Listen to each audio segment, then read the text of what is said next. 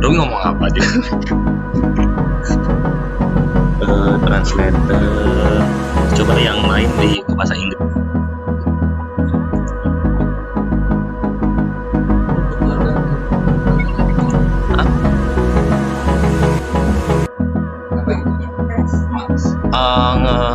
Ganti Pak jadi Inggris.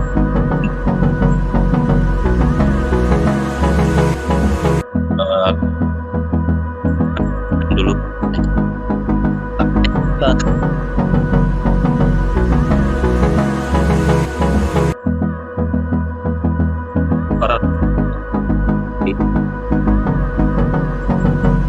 baik, kita akan memulai kegiatan webinar hari ini. Oke, pada hari ini kita webinar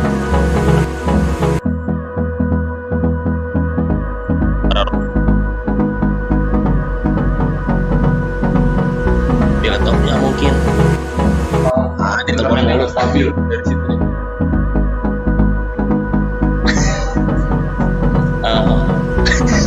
Kalau internet aku tidak bisa bertanya lagi, putus-putus benar. Nah, coba ditranslatekan ke bahasa Inggris dulu untuk materi PAP.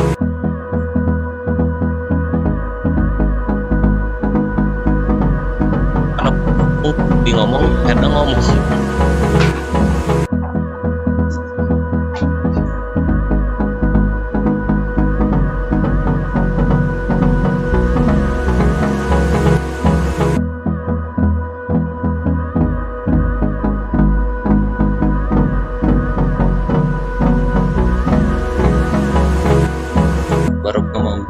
Oke, kita akan mulai webinar hari ini jam 8.30.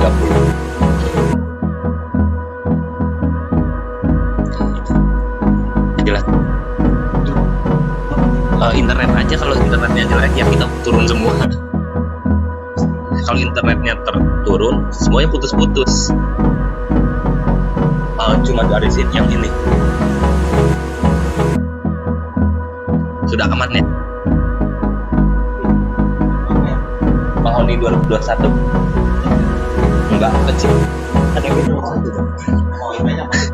Ballroom ke ballroom meeting room udah di admin aja ya? Oh sini. Oh iya, kalau harus pakai lens. Berarti flashdisknya simpen di sini dulu aja ya Pak.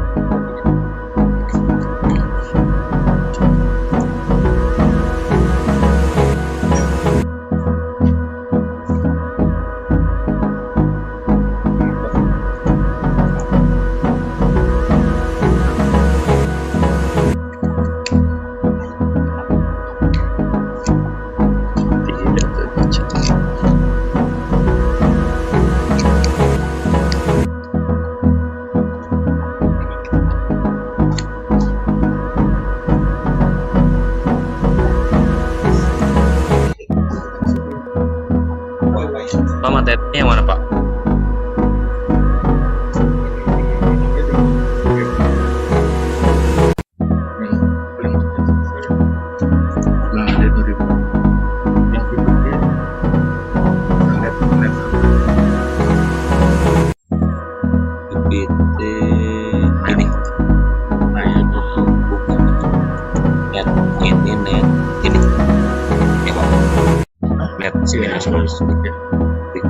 Cek dulu Pak.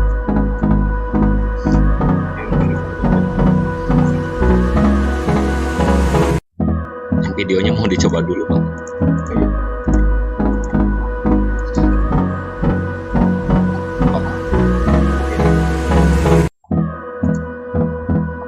Kita jalan. Di save masih.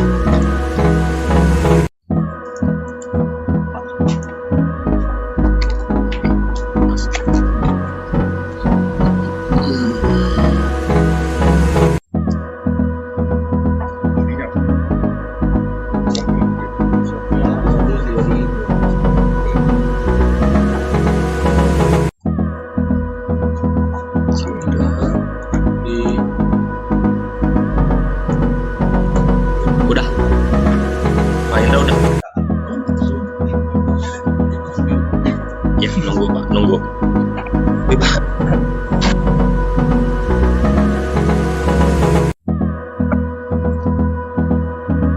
Bahas sama materi dulu Pak. Iya Mbak, materinya Pak Bambang dulu.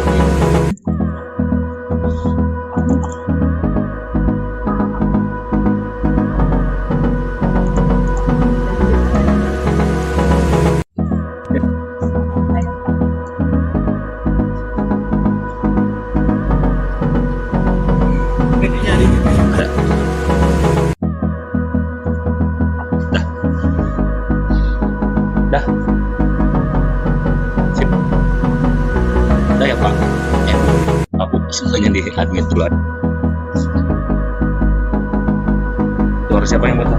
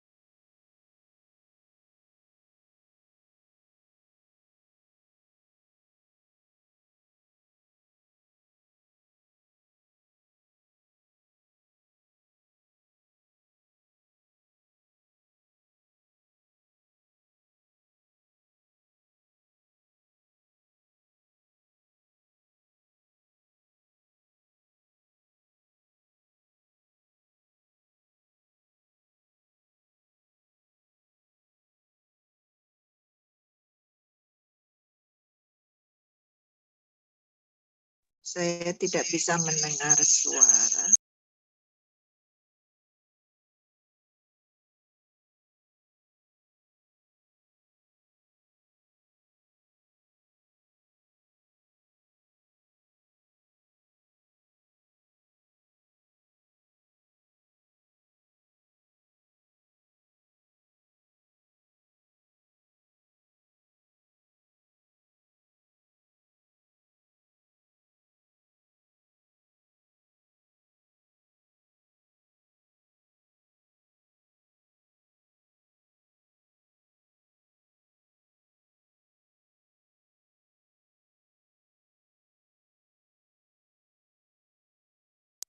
Belum kedengaran.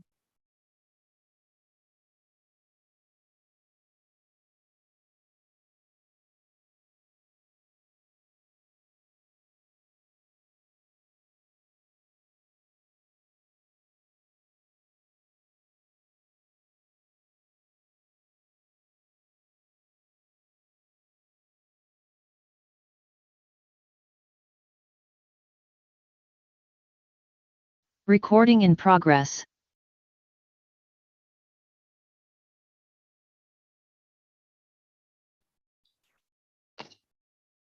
Assalamualaikum warahmatullahi wabarakatuh. Can you hear my voice?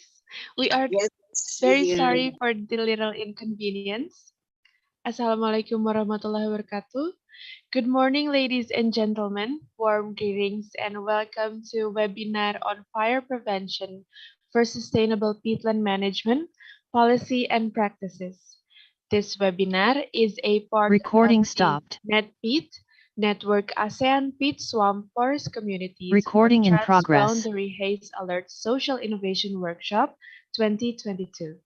I am Ferda Belinda Satyawan, postgraduate student of IPB University, will be your master of ceremony for today.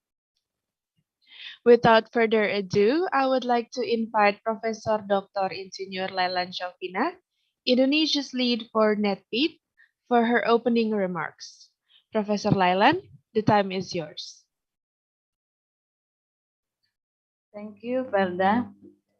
Honorable Dean of Faculty of Forestry and Environment, IPB University, Dr. Naresworo Nugroho, Honorable Director of NICT, the National Institute of Information and Communication Technology, Asia Center, Japan, Mr. Nishino Hisanori, Honorable Director of Peat Degradation Control, Ministry of Environment and Forestry, Ibu Sri Parwati Murwani Budisusanti, Honorable Director of Forest and Land Fire Management, Ministry of Environment and Forestry, Bapak Basar Manulang, Honorable Speakers, delegation from FPT NetPeat from UPM and UTB, and MAPSA project from ASEAN countries, distinguished guests, ladies and gentlemen.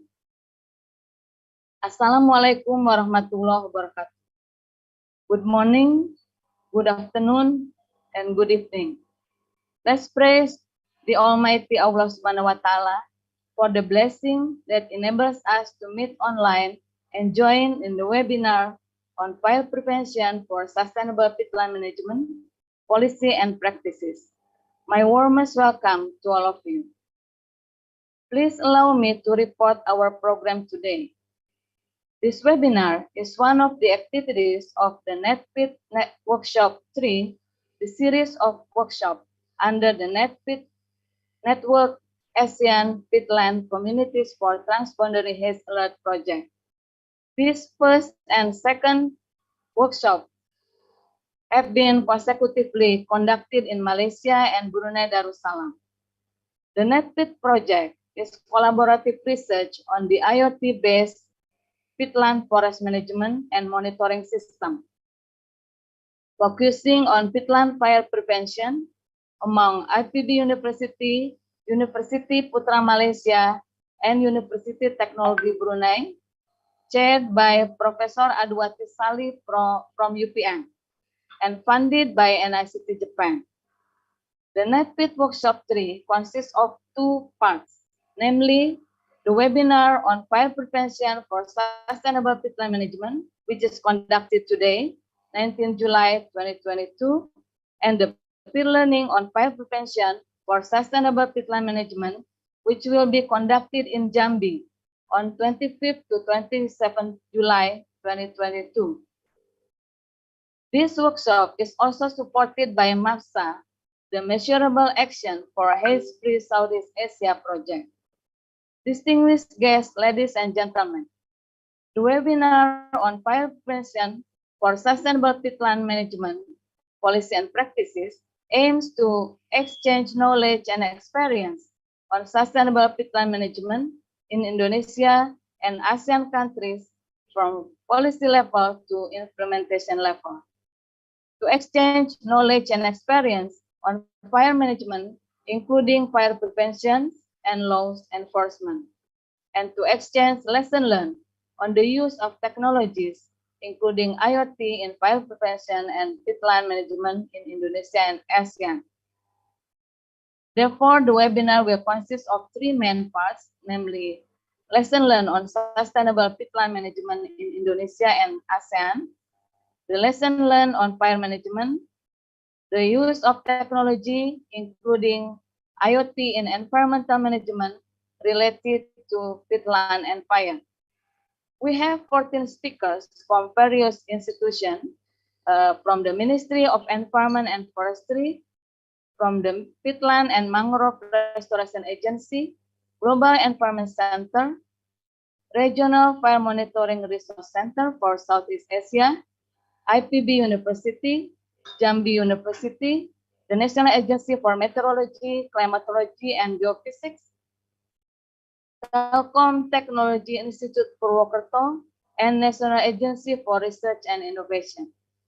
Until today, we have 196 participants registered from 15 countries, from Indonesia, Malaysia, Brunei Darussalam, Japan, Myanmar, Singapore, Laos PDR, Cambodia, Timor-Leste, China, Pakistan, Australia, Italy, Kenya, and Ghana. Distinguished guests, ladies and gentlemen, in this opportunity, on behalf of the organizing committee, I would like to express our sincere gratitude to the Dean of Faculty of Forestry and Environment, IPB University, Ministry of Environment and Forestry, NICT Japan, FPT NICT Project, MAPSA Project, to all the speakers and the Indonesian team, Prof. Bambang, Prof. Imas, Dr. Hari, Dr. Erianto, Dr. Ati from IPB, Dr. Sulaiman from BRIN, Dr. Asmadi from Jambi University, Korwil Manggala Agni Jambi, and to the technical teams, and of course to all participants for the thriving webinar support. I hope you enjoy the webinar today and learn the new and exciting materials from our excellent speakers. I wish you a fruitful webinar. Thank you. Wassalamualaikum warahmatullahi wabarakatuh. Good morning, good afternoon, and good evening. Thank you, Professor Lailan. Further, I would like to invite Mr. Nishino Hisanori from Japan, Director of NICT Asia Center, for his welcoming remarks. Mr. Nishino, the time is yours. Thank you for your kind introduction. Could you hear me? Okay. So, Dr. Naresworo Nugroho, Dean of Forestry and Environment Faculty, IPB University. Dr. Lailan Syaufina, Professor, IPB University, and the country lead for NICT. Respective speakers and researchers, distinguished guests, ladies and gentlemen. First of all, I would like to extend my sincere appreciation to IPB University, the host of this nice webinar, namely the webinar on fire prevention for sustainable peatland management policy and practice. As you may know, NICT is the public research institute on ICT under Japanese government.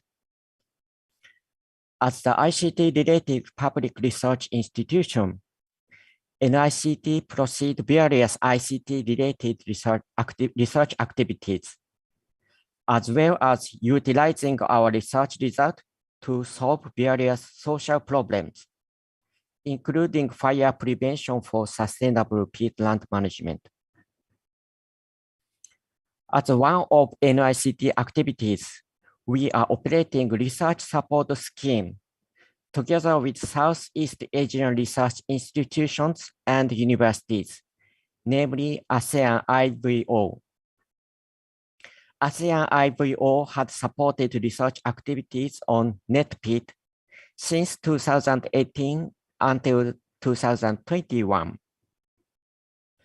Actually, ASEAN IVO is a scheme to support ICT-related projects, mainly focused on research perspective. Now, this nice project is supported by APT, Asia Pacific Telecommunity, with Japanese government fund. APT is an international organization consisting of ICT and telecommunication related governmental ministries in ASEAN, in Asia Pacific area. It means purpose of our project is expanding to utilization and deployment of our research result to cope with social problems. In today's webinar program, I see a lot of nice presenters, including researchers from academia, telecom sector, and public sector, as well as government officials in charge of forestry and fire management. I hope today's webinar will accelerate to deploy our research result to forest in Southeast Asia. I'm very looking forward to fruitful discussion in today's webinar. Thank you. Thank you, Mr. Nishino. Last but not least, I would like to invite Dr. Insinyur Naresworo Nugroho, Dean of Faculty of Forestry and Environment, IPB University, for his welcoming remarks. Dr. Naresworo, the time is yours. Okay, thank you, Verda. My voice is clear?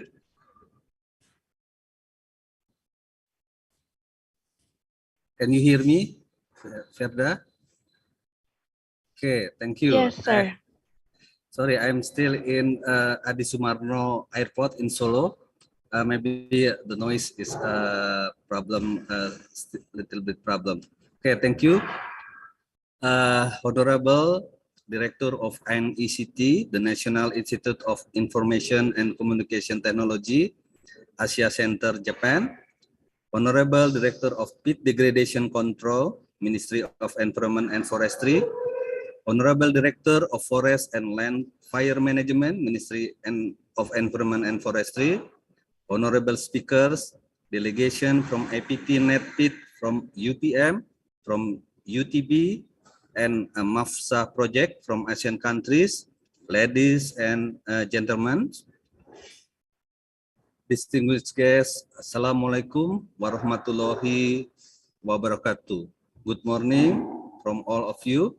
First, let us praise the Almighty Allah Subhanahu wa Ta'ala for the blessing that enable us to join and participate in the webinar on fire prevention for sustainable peatland management policy and practices. It is a great pleasure for me to welcome all of you to the webinar hosted by the Faculty of Forestry and Environment, IPB University. Distinguished guests, ladies and gentlemen, let me introduce our faculty at a glance. Faculty of Forestry and Environment, IPB University was established in 1963 as the first faculty of forestry in Indonesia and as one of the faculty among the 8 faculty and 3 schools at IPB. Faculty of Forestry and Environment has 4 departments. They are Department of Forest Management, Department of Forest Products, Department of Forest Resource Conservation and Ecotourism, and the last is Department of Forest, Department of Silviculture. All departments have been nationally and internationally accredited. And currently our faculty has 114 academic staff, and among them almost 32 are professor and 80% are PhD holders from various excellent universities worldwide. We have around 1,700 students in total. The faculty has several national as well as the international research collaborations. We always welcome and encourage all of you to collaborate in research, education, and public services. This webinar is part of research collaboration among IPB, UPM, and UTB funded by NICT, and is an excellent example of such cooperations. Distinguished guests, ladies and gentlemen, we know that peatland plays a significant role in balancing the environment, biodiversity conservation, and community livelihood.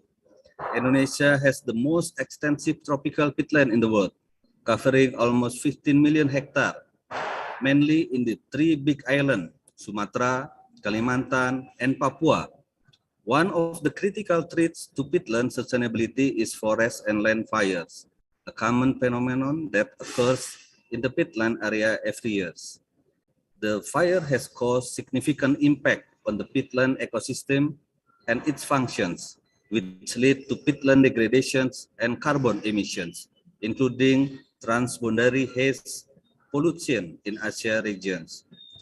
This theme of the webinar is very much in line with the current issues in Indonesia forestry and environment sector, namely a policy related to volume netting, forestry, and other land use, where they are is expected to achieve netting in 2030. In this regard, the Faculty of Forestry and Environment IPB has been actively contributing to providing input based on expertise on strategy in volume netting target achievement. Distinguished guests, ladies and gentlemen, it's hoped that the webinar will enlighten for all of us on sustainable peatland management in Indonesia and Southeast Asia, the forest and the land fire prevention policy and practices, and the technology approach. We recognize the presence of policymakers, experts, individuals from government institutions, academicians, and donors who contribute to this webinar by sharing their knowledge and experiences. Strong cooperation among various backgrounds may play a significant role in the fire prevention for sustainable peatland management. Finally, I would like to express our sincere gratitude to the Ministry of Environment and Forestry, NICT Japan, APT-NET, Peat Project, MAFSA Project, all of the speakers, the organizing, the chair by Professor Lailan Syaufina, and of course to all participants for all the contributions that enable this webinar successfully implemented. Ladies and gentlemen, by saying Bismillahirrahmanirrahim, the webinar on fire prevention for sustainable peatland management, policy, and practices is formally open. May you have fruitful webinar. Thank you very much. Assalamualaikum warahmatullahi wabarakatuh. Thank you, Dr. Naresworo, for opening this webinar. Further, we will present a video by Indonesian Ministry of Environment and Forestry on forest and land fire management in Indonesia.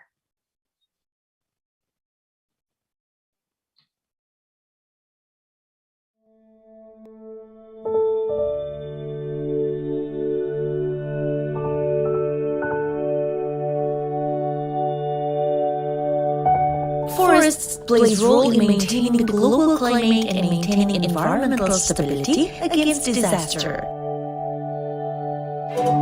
Forests, also the most diverse biodiversity on Earth, and home to millions of flora and fauna.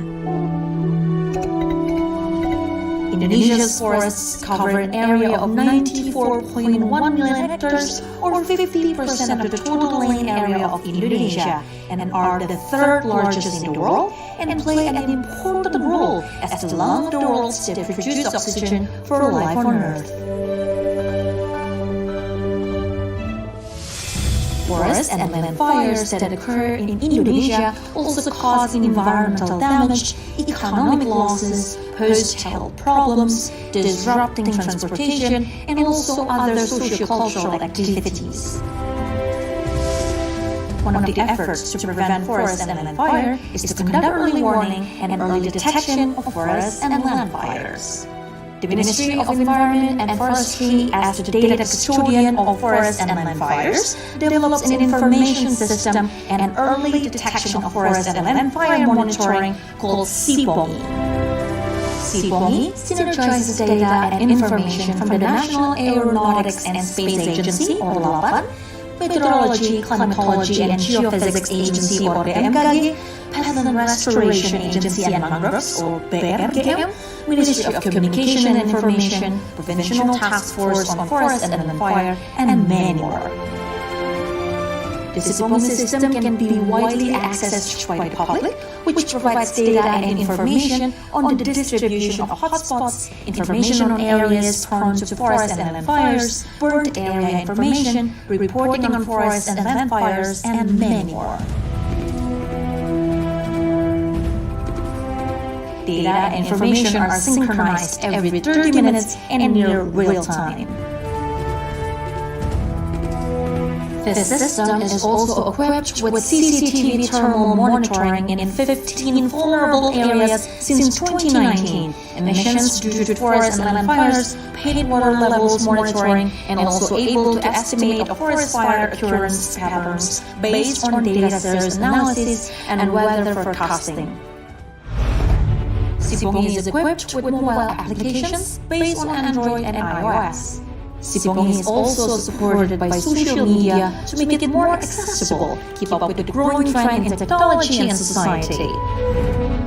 In order to expand its reach to areas with minimal internet network, SMS blast services are provided for early warning of forest and land fires disaster. SIPONGI innovation also designed, developed, and accessible with the principles of gender equality. All gender are given equal opportunities in every process of development, manage the system, and public to access the system. SIPONGI become a model of the implementation of the One Data, One Map policy that has increased the effectiveness of resources due to the division of roles and obligations to provide different data.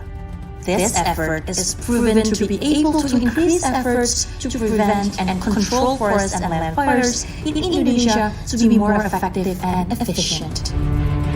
SIPONGI increased the response time for forest and land fire control from 3 days to 1 day, as well as increased coordination of field personnel, which contributed to the reduction of forest and land fires by 88.59% as of November 2021, by 297,882 hectares compared to 2015 of 2.6 million hectares. SIPONGI is a web-based tool that helps us monitor hotspots across the Indonesia. For the past 3 years, the Office of the President has been using SIPONGI to monitor and analyze forest fires.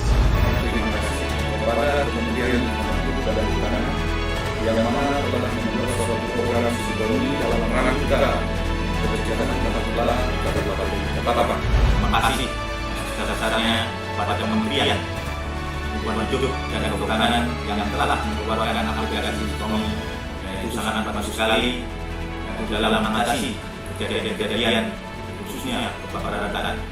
Dengan adanya SIPONGI, kami semakin efektif dan efisien untuk menghentikan terjadinya kebakaran hutan dan lahan. Udara nyaman, tenang, kemudian bekerja berat, tidak berlaku kebakaran hutan, kami itu menjadi langkah-langkah yang diambil oleh pihak kerajaan kita dalam menangani jerung ini akhirnya dapat memberi satu perumahan yang agak ketara. There were 4 fires in Indonesia at the base of very stable in Singapore. And now the air is all better and the water is better thanks to the Indonesian government for all this. Sipong is here to save Indonesia's forests, the lungs of the earth and the future of the world.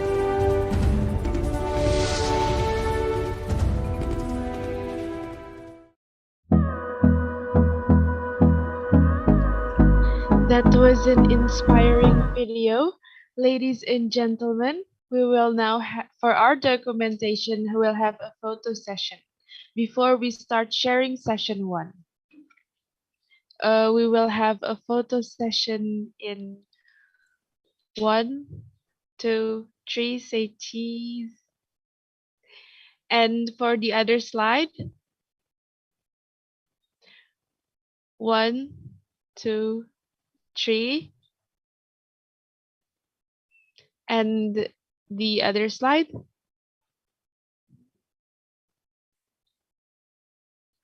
1, 2, 3.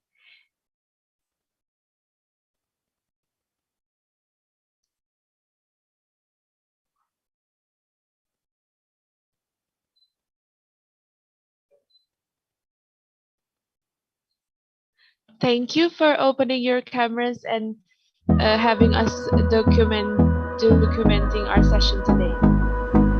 Ladies and gentlemen, we will now enter sharing session 1, titled Sustainable Peatland Management in Indonesia and ASEAN. Moderator of this session will be Professor Dr. Lailan Syaufina. Before we start, I would like to read Dr. Lailan's CV. Professor Lailan graduated from the Faculty of Forestry, Bogor Agricultural University. She completed her master's degree program from the Faculty of Forestry, Georg August Universität Göttingen, Germany, and her PhD from Faculty of Forestry, University Putra Malaysia. She has been involved with forest fire research since 1987 and with peatland fires since 1997. Professor Lailan has been the Vice Dean for Academic and Student Affairs, Faculty of Forestry and Environment from 2015 to 2022.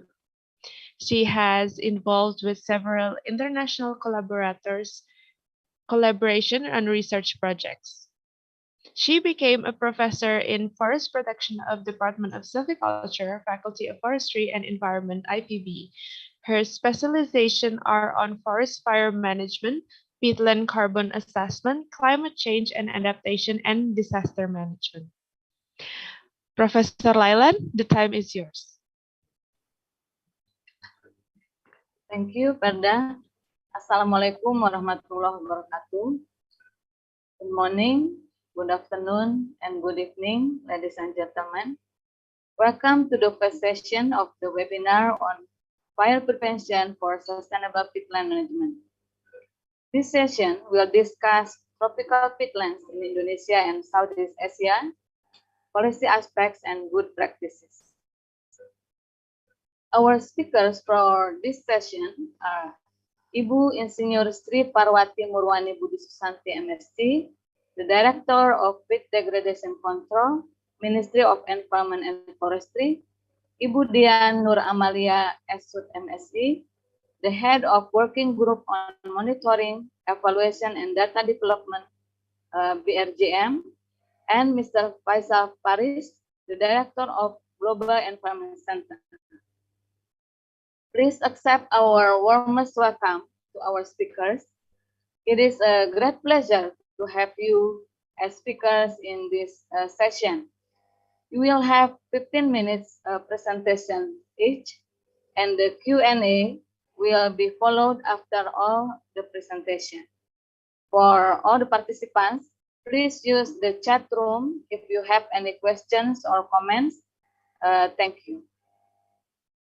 Let's start with our first speaker,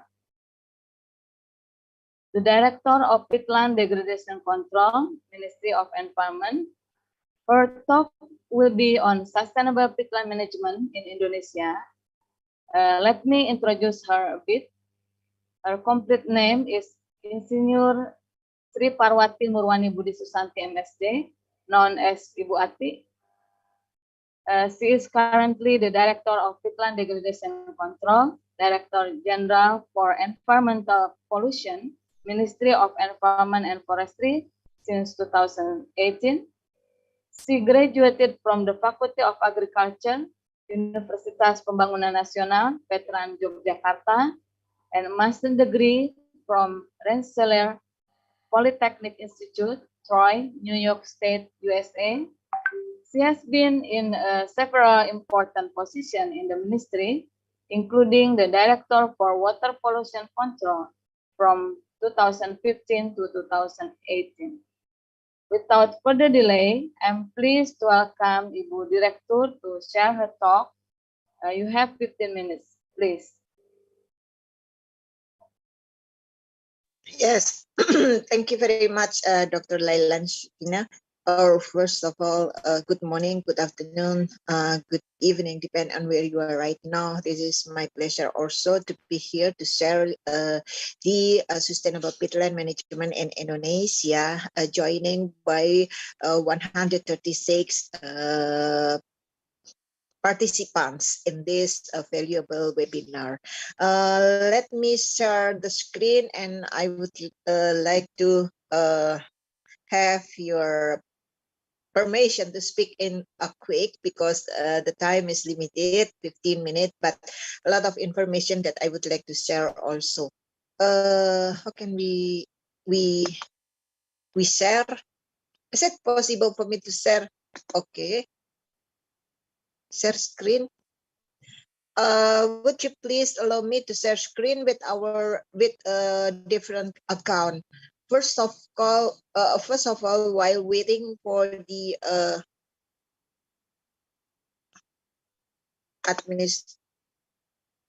organizer to allow me to send to share the screen, we would like to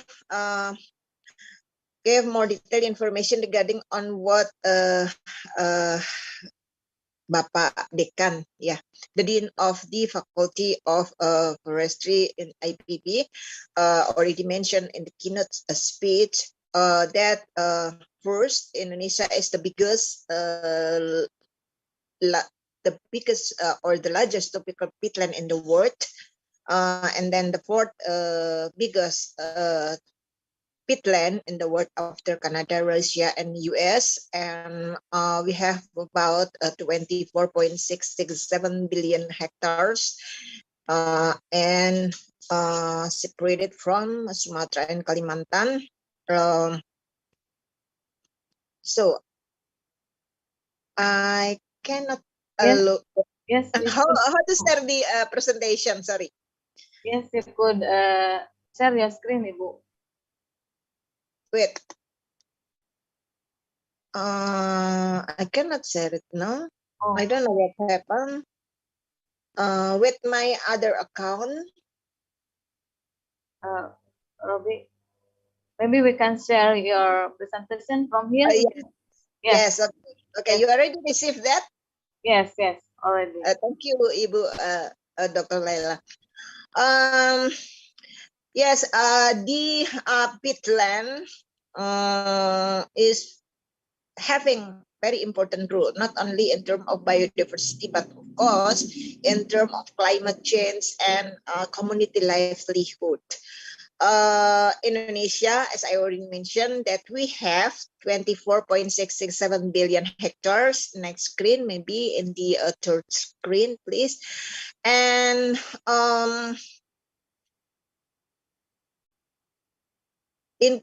we have about 865 PHU, peat hydrological unit. If we would like to discuss peatland sustainable management, we will base on the landscape basis and also what we call in the peat hydrological unit, because 90% of peatland is water. So the real problem, next please, in this 5 slide, I will be speak in quick, sorry. Oh yes, next. The main problem in the peatland Indonesia, yes, this is the main problem is the poor drainage or poor water management. They will cause 2 problems. The first one is dry peat, and then second one is the land subsidence. The dry peat cause the forest fire, peatland fire, and also greenhouse gas emission reduction, and other conventional pollution, of course. And then the subsidence cause land depression and flooding. Next, please. And we already have a milestone for the regulation and policy under the government regulation number 71 2014 and government regulation number 57 2016. Next, please. This is the base of the government regulation that give us more authority in terms of peatland protection and management. We also provided, provided with the technical guidelines under the ministerial decree or ministerial regulation. For example, the first one is on the ministerial regulation number 14, 16, 15 regarding on the inventory and also peatland restoration. And we also currently the newest fresh from the oven, what we call SK 246 2020. This is regarding on the National Peatland Protection and Management Plan 2019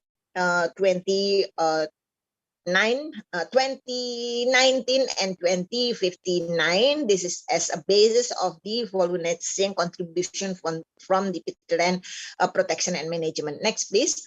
And this is the detail mandate of the government regulation from the planning, utilization, controlling, maintenance, supervision, administration, sanction, and also the detailed mandate for the inventory in the art of 5 to 8, and also the determination of peatland ecosystem, peat ecosystem protection and management plan, not only in national but also provincial and district level, and peatland ecosystem standard criteria for the graded peatland ecosystem, and also restriction of the utilization of peatland ecosystem.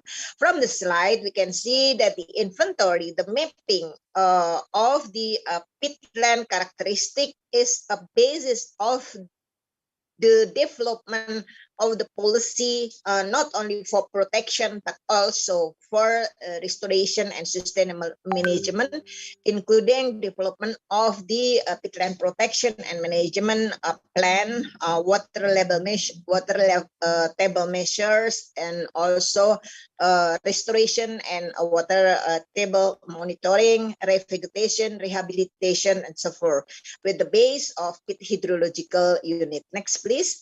And this is the principle of the peatland sustainable management, peatland restoration. The first one, we have to bring back the water because 90% of peatland ecosystem is water. And then rehabilitation of vegetation and improve community livelihood. Maintaining sustainable management peatland ecosystem in Indonesia, it doesn't mean that living community livelihood in vulnerable, but we have to maintain their community livelihood, improve, enhance, so the community able to participate directly on the protection and management of peatland ecosystem in Indonesia. Next, please. And this is the next, sorry. This is the achievement that we already have until 2022. This is the amount, the number of the concession holders that already conducting the peatland restoration, 320 concession holders divided into 72 of the forest plantation and then 248 of the palm oil. Where the total area is 3.666 billion hectares, and with this we have monitoring for water level more than 10,000 spread from Sumatra to Papua, depend on the concession holders location. And there are also several areas for rehabilitation and revegetation, about 31,000 hectares. Next, please. And we also conduct the restoration together with BRG, of course, in non-concession holders in the community. We already achieved in the Ministry of Environment and Forestry itself, and then later on, Dian will sharing regarding on what BRGM have already done in terms of non-concession holders restoration. We already achieved about 49,874 hectares in Aceh, North Sumatra, West Sumatra, Jambi, Riau, and also in Kalimantan. Next, please. So this is the monitoring system. This is the comment center, media center that we developed to have platform or media to communicate on the peatland protection management, not only in national level, regional, but also in international level. In this room, we can discuss, and we also can get a sharing to others. Thanks. Next, please. And this is the system that we already developed, what we call a CPEC, information system on the peatland protection and management, currently on the process of finalization. So we will able to share several information regarding hotspot that we get from the Sipongni, and then Simatak. Simatak is the water level and the concession holders that resulting from more than 10,000 station, monitoring station, and also water balance. And later on, we will also able to share the greenhouse gas emission reduction from that system. Next, please. Maybe be quick. This is the Simatak, the water level monitoring system that we already mentioned in very detail. This is an example in one of the concession holders. We can get the information regarding on the position of water level monitoring, data logger, and also the development of water management infrastructure. Next, please. And this is the result of the monitoring from that system from 1st and 15 July. So we can see in Province Riau, there is no detected hotspot from the Sipongi system, and we can see the water level in green and also yellow. Green means from 0 to 40 centimeter below the surface peatland. Next, please. And the second one, the next is the South Sumatra. We can see hotspot, detected hotspot, but it is in the outside intervention area, and the water level mostly in the green and also yellow colors. Next, please.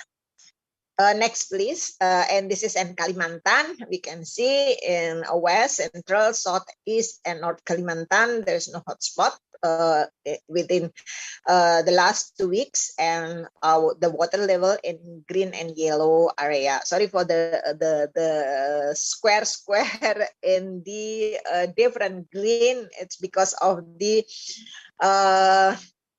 satellite imagery. Next, please. Maybe quick. And this is this is the system that we also able to show the kind of blocking the infrastructure that we already developed. Maybe would you please help me to click in the map, the pink color? We can see there is a picture. There is the video that we can see from the satellite, the canal. The canal blocking. Oh, so sorry, you can see that. The canal blocking that we already developed. Almost all canal blocking that we developed, we can see from the satellite imagery. The canal blocking is developed to improve water level in the and to maintain the water level in the intervention area, and also of course to eliminate the forest fire. Next, please. This canal blocking developed not only by the concession holders but also in the non-concession holders. Next, please. And this is the water level monitoring combined from the BRGM data, and also this is the water level monitoring in the community area in more simple and easily to understand by the community, because we have to kind of translate the very scientific terminology into the easier understand by the community in terms of peatland protection and management. Next, please. And this is the water level monitoring that conducted by the community. We can see before and after canal blocking or the development of water level infrastructure. Next, please. And this is the peatland protection and management contribution for the greenhouse gas emission reduction. We have 3 components that we can count from the peatland protection and management. The first one is the vegetation change and fire, and land subsidence and water governance. In terms of vegetation change and fire, we already monitor by from the different directorate and already put it in the REDD. And then land subsidence currently still on process because there is no guidance from the IPCC yet for the methodology to calculate the land subsidence, and there is no proper data yet from the field in terms of land subsidence. What we have now, we currently still focused on the water governance that may contribute to the NDC, Indonesia NDC, and also follow net sing 2030. Next, please. And this is the position of the peatland in terms of water level in the contribution of the NDC, already put it in the updated national determination contribution to 2021. Next, please. And this is the position of the peatland in the follow net sing. We put it, we are in the forest, but in the forest there are several items: reduced deforestation, forest degradation, so far, and then sustainable management of peatland. Next, please. And what we got right now, we still develop under progress in developing and approving of the methodology that will focus on the raising of peat groundwater level, and then still on progress to be to be accepted to claim that what peatland groundwater level monitor management will contribute to the greenhouse gas emission reduction. Next, please. Tomorrow, maybe. Okay, and quick. This is the calculation. Next, please. And the result, what we have from the previous data, from baseline data that we get from the inventory, and then from the monitoring, we can see the very differences in the several location from the monitoring that already conducted after intervention of water level management improved by developing the canal blocking and other water infrastructure in the peatland area. Next, please, in quick. So two more slide, and this is the result from the methodology that we propose from the peatland restoration. We divided for the industrial forest plantation and also palm oil plantation and in community area. This data based from the monitoring in the field. And we propose the methodology that we use using the higher methodology, and will propose for the approval of this methodology to be used in the estimating the greenhouse gas emission reduction from the water level management. So next, thank you very much this is the conclusion, and last slide, please. And yeah, this is the conclusion I already mentioned. So next slide, the last slide. This is the planning until 2030 to support the volumetric in terms of inventory, determination of peatland plan, peatland map, sorry, and peatland ecosystem quality index, and also restoration community to the Desa Mandiri Peduli Gambut, and also restoration and the concession holders. I think that's all. Thank you very much. And we are very welcome for the question or clarification from the participants. Thank you very much. Thank you, Ibu Lailan. Thank you very much, Ibu Director, for your impressive presentation. I hope Ibu will stay with us and be willing to answer the participants' question. Yes, thank you. So we move now to our next speaker, Ibu Dian Nur Amalia, the head of Working Group Monitoring, Evaluation and Data Development, Peatland and Mangrove Restoration Agency. Her talk would be on challenges in peatland restoration in Indonesia. A short introduction of her. Ibu Dian graduated from Gajah Mada University, Fakultas of Forestry, for her Bachelor in Forestry, and Master of Environmental Sciences from Diponegoro University. She's done various research and community development activities, and currently she's involved with Peatland and Mangrove Restoration Agency. I'm pleased to welcome Ibu Dian to share her talk. You have 15 minutes, Ibu Dian, please. Okay, thank you, Prof. Lailan. Good morning, ladies and gentlemen. Thank you for the occasion. I'm glad to be here with you today. This webinar topic is important for you, for me, and for us, because as we know, we have a commitment with reduction of greenhouse gas emission through peatland management. So at the end, we have to collaborate with all of parties. Okay, related to that, I'd like to share about the topic Sustainable Peatland Management in Indonesia, Challenges in Peatland Restoration.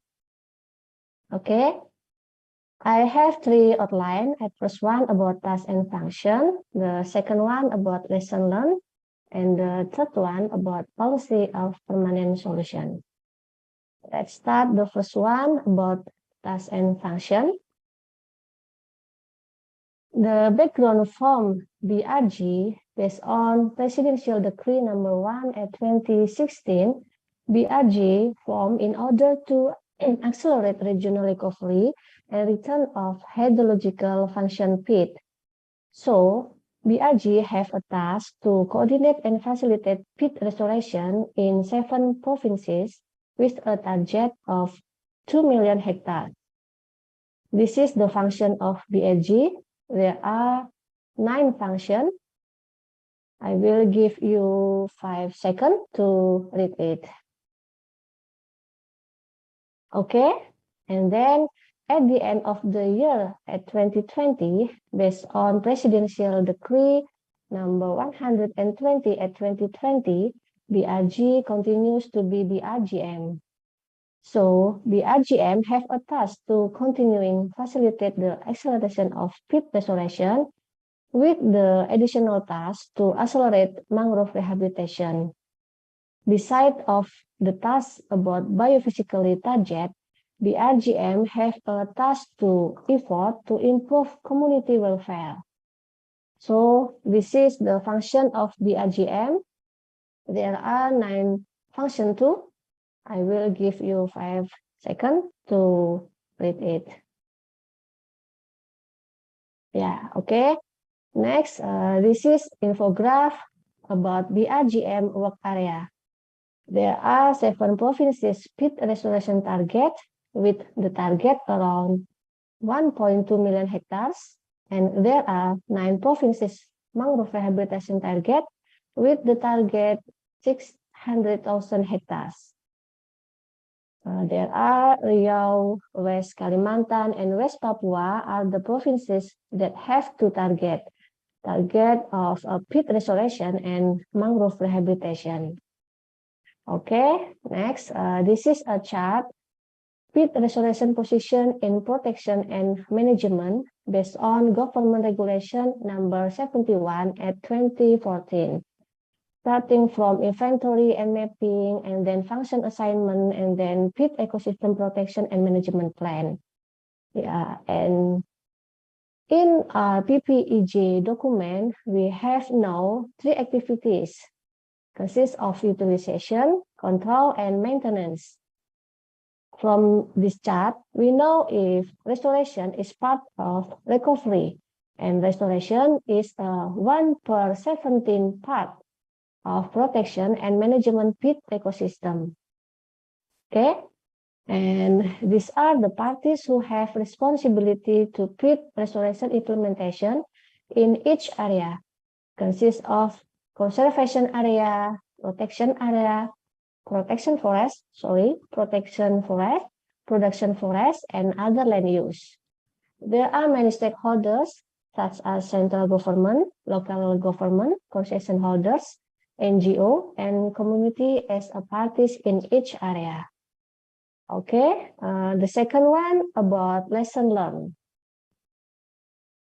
In BRG first period, implementation of peat restoration is still being carried out partial and quick response with 3R approach and DPG approach. And then at BRGM second period, besides still continuing partial and quick response, BRGM started implementation of peat restoration with the systematic and integrated model in 6 PHU. So at 2025 onwards, hopefully systematic and integrated model can be replicated in the other PHU. Okay, and then this is notable lesson for peat restoration, consists of protected land use, partial restoration is less effective, biophysical restoration is not enough, but socioeconomic and institutional is also needed. And then clarity of authority, village engagement, and data and information. Okay, and then the other notable, if the implementation of peatland restoration cannot be done idly, peatland restoration cannot be done partially, yet holistically based on peatland hydrological units. Peatland restoration cannot be done instantly. The process takes a long time and costly effort.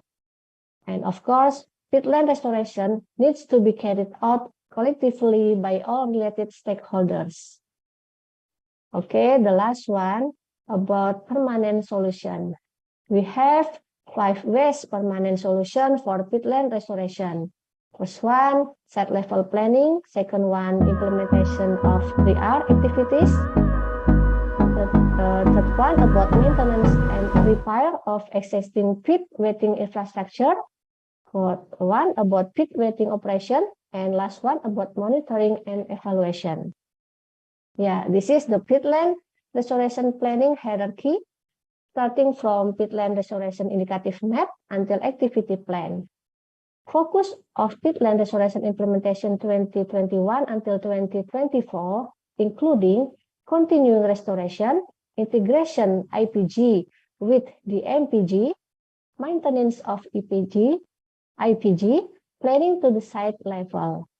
And then the second one, permanent solution with 3R approach.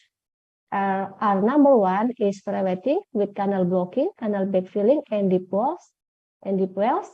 And number two is revegetation. Number three is revitalization of local livelihoods with land-based approach, water-based approach, and environment service-based approach. Okay. To ensure the sustainability of peat restoration at the site level, BRGM have a program, Peat Care Independent Village. In Indonesia, we call it the MPG. The MPG has several activities such as placement of village facilitators, social, economic, and spatial mapping, integration of peat restoration in village planning document, strengthening local institutions, economic empowerment, strengthening innovation, and monitoring. Okay. The third one about permanent solution is operation, maintenance, repair, and upgrades. After IPG was built, the RGM is carried out regular assessment of IPG. Regular assessment of IPG not only to see the physical condition, but also to see its effectiveness or function. The result of the assessment can be used as a basis for operation and maintenance, repair, and upgrade. Okay, the fourth one about permanent solution is 2 operation of rewetting. First one, operation of rewetting through vulnerable peatland, or Indonesia, we call it OPGRK, Operasi Pembasahan Gambut Rawan Kekeringan. OPGRK implemented in the peat restoration target area with 5 indicators. Indicators number 1, if no rain for 7 days. Number 2, if we can get a report from BMKG that is predicted that potentially prone to fire, and then report from KLHK, BMKG, or LAPAN for indication of hotspot, and indicator the water level more than 0.4 meters from the pit surface.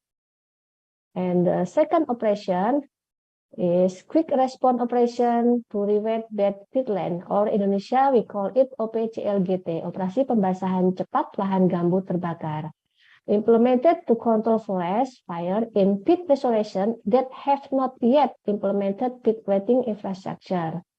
Yeah, this is operation based on the result of monitoring reports and or information from the community or competent institution. The construction of deep wells is carried out on burned peatlands in the BRGM working area, outside the concession area. Okay, the last one about monitoring. This is APTMA, water level monitoring tool. APTMA have 3 sensors, consists of rainfall sensor, soil moisture sensor, and water level height sensor. 3 sensors sent to BRGM server and then display on Sipalaga. And then this is distribution of 153 APTMA in 7 provinces. And then Sipalaga is sistem pemantauan air lahan gambut. You can access it in www.sipalaga.brg.go.id. We will get the data every hour in every PHU. Is it vulnerable? Is it less vulnerable? Or is it not vulnerable? Okay, I think it's enough for my presentation. Thank you for your attention. Let the time back to Prof. Lailan. Thank you. Thank you very much, Ibu Dian, for such an interesting talk. Ibu Dian, may you please stay with us and be willing to answer the participant question. Well, ladies and gentlemen, we are coming to our last speaker in this session, Mr. Faisal Faris. I hope he's here already. Mr. Faisal Faris is the director of the Global Environment Center. His talk would be on lessons learned from the implementation of ASEAN Peatland Management Strategy, APMS 2006 to 2020. The short introduction of him, Mr. Faris, I call him Faisal, is the director of the Global Environment Center, a Malaysian non-profit organization. He graduated from Durham University, UK in biology ecology. He has 40 years of experience working throughout East and Southeast Asia on forest and peatland management, biodiversity, and climate change. He has worked with the ASEAN Secretariat since 2000 to establish the ASEAN Peatland Management Strategy 2006 to 2020, APMS, and the ASEAN Program on Sustainable Management of Peatland Ecosystem from 2014 to 2020. He is currently assisting ASEAN in enhancing data, information, and result management in relation to fire and haze. He is also helping develop a US $1.5 billion investment framework for sustainable haze-free land management in Southeast Asia. I'm pleased to welcome Pak Faisal to share his talk. You have 15 minutes, please, Pak Faisal. Thank you very much, Ibu Lailan, and good morning, ladies and gentlemen. Very happy to join this meeting today. My presentation is related to progress and lessons learned related to the ASEAN Peatland Management Strategy. Let me try to share the presentation.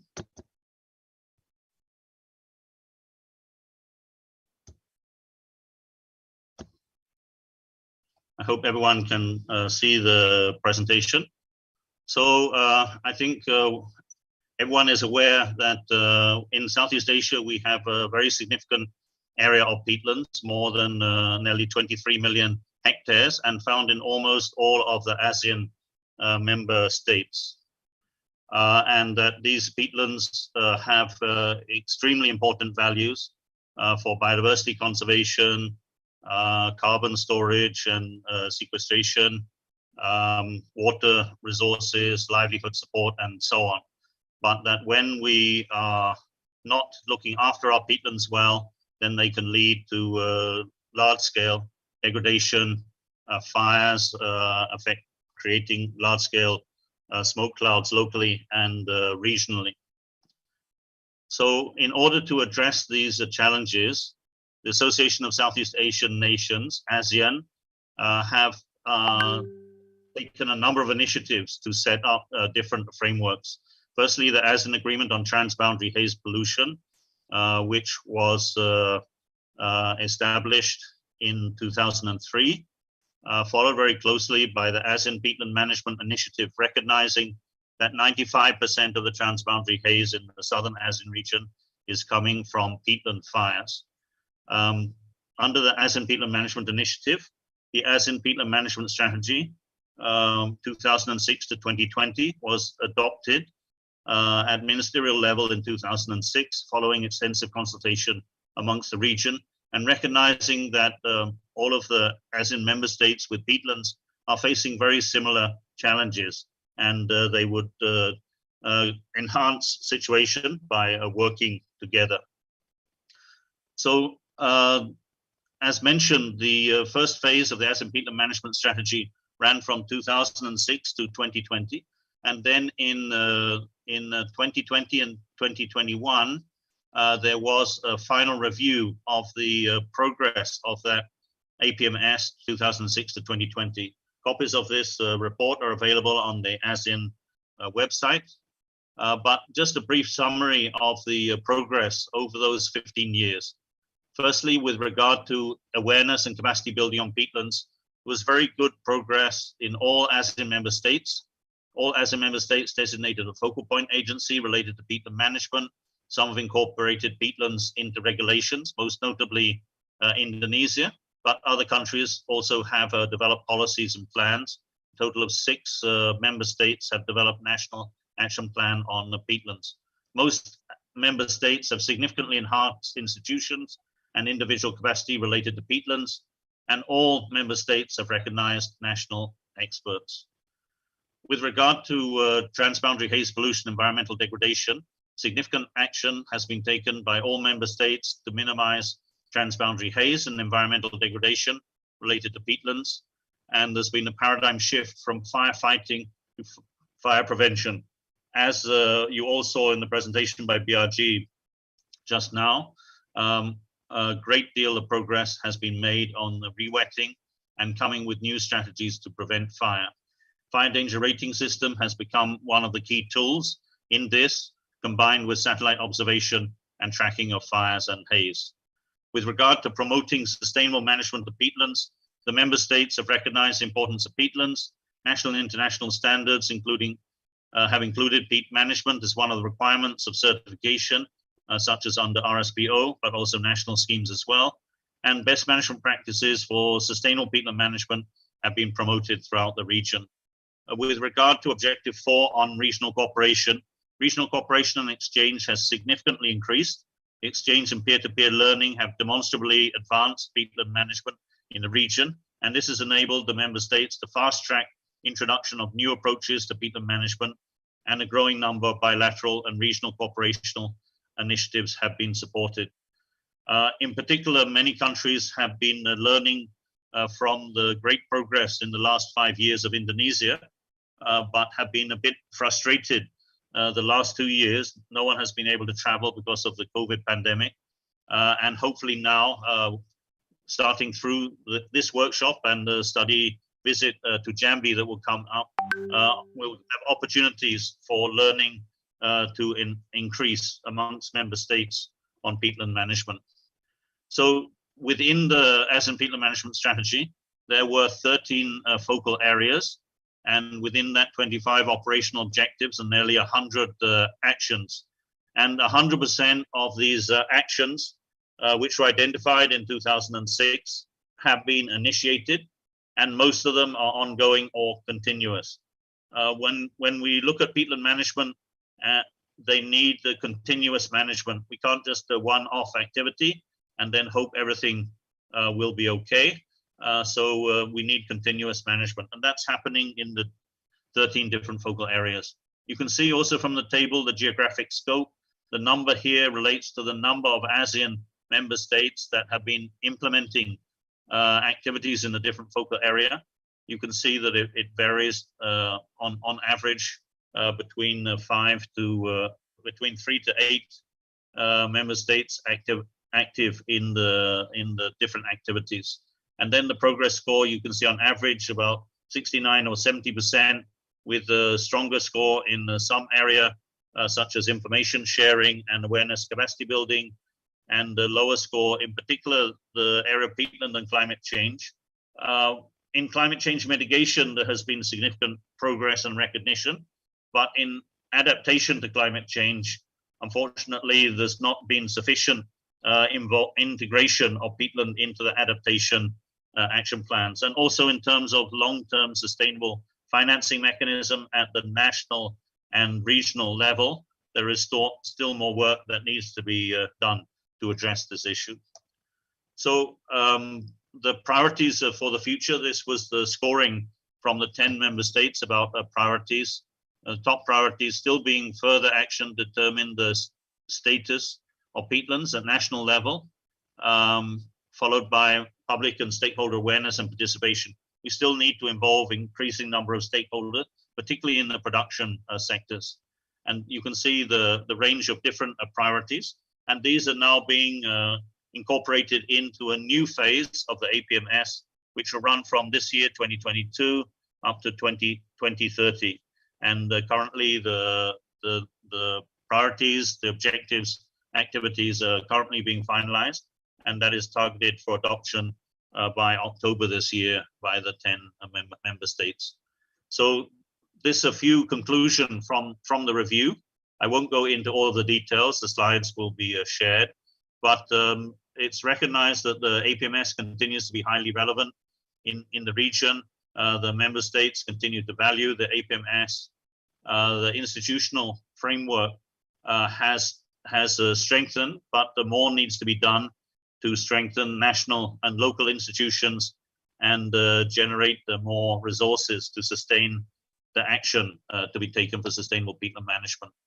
Some of the specific recommendations made for the future of sustainable peatland management is that all remaining intact peatlands should be designated as protected areas to conserve biodiversity and ecosystem functions. Unfortunately, in ASEAN, we're rarely behind in designating peatlands as totally protected areas. Only about 4 to 5% of the peatlands in the region have been designated so far, compared to the target under CBD up to 2020 of 17% of terrestrial ecosystems to be in protected area, and the potential or proposed the target of 30% by 2030. So we need to do more to better protect peatland systems. One of the other area is that scaling up new approaches and new and economically viable peatland management approaches for local communities to be developed, and to develop the techniques for rehabilitating and developing viable, economically viable livelihoods on wet and re-wetted peatlands, the so-called politiculture activities. Also, another important point is that there's been real neglect on the upland or montane peatlands. We believe that we have several million hectares of upland or montane peatlands, but these have not yet been recognized fully and mapped and included in the national data systems for peatland extent. I won't go into the further details, but you can look at the slides later. What I want to focus on is to look at some of the key lessons learned from the review, the implementation of the APMS.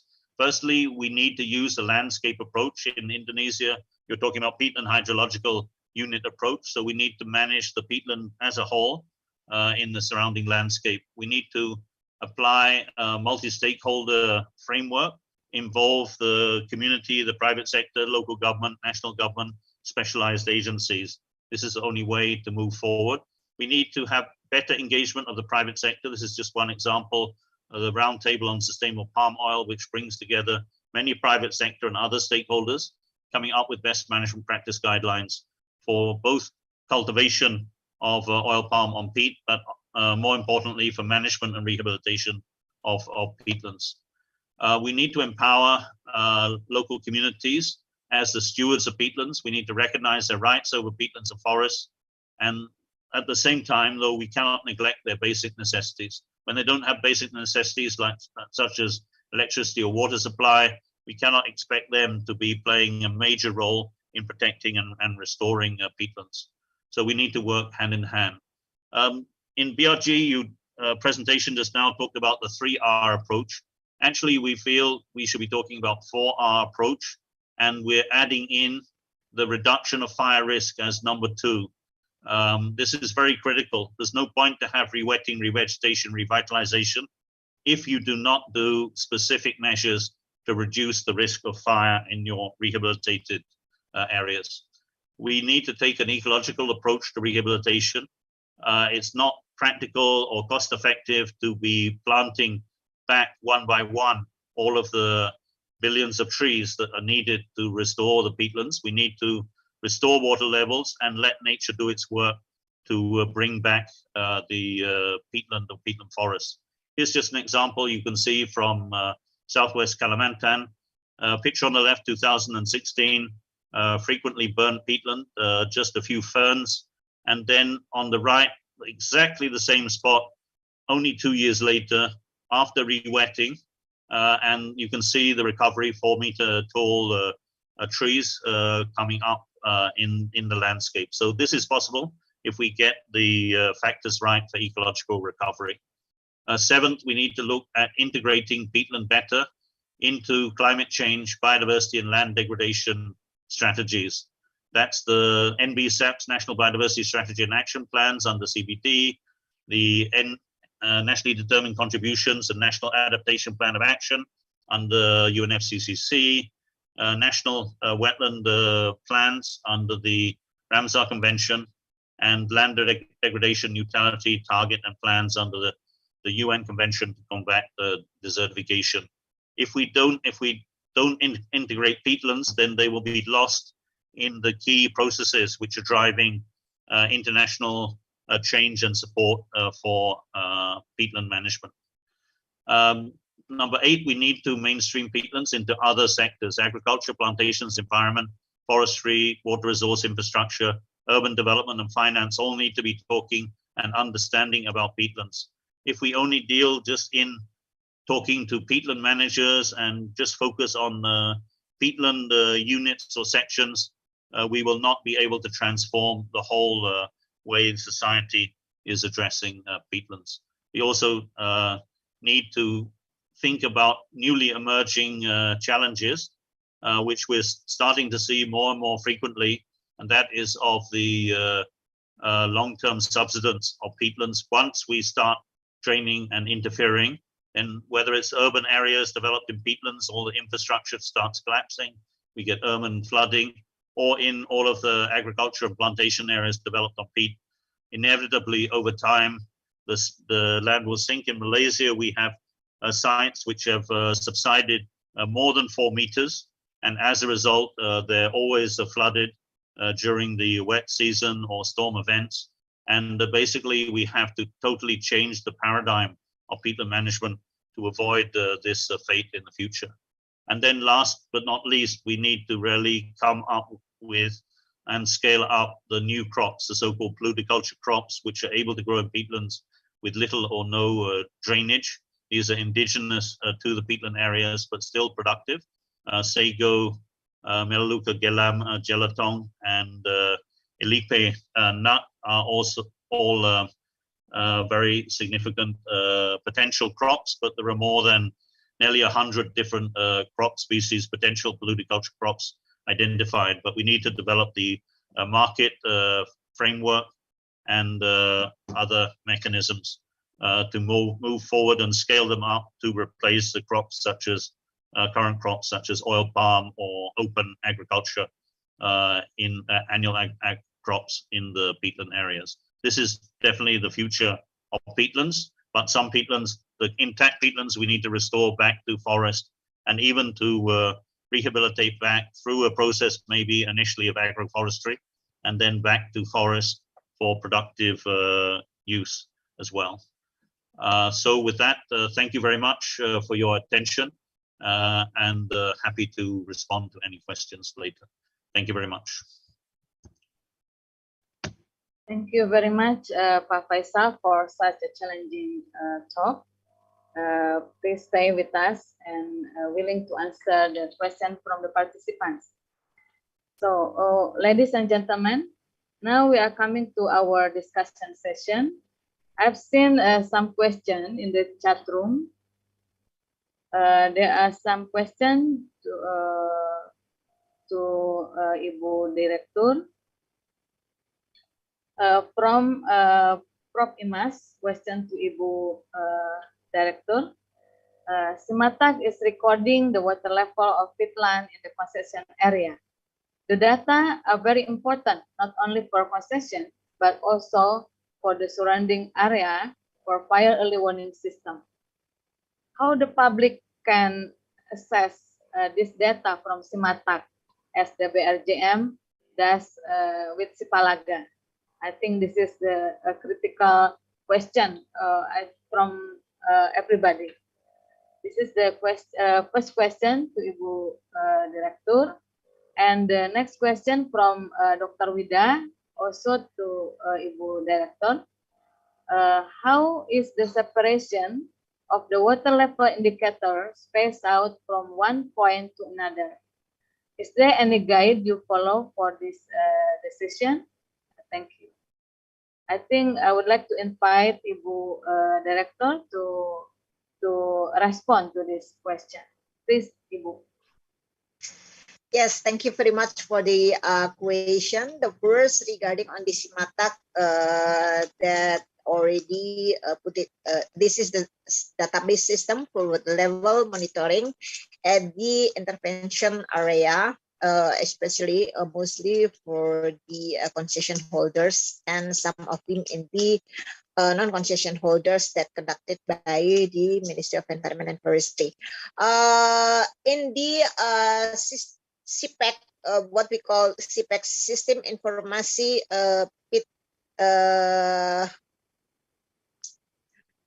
Peatland, pengendalian kerusakan ekosistem gambut or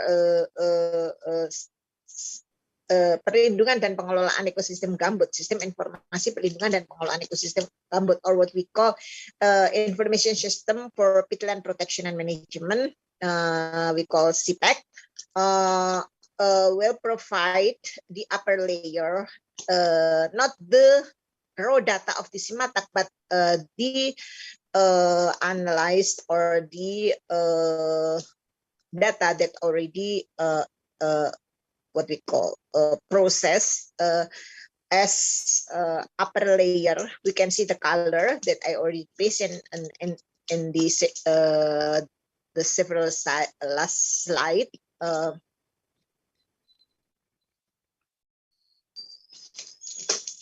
And we provide the upper layer Simatak with colors to make it easier for a community to have interpretation of the data. For example, green, it means that under the 40 centimeter into 0 centimeter under the surface of peatland and so forth. And this data usually provide for early warning system. We also confirm to check whether the data correct or not correct with the satellite imagery that we download. The satellite imagery is not for the water level, but for the soil moisture, to cross-check whether the data of water level management is water level in the field monitoring is correct. So my basic answer, we provide the data, not the raw data of Simatak, but the data that already analyzed and make it easier to understand for public to get action as a basic for decision support system for the wetness or for the water level in the intervention area. The second question from Ibu Wida, how is the separation of the water level indicators spaced out? It means that the first one, in determining the position of water level monitoring. We can see, you may check from the Ministry of Environment Regulation number 16 for restoration, and also number 15 2017 for the water management in the peatland area. We will for the detailed guideline currently is still provided in the what we call haven't in legally binding. I mean, in the Directorate General decree, something like that, still under guidance for the implementation in the field, and it will be shared under our website, and also you may contact to our unit to get this guidance for determining water level station position, and then after that for the determination of the area that getting intervention by the infrastructure for water for rewetting in the peatland depend on the characteristic of the peatland in certain peatland ecosystem area. So one PHU having different algorithm for the calculation of the area that rewetted by developing the infrastructure and by the level of water that indicated in the water station. So this is my question. Thank you. My answer for the question. Thank you very much. Thank you, Ibu Director, for a very clear response. So I think raw data is confidential. Now I would like to invite Ibu Dian to respond to the question. I think to Ibu Dian, yes, from Musri, from Dr. Musri, yeah, University Malaysia Sabah.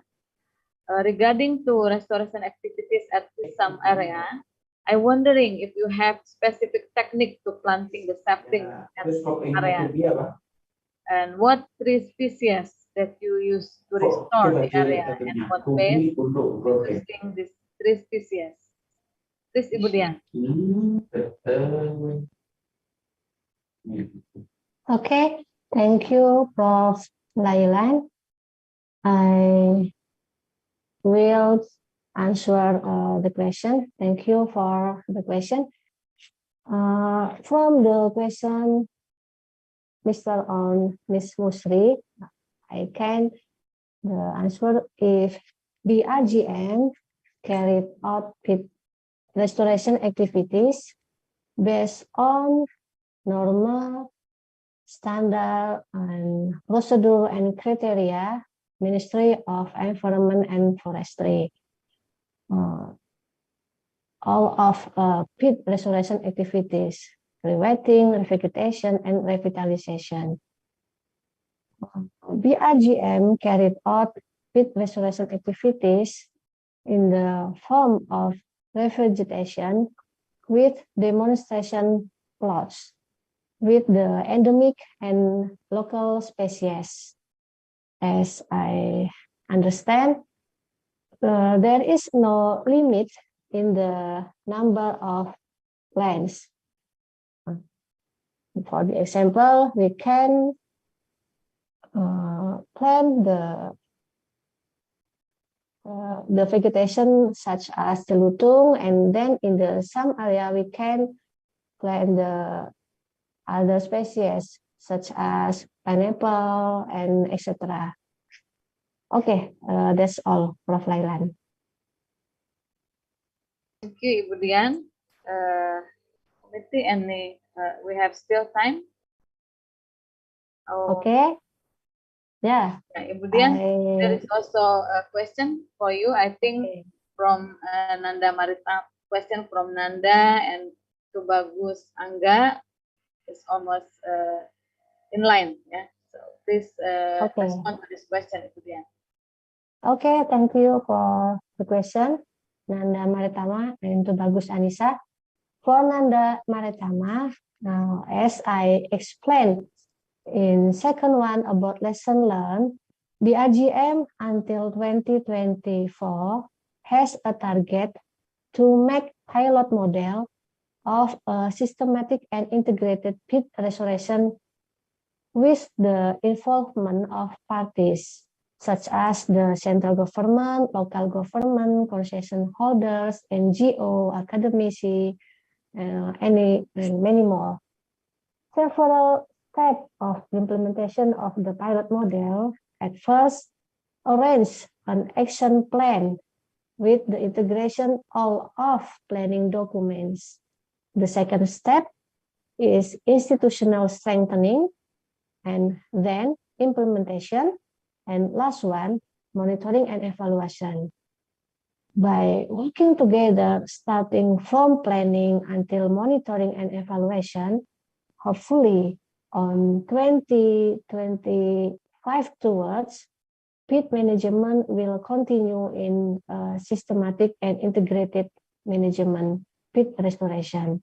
I think the answer for Nanda Maritama, and I will try to answer the question from Tubagus Anissa. Yeah. Since 2018, BRGM has collaborated with local government. This is with Provincial Forestry Service. Through the Indonesia, we call it tugas pembantuan mechanism with budget facilitation and norma, standard, prosedur, and criteria guided by the Ministry of Environment and Forestry.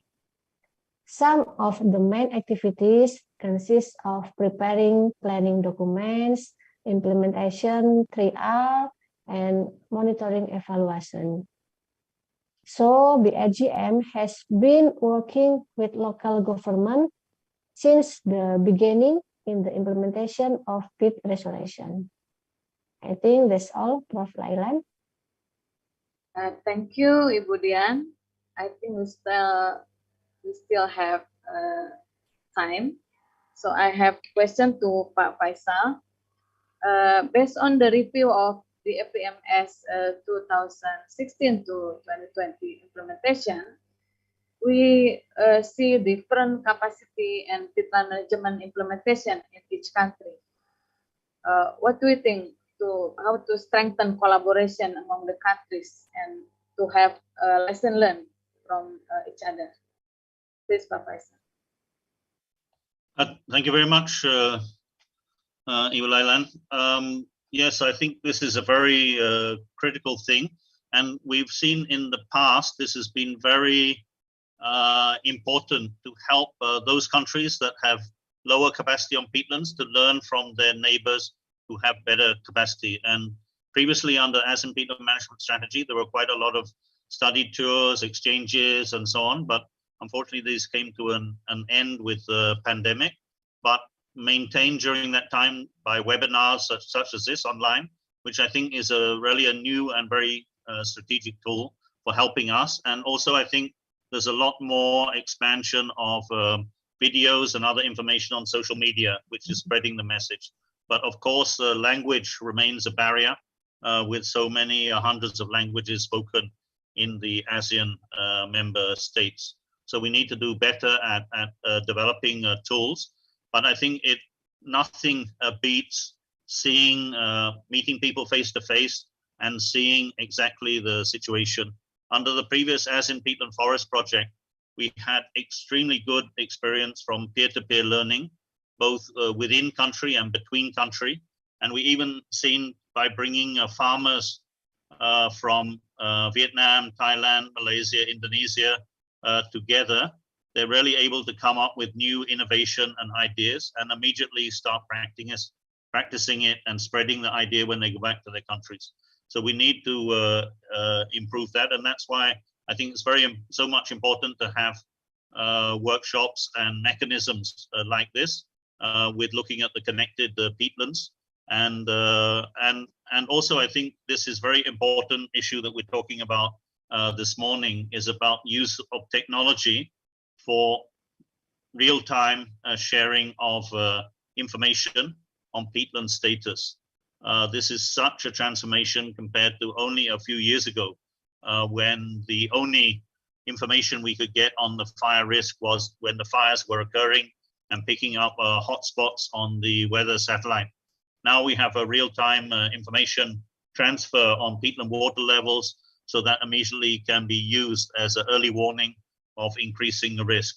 So I think that's really something that the other member states, I'm continually getting requests from other member states. When can we go to Indonesia? When can we learn about the systems that are there? I think today's meeting will really help that, and followed by, I think, some people from ASEAN member states will be coming to Jambi next week to also see some of the activities as firsthand. So this is a very important process. Actually, the pioneer of restoring peat swamp forest in ASEAN was not Malaysia or Indonesia, it was Thailand. They started nearly 30 years ago in developing tree planting trials for rehabilitation of peatlands. And then almost 20 years ago, 2002, we organized a workshop, 2003, in Thailand. And we brought people from Malaysia and Indonesia to see the planting trials of the peat rehabilitation in Thailand. And many of those ideas went back and led to significant peatland restoration initiatives and planting trials in Malaysia and Indonesia. So we can get the innovation from sometimes unexpected places. And I think we should try to continue that and build even the smallest group or the small community can come up with a groundbreaking innovation that we can spread through internet workshops and exchanges like this. Thank you very much. Thank you, Pak Faisal, for very informative response. So, ladies and gentlemen, it seems that we need more time for discussion. Unfortunately, it's time for us to end this session. So thank you very much to our distinguished speakers on session 1, Ibu Ati, Director of Peatland Degradation Control, Ministry of Environment and Forestry, Ibu Dian from BRGM, and Pak Faisal Faris from GC for their impressive talks. I believe all of us greatly understand peatland management, current condition, and future challenges. The important thing is that we have shared this information and experience among us at the regional level. As the moderator, I'm pleased to thank all of you, the speakers and participants in this session, for your active contribution and fruitful discussion. I apologize for any inconvenience during this session. Thank you very much. Wassalamualaikum warahmatullahi wabarakatuh. Good morning, good afternoon, and good evening, everyone. I get back the next program to MC. Thank you. Thank you, Professor Lailan and all speakers.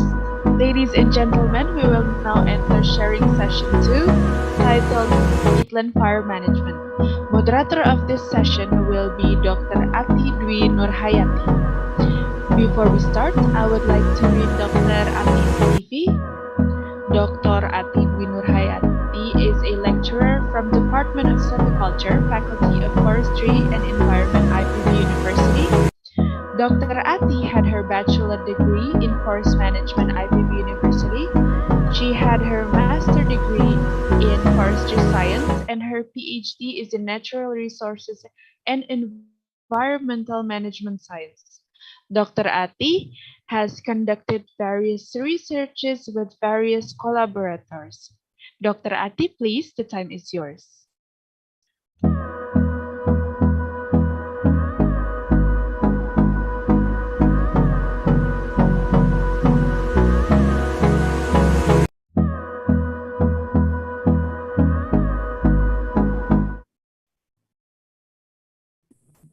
Okay.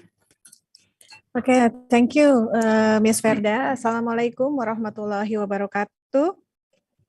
Good morning from Indonesia for all participants, ladies and gentlemen. I will chair in the second session. In this session, we will discuss about peatland fire management. There are two speakers in this session. They are Dr. Israr Albar and Professor Bambang Herosaharjo. We start, the first speaker is Dr. Israr Albar from Ministry of Environment and Forestry Indonesia. I will read a short CV of Dr. Israr. Okay, Dr. Israr Albar is Deputy Director of Fire Suppression from Ministry of Environment and Forestry Indonesia. He's graduated from IPB in 1993. His master degree from Göttingen University, German in 1999, and his doctoral degree from IPB in 2016. Dr. Israr has received some awards, among them Merit Award Canada in 2008, Expert Asia Exchange Promoting Quality Education, Research and Training in South East Asia Award, European Commission in 2014 and 2015. And he has some collaboration research, among them peat fires in Central Kalimantan, Indonesia during 2015 El Nino, which collaborate with NASA, and Natural Climate Solution in Indonesia, and also tropical peat fire emission. This is a very impressive CV, Dr. Israr.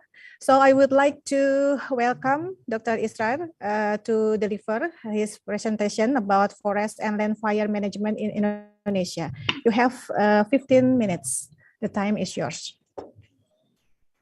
Okay, thank you, Ibu Ati, for introducing me. Good morning, good day, all participants. Assalamualaikum warahmatullahi wabarakatuh. I would like to thanks to Network ASEAN Peat Farm Forest Communities for transponding health alert for inviting me in this important webinar of fire prevention for sustainable peatland management.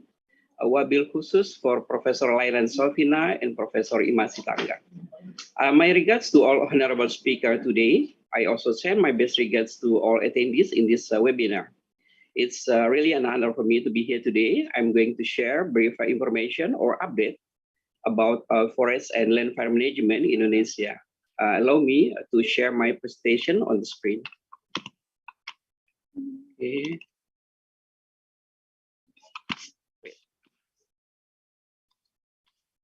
So already on the screen? I hope yes. Yes. Okay, thanks. Indonesia has a strong commitment in tackling land and forest fire. The basis for this willingness, including ratification of Paris Agreement by Law 16, 2016, and submitted its first and updated nationally determined contribution last year. Indonesia also submitted long-term strategy on low carbon and climate resilience 2050 documents to UNFCCC as a long-term direction that will serve as a guide in the implementation of the climate change mitigation and adaptation, as well as the next 5-year NDC commitment. At the end of 2021, last year, the Presidential Decree number 98 concerning implementation of carbon pricing for achieving NDC targets and controlling GHG emissions in national development issued, and followed by the Ministry of Environment and Forestry Decree number 168 this year concerning Indonesia's forestry and other land use, or we call it FOLU, NETSING 2030 for climate change. Based on our nationally determined contribution, Indonesia has targeted to reduce its greenhouse gas emissions up to 29% by 2030 with baseline of 2010. The main contributing sectors expected are energy, 11 and 15%, and of course, FOLU, 17 to 24%. So you can hear in this table that the FOLU have the great contributor we expected that from fall we can reduce the greenhouse gas emissions with CM1 or in CM2.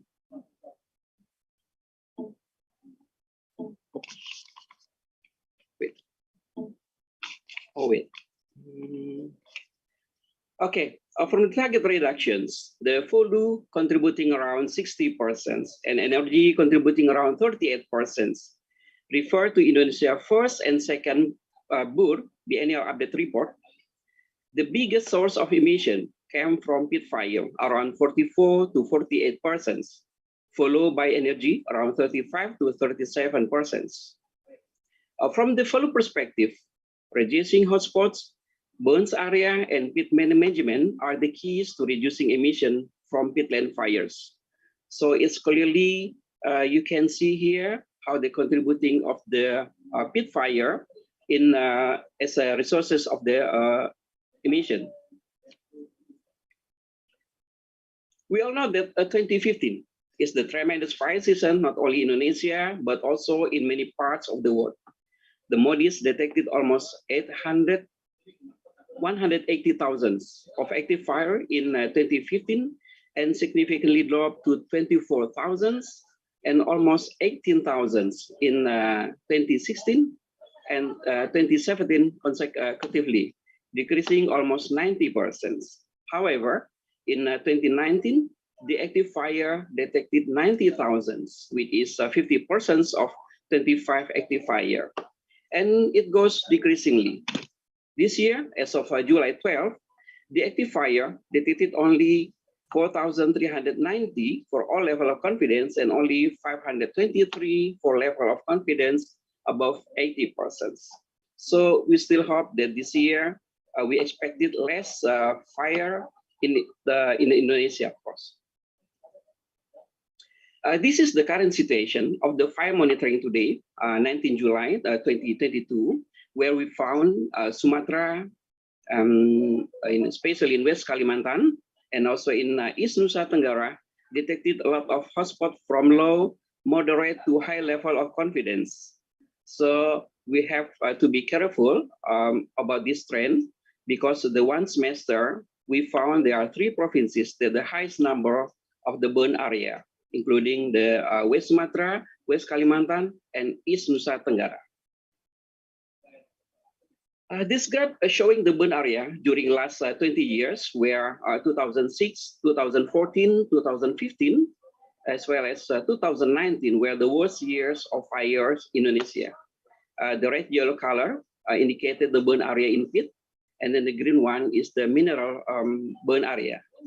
This year, as of last June, we recorded 59,130 hectares of burn area. So it's still less for the first semester 2022. As we might know, to tackle land and forest fire, there are 3 activities should be conducted: prevention, suppression, and of course, post-fire. We believe prevention activities is the most important one. Some activities in prevention included early warning and early detection systems. The ground suppressions conducted by the fire brigades, we call it Manggala-Agni, and also Army, Police, Disaster Agency, both in provincial or in agency, the private sector, of course, and so on. Ministry of Environment and Forestry also delineate the burn area on a monthly basis. Ministry of Environment and Forestry started to monitor forest fire in 1997 as ground station to receive satellite data established in Bogor office and disseminate to fire-prone provinces through fax and email. So you can imagine how we deliver all the messages using fax and email at the time. In 2001, all the hotspot information flowing via mailing list, Sepongi. This is also the well-known mailing list at the time.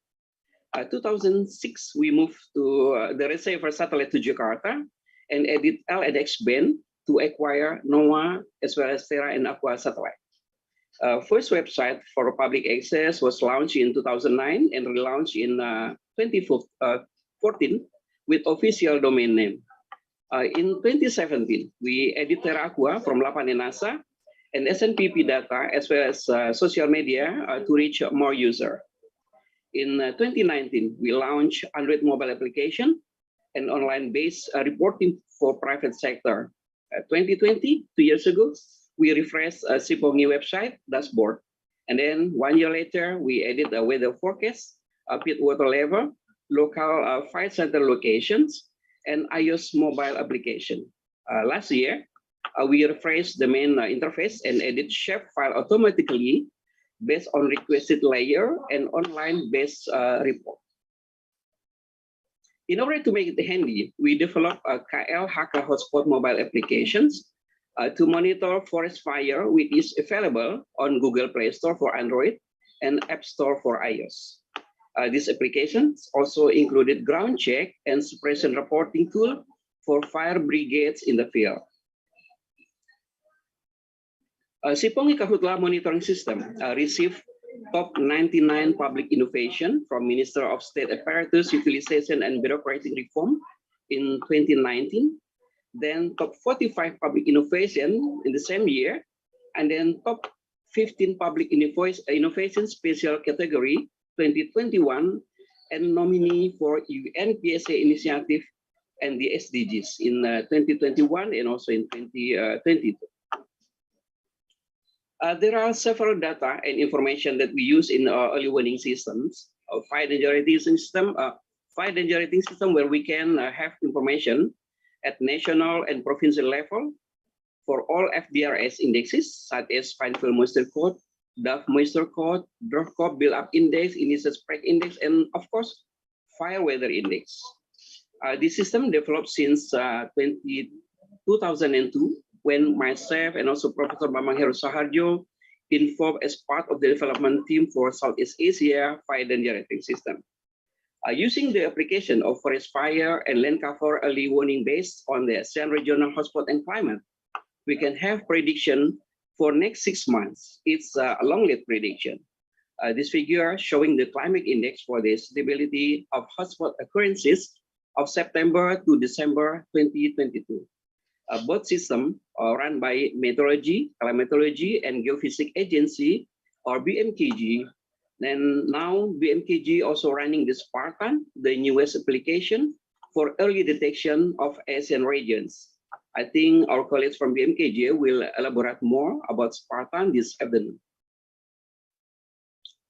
The fire brigades of, we call it Mangalagni, was first established in 2002 in 5 fire-prone provinces at 21 local fire centers. Nowadays, it has 34 local fire centers in 11 fire-prone provinces in Sumatra, Kalimantan, as well as Sulawesi, with total 1,901 personnel.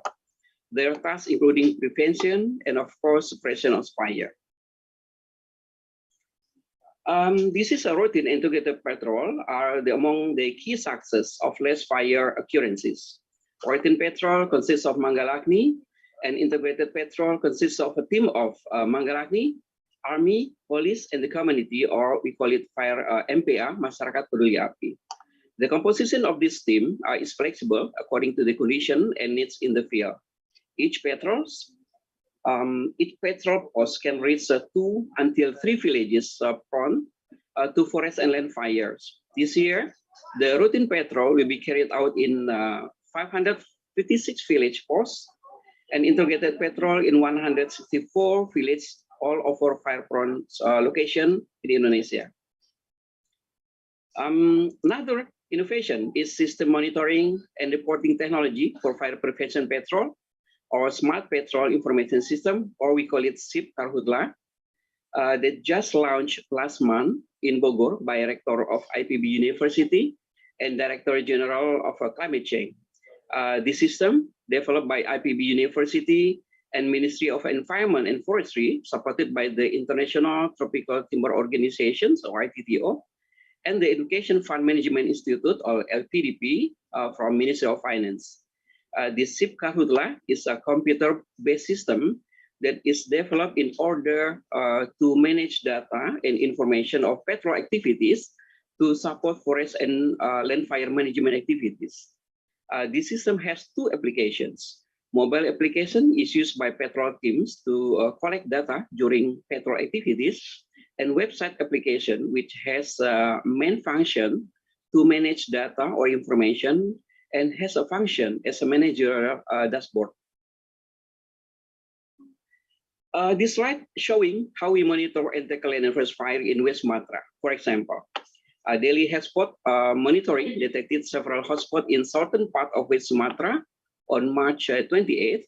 Then we conducted ground check the day after, followed by suppression by Fire Task Force, Provincial Forestry Agency, West Sumatra, and also Fire Brigades Mangalakni from Jambi Local Fire Center from March 30 to April 2nd. Our regular burn area estimation using Landsat 8 or 9 and also Sentinel-2 images clearly found the burn area are those locations which verified by hotspot, ground check, and also suppression activity coordinate. We regularly estimate or calculate the burn area since 2016 using Landsat and now also Sentinel imagery, manually delineation, guided by the predicted burn area developed by Lapan, now BRIN. This delineation process also assisted by the hotspot data, ground check, and suppression coordinate conducted by Mangalakni Fire Brigades at the field.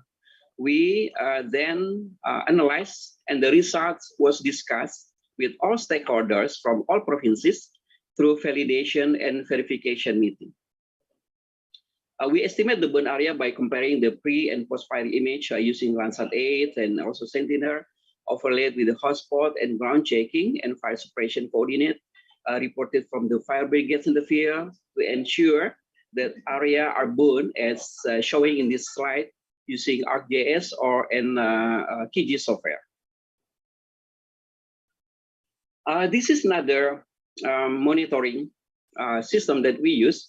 This is a canary node. It's the air quality sensing node, which is developed under the Canary project in collaboration with the Interlab IIT Thailand, Leipzig in Sorbonne University in France, and also University of Bologna, Italy. The low-cost real-time monitoring of health, air quality, and disaster in rural communities in Thailand, as well as Southeast Asia, we call it as HESMON, is sponsored by a grant from the French Ministry of Foreign Affairs and International Development.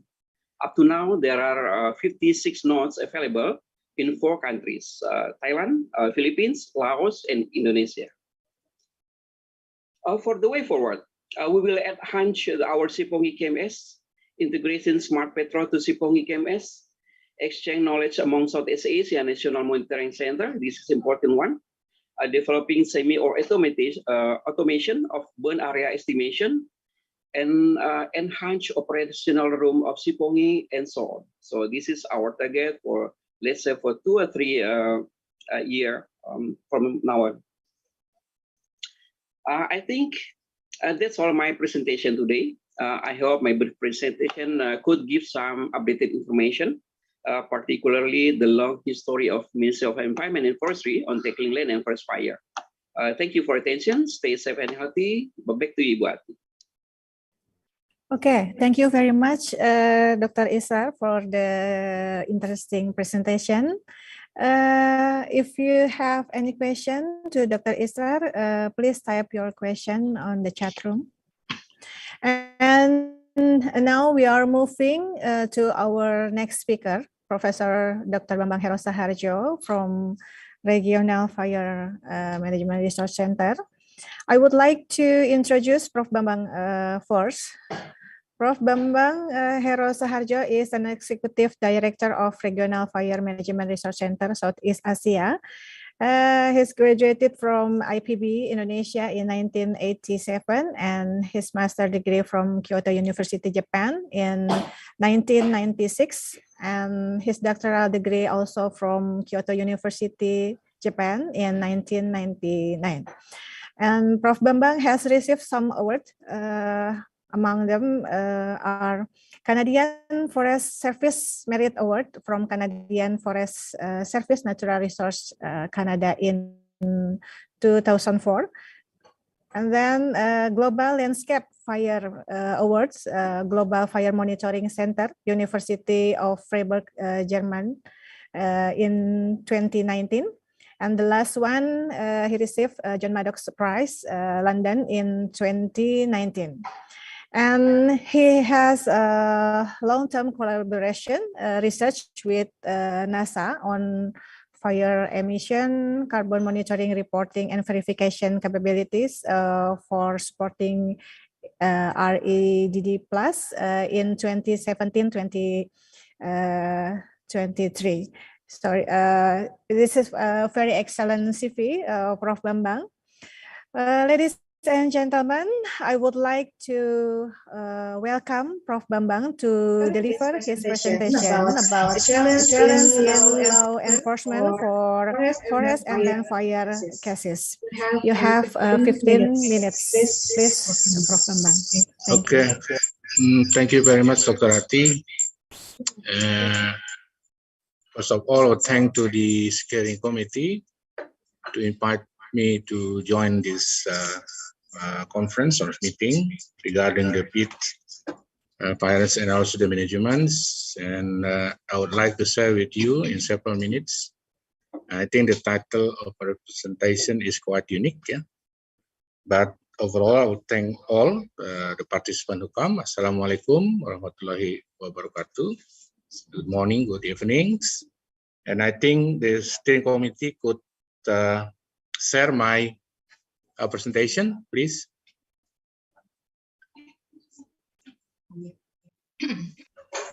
Okay, this is the topic I would like to discuss with you, challenge in law enforcement for forest and land fire cases. Next. Next slide, please. Okay, in early May in 2022, I joined the 15th World Forestry Congress in Seoul. I think Peter Mo joined this meeting, and during the presentation, I make several copies taken with my photo. For instance, like the first one, I would like to show all about the status of forest fire in APECO member countries, for instance. Here you can see the red one, the green one is the burn area in 22 until 2019, and then the other graphics is number of forest fire in 22 until 2019. You can see here the Cambodia, the Brunei, Indonesia, Laos, Myanmar, Philippines, etc. Yeah, this I would like to know that the fire is still blow up in ASEAN country also. Yeah. Next slide, please. And then this is in 2019 data shown by camps that were here. Clearly, you can see that even in 2019, our fire is about 1.6 million hectares compared to fire that occurred in 2015.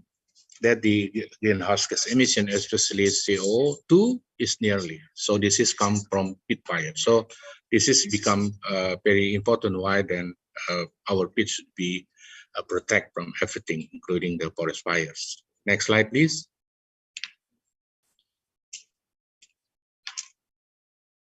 The other question emerged: why then the fire become a Kubler threat? Here, this is mentioned that because the fire accelerate the climate change, that wildfire can significantly affect the global carbon cycle, making it more difficult to halt rising temperatures. This is one of discussed in COP20 last year, when I joined in Glasgow, because sometimes it's very hard to get the average 1.5 degrees of Celsius, because there is fires, and there is also the source of the emission that's still working until today. Next slide, please. And then from here, we can see also how wildfires links with others. For instance, like increasing CO2 and gas emission, and also cause the climate change, and also finally will increase risk. We know that now in our countries, especially in Europe, in US, there is still fire there because of the increasing of the temperatures. That's finally we recognize that some places more than 40 degrees of Celsius, and also real humidity is very, very low. This is, I believe, this is the impact of the climate change. Next slide, please. And then we will see here that this is a record in 2021, where you can see everywhere fire is still blow up. And one note that I think is very important is in the below. You can see that the global increase of extreme fires will be about 14% by 2030, and then 30% by 2050, and then 50% by 2100. This is made by UNEP in 2022. So it's mean that fire is still our challenge for the next couple of years. Yeah? So please stay on your position to protect the fire, especially in this meeting. Please protect your peat as you can do. Yes, the best technique and strategy, etc. Next slide, please.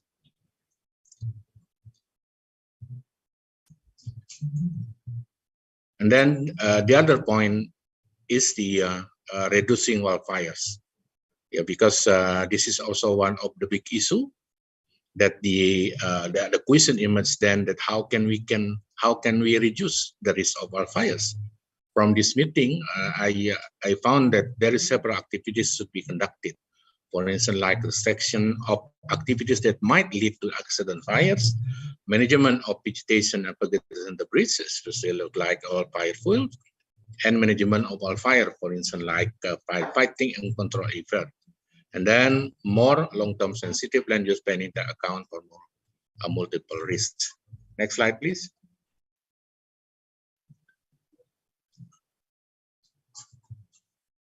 And then also, finally, what is the plan? Because sometimes, because they're full of uncertainty, then we don't know actually what we should do. But here there's mention, uncertainty is the same like unknowns. When and where will our coverage? How will climate change impact our priorities? Is anyone planning replacement all? So this is become of our problem to fight it. Okay, next slide, please.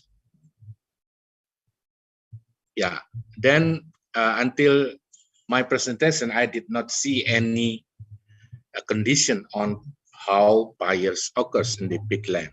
So now I would like to share you with my video how actually the fires in the ground. So then you can see in the emission itself, and then how to stop the fire.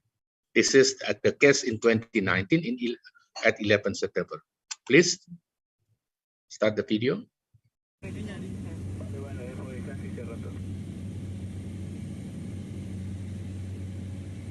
So from here you can see, yeah, fire is not in one side, but also in several points. Yeah. So sometimes the question is where we should start to fight the fires.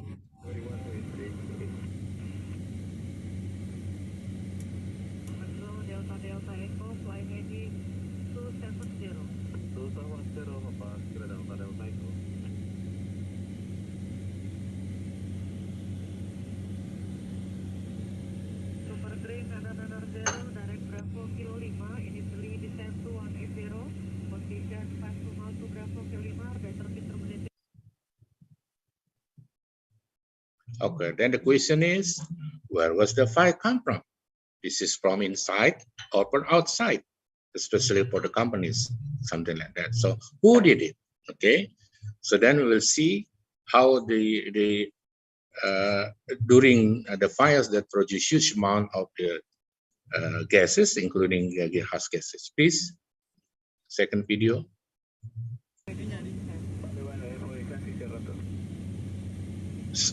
Second video, please.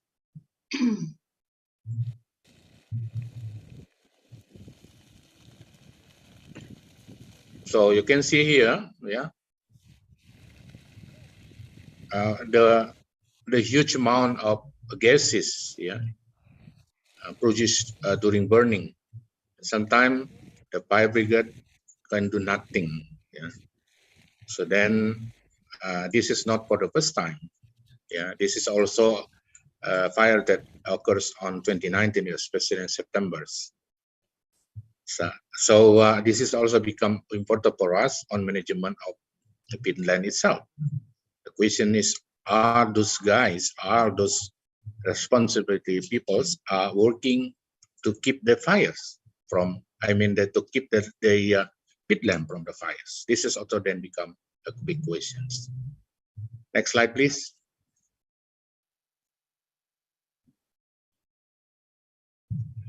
So the other important that the every activities in the world is actually could not be hide because many instruments can show it.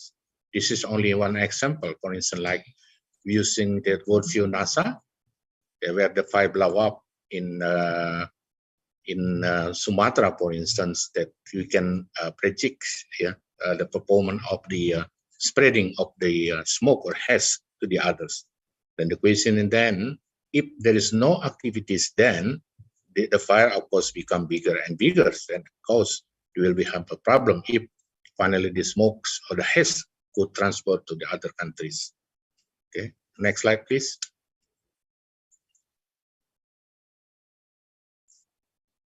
Then this is the result. Yeah, you can see all the area is burns. Then the question again emerged: where was the fires come from, and who did it? Because sometimes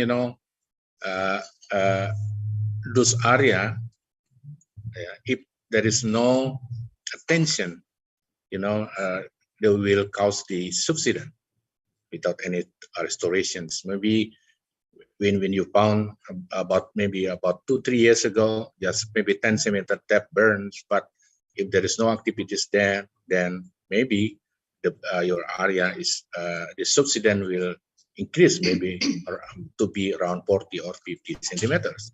Then the question, who will are responsible for those things? Okay, next slide, please. This is also the situation.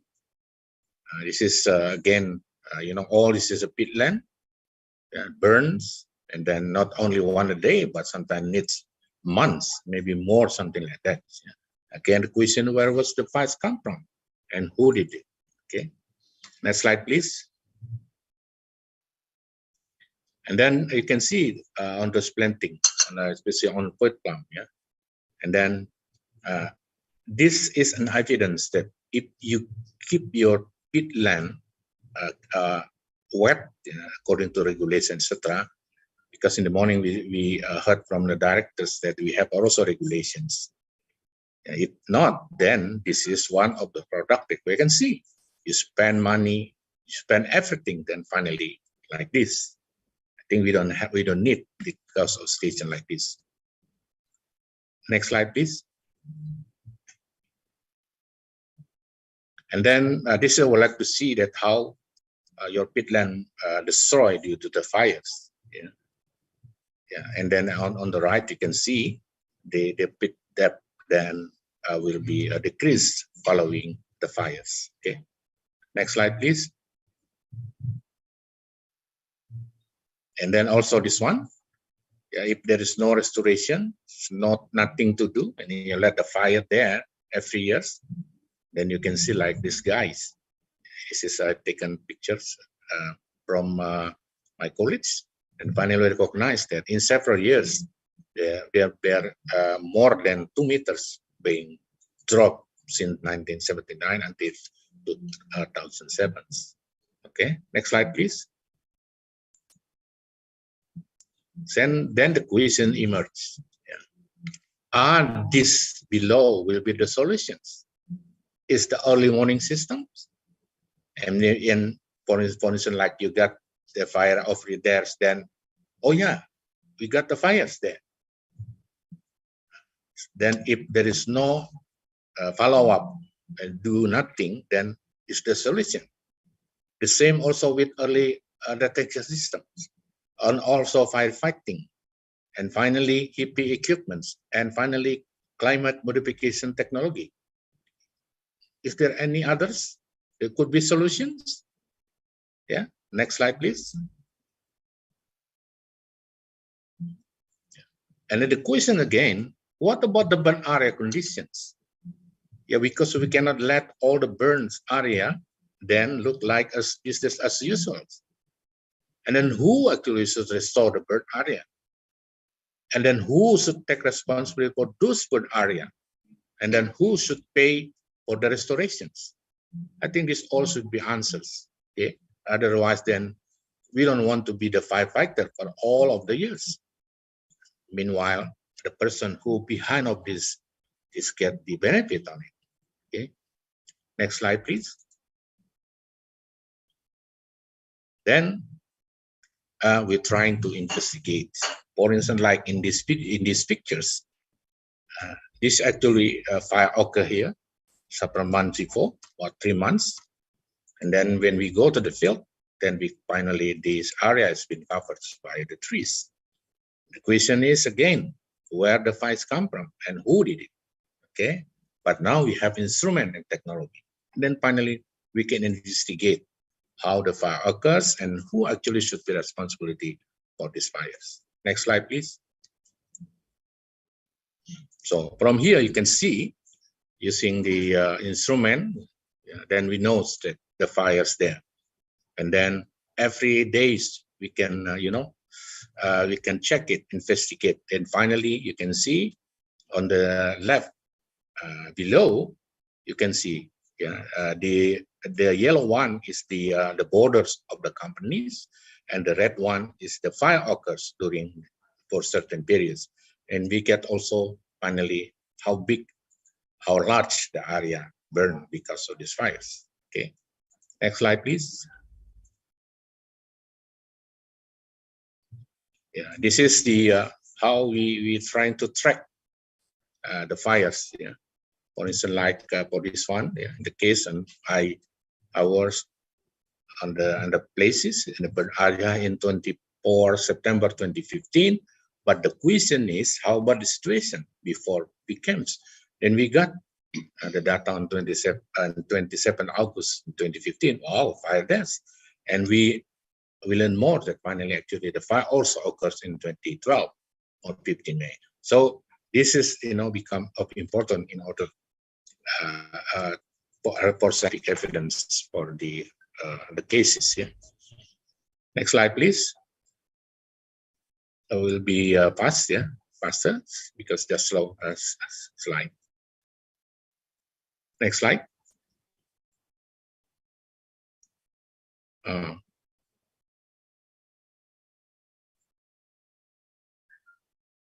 Yeah. Berapa ini? Okay. You can see this is how we're trying to overlay situation with the hotspot and also the other instruments on the maps, for instance, using the Sentinel-2, etc. Okay, so then we can identify when and where is the fire occurs. Next slide, please. And then this is also, but not only for the peatland, but also for the dryland. This is also another video that actually we received. Then finally we recognize how the fire occur in that places. Okay, please. Yeah, you can see from this video. Yeah, we just received this video, and the investigator just show us the places, and then based on those data, the coordinate, etc., that we should investigate how the performance of the people behind of the fire working and when they started. And this is quite important. Okay, next slide, please. This is the video still working. Sorry. Next slide, please.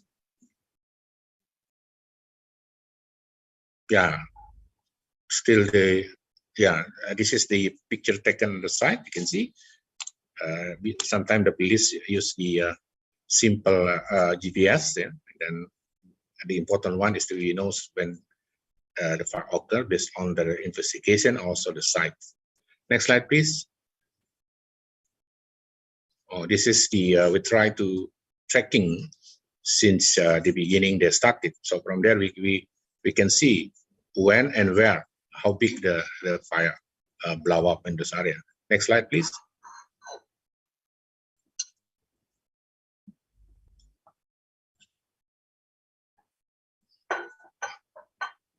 Okay. Next slide, please. Yes, move. Yeah, next slide.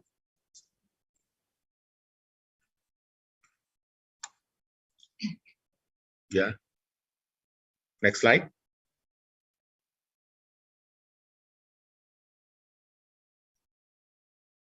Yeah, next slide.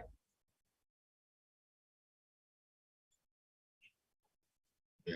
So from here we know that the how much or how big the burn area occur on that places. Okay. So from to begin when and where, so it's easily to recognize. Okay. Next slide, please.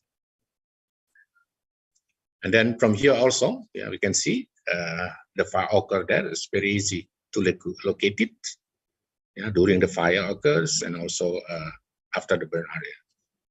Okay, next slide. And then at the end, as a conclusion, I would like to state that the number one, law enforcement is believed to be a significant tool in reducing greenhouse gases, emissions, and environmental destruction that have an impact on humans and environments. Indeed, because forest and land fire are human action, they can be prevented. In addition, because the fire occurs on land, whether on peat or on mineral soil, it is easy to know where they come from, which can be tracked using the available satellite. The data and facts, the factors can actually be used as scientific evidence, the codes, in determining whether the fire originates from its working area or originates from outside working area. However, what often becomes a problem is that the law enforcers, the person who running the law enforcement, who hear the case are not easy to understand because their background is the law, but we are on science, something like that. So we should use the certain explanations, slow but slow, because sometimes if not, then it's not easy to make them understand. But currently, the training for them has been running, although it has not met some adequate needs. But this is the way to solve the problem, because what we need is that who behind of the fire's responsibility, because we don't want that the burns area will look like that, and then finally will give the negative impact to us, because it produces a huge amount of the greenhouse gases and also destroy our peat. But we need there should be restored if finally we recognize who behind of the fire. I think that's all I would like to say. Thank you very much. Okay, thank you very much, Prof. Bambang, for the interesting presentation. So now we are coming to the discussion session. I have seen a question in the chat room for Prof. Bambang Hero. The host, can you share the screen?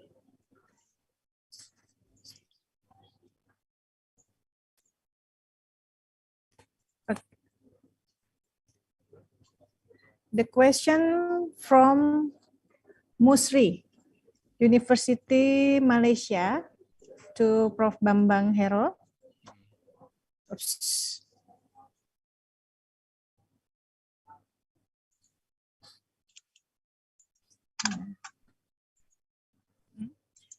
The question to Prof. Bambang Hero, as I concern, there are three main components in forest fire prevention and suppression. suppression consists of education, engineering, and law enforcement. May I ask your opinion, Prof, in our context in ASEAN countries, which area of these 3E is the most important and we still lacking in order to combat the wildfire as predicted by UNEP will increase in the future? Please, Prof. Bambang, maybe you can respond for this question first. Thank you. Okay, thank you very much to Musri from Faculty of Tropical Forestry, University of Sabah, Malaysia. I agree with you. We have 3 activities there, and prevention, suppression, and finally resilience after the fires. What I would like to let you know is that of course we need educations, of course we need the engineering, and finally of course we need the enforcement, law enforcement especially. So sometimes the last point, the most important is who actually should be responsible for those fires, because we spend money for preventions, we spend big money also for suppression, and then sometimes we never thought that who behind of the fires actually should responsibility. So my opinion is that to answer your questions, law enforcement will be one important point also to be running by all of the system working in the countries. Because for me myself and also maybe other person like you maybe, we don't want to be just a fire brigades. Every day and every minute they will call, etc. I will ask them also to have responsibility for what they are doing. Otherwise, that you will do it look like fire brigades every year, every month, and every minute. So, in my opinion, again, you still continue for the preventions, and also if you fail to do the prevention, you should have the suppressions, and finally, don't forget, you should also running the law enforcement, because this is also one of the best solutions to reduce the greenhouse gases. Okay, I think this is my answer to your question. Okay. Okay, thank you, Prof. Bambang.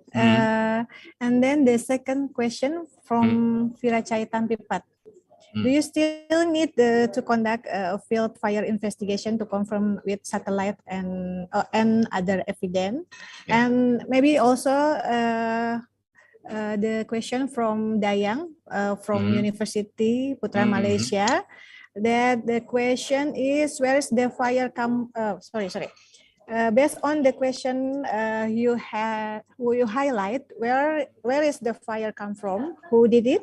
With the satellite image as evidence, how do you will determine the individual or organization behind it? Maybe Prof. Bambang can respond the question. Thank you. Thank you very much, my friends, Perachai. Okay, I will answer your question. Of course, we need to investigate in the ground. Yeah, because sometimes the result from satellite also is not clear. So in our regulation, when you bring to the case in the courts, you don't need only the satellite, but also the evidence from the ground.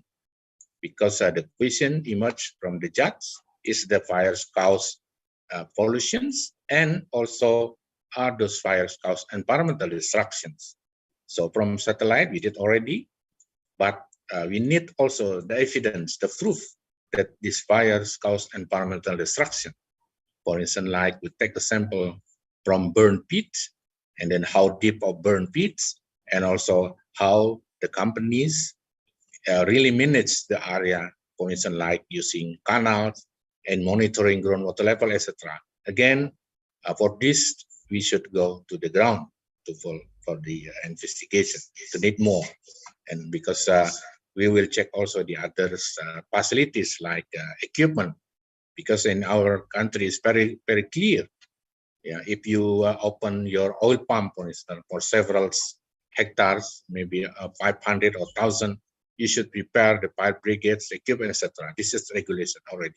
Okay, and then from Dayang, yes, I answered your question. Yeah, you mentioned that based on the question that I saw in the presentation, which satellite and how can determine. Of course, we have the satellite with the raw resolution, for instance, like provided by NASA, for instance, using the NOAA 20, MODIS Terra Aqua, and also FIRS. And also to make sure this is the fire hotspot or the fire spot, and we use the others, like very easy is using Sentinel-2.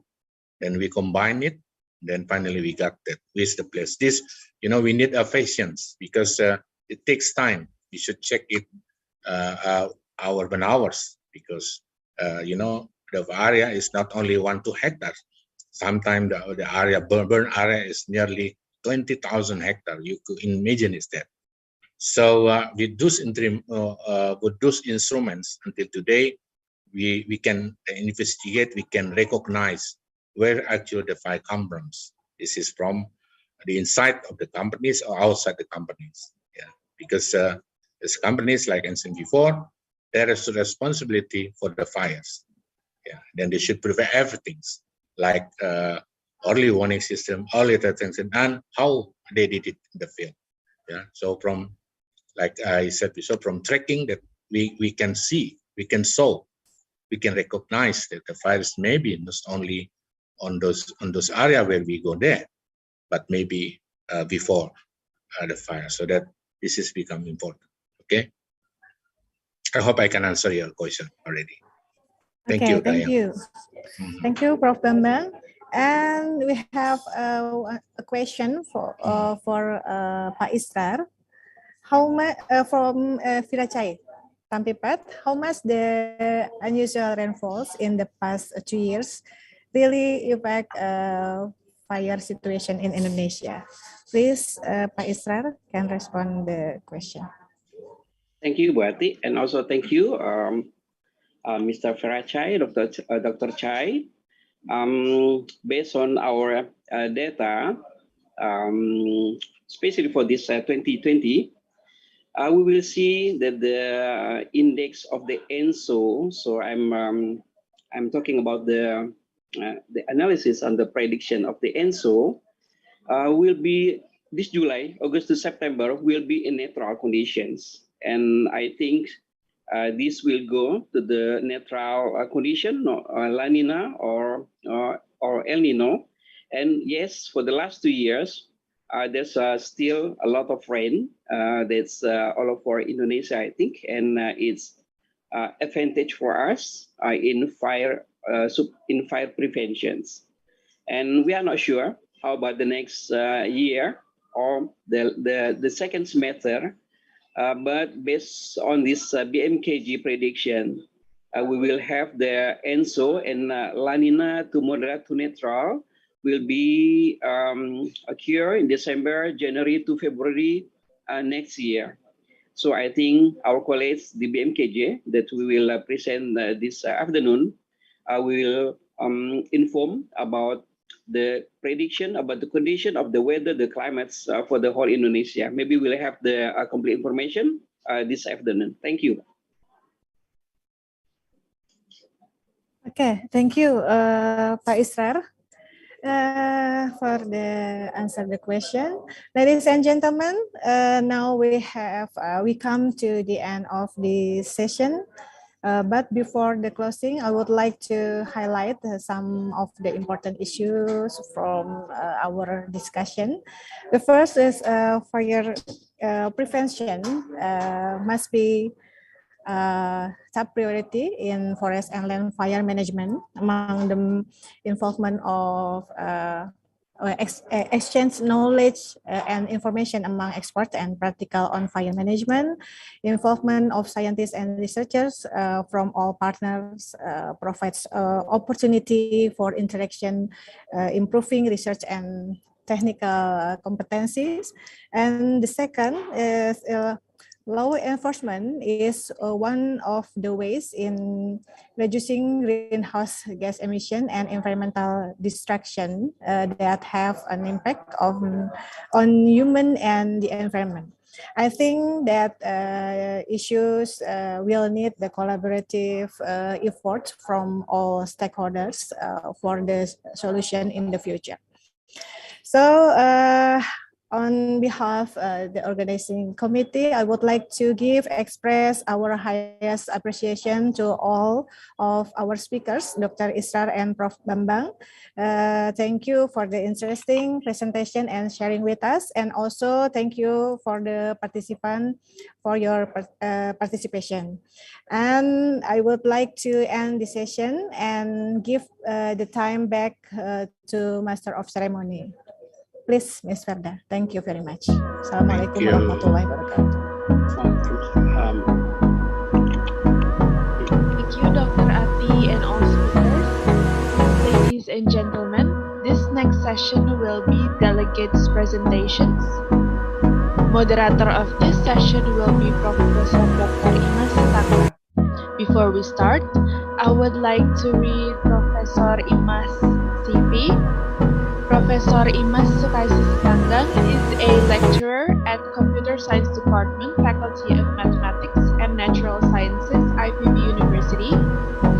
Professor Imas had her undergraduate of Mathematics at Bogor Agriculture University, Indonesia, her master degree at Computer Science Gadjah Mada University, Indonesia, and her PhD in Computer Science University Putra, Malaysia. Professor Imas has a long list of achievements and innovations. Professor Imas has also conducted various researches with various collaborators. Professor Imas, please, the time is yours. Okay, thank you very much, Ms. Verda. Can you hear my voice clearly? Yeah. Okay. Okay. Good morning, good afternoon, and good evening, everyone. So now we are entering another important session of this webinar. We will have 3 invited speakers, resource persons for this session. Delegate presentation of the this project, NICT, Network Asia Peat Swamp Forest Community for Transboundary Hedge. The first speakers will be Professor Adu Watisali. Prof. Adu, are you there, Prof? Prof. Adu Wati? Can you hear my voice, Prof. Adu?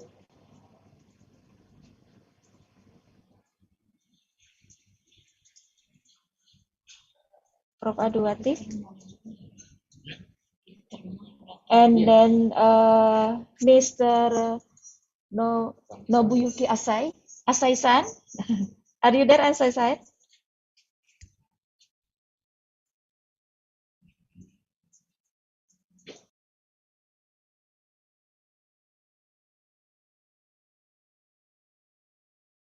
And then the last speaker will be Dr. Vida. Okay, the first one is Prof. Adu. So let me share about the CV of Prof. Aduwati. The committee, can you share the short CV of Prof. Adu?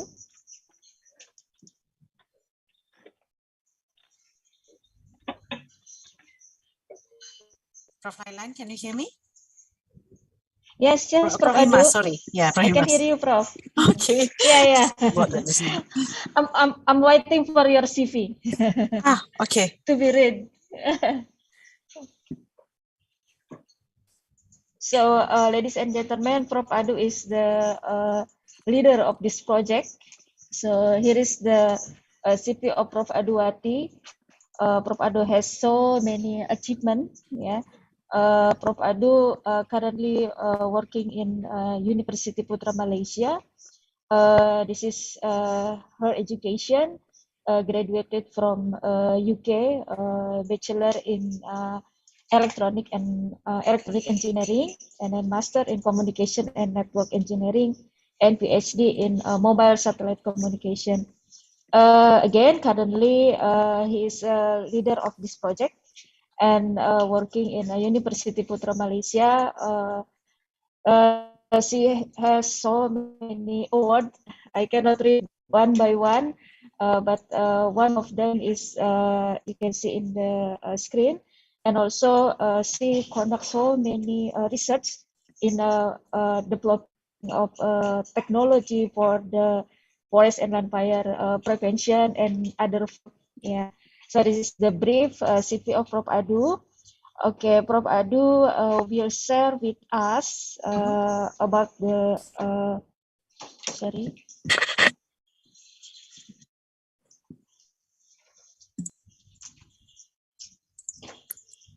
Okay, just going to share my slides, Okay. Prof. Imas. Yes, the title is NICT and net peat contribution to peatland fire management. Please, Prof. Adu, the screen is yours. Okay, I hope you can view my screen now. My slides? Yes. Okay. Okay. So thank you, Prof. Imas, for the nice introduction. I'm honored to be one of the speakers here in this webinar on fire prevention for sustainable peatland management, policy and practice, and to be in the same stage with the other speakers, Prof. Bambang, Prof. Imas, Prof. Lailan. Thank you. It is really an honor. So this is just the content of my presentation. So as what has Prof. Imas highlighted just now, I led the project, but actually the honor goes to the members, the project members. We have here a list of our project members. If you can see here, we have a lot of project members, which is from our recently awarded project called NICT, Networked ASEAN Peatland Forest Communities for Transboundary Haze Alert, funded by APT, Asia Pacific Telecommunity, under the government of Japan. So I would like to take this opportunity to thank our Japanese counterpart as well as Japanese government for the funding. So you can see here, the list is really long, and we have been expanding and extending our project members because we want to get all the relevant stakeholders on board and all the experts to have their expertise shared with others. Okay, so it's all about the transboundary haze, about peatlands forest fires, and how we can improve and complement the existing system, especially on the manual data collection. Yeah, and then it is best if we could promote cost-effective IoT system, because we know that the more sensors that we deploy, the better, the more accurate the prediction or the estimation going to be. But of course, it comes with a price tag. Yeah, it comes with the dollar sign or ringgit sign.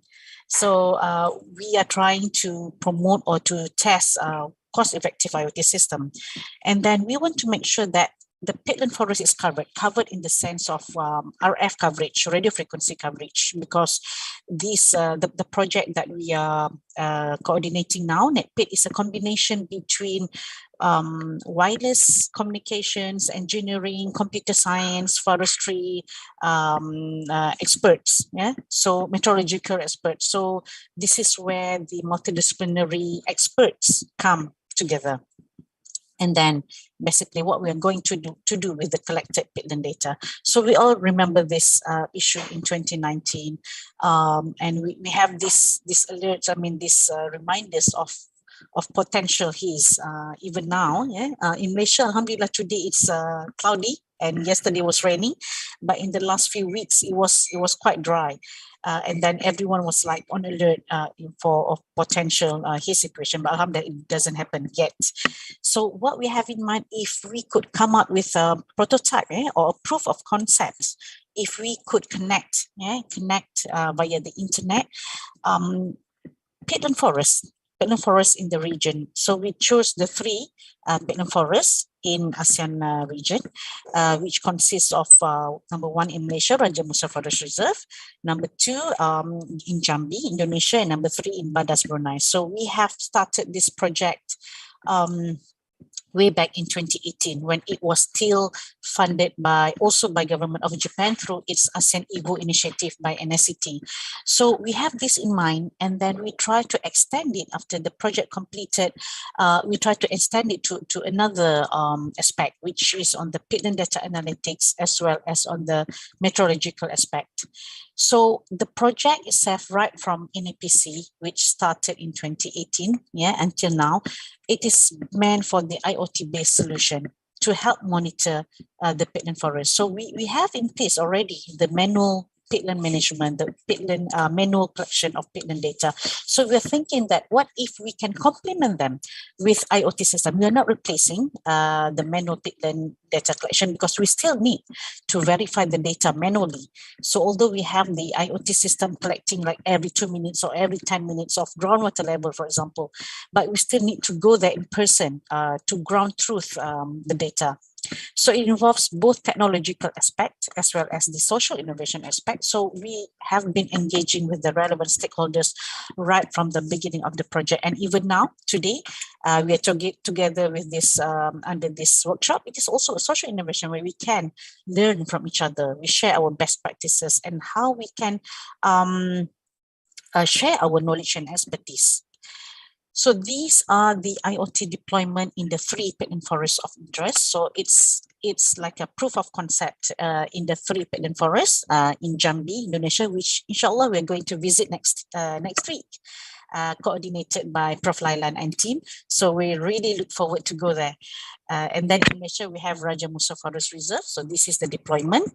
The IoT deployment and the experiments that we did. And this is the one in Badas, Brunei, coordinated by Dr. Vida, which is also one of the speakers in this session. So when we deploy in these 3 peatland forests, we deploy the IoT system to complement the existing manual data collection. So we would like to integrate the peatland data on a common platform. We call it NAPC dashboard. So this is led by our partners, MIMOS as well as USIM. So and previously it was also helped by BPPT in Indonesia.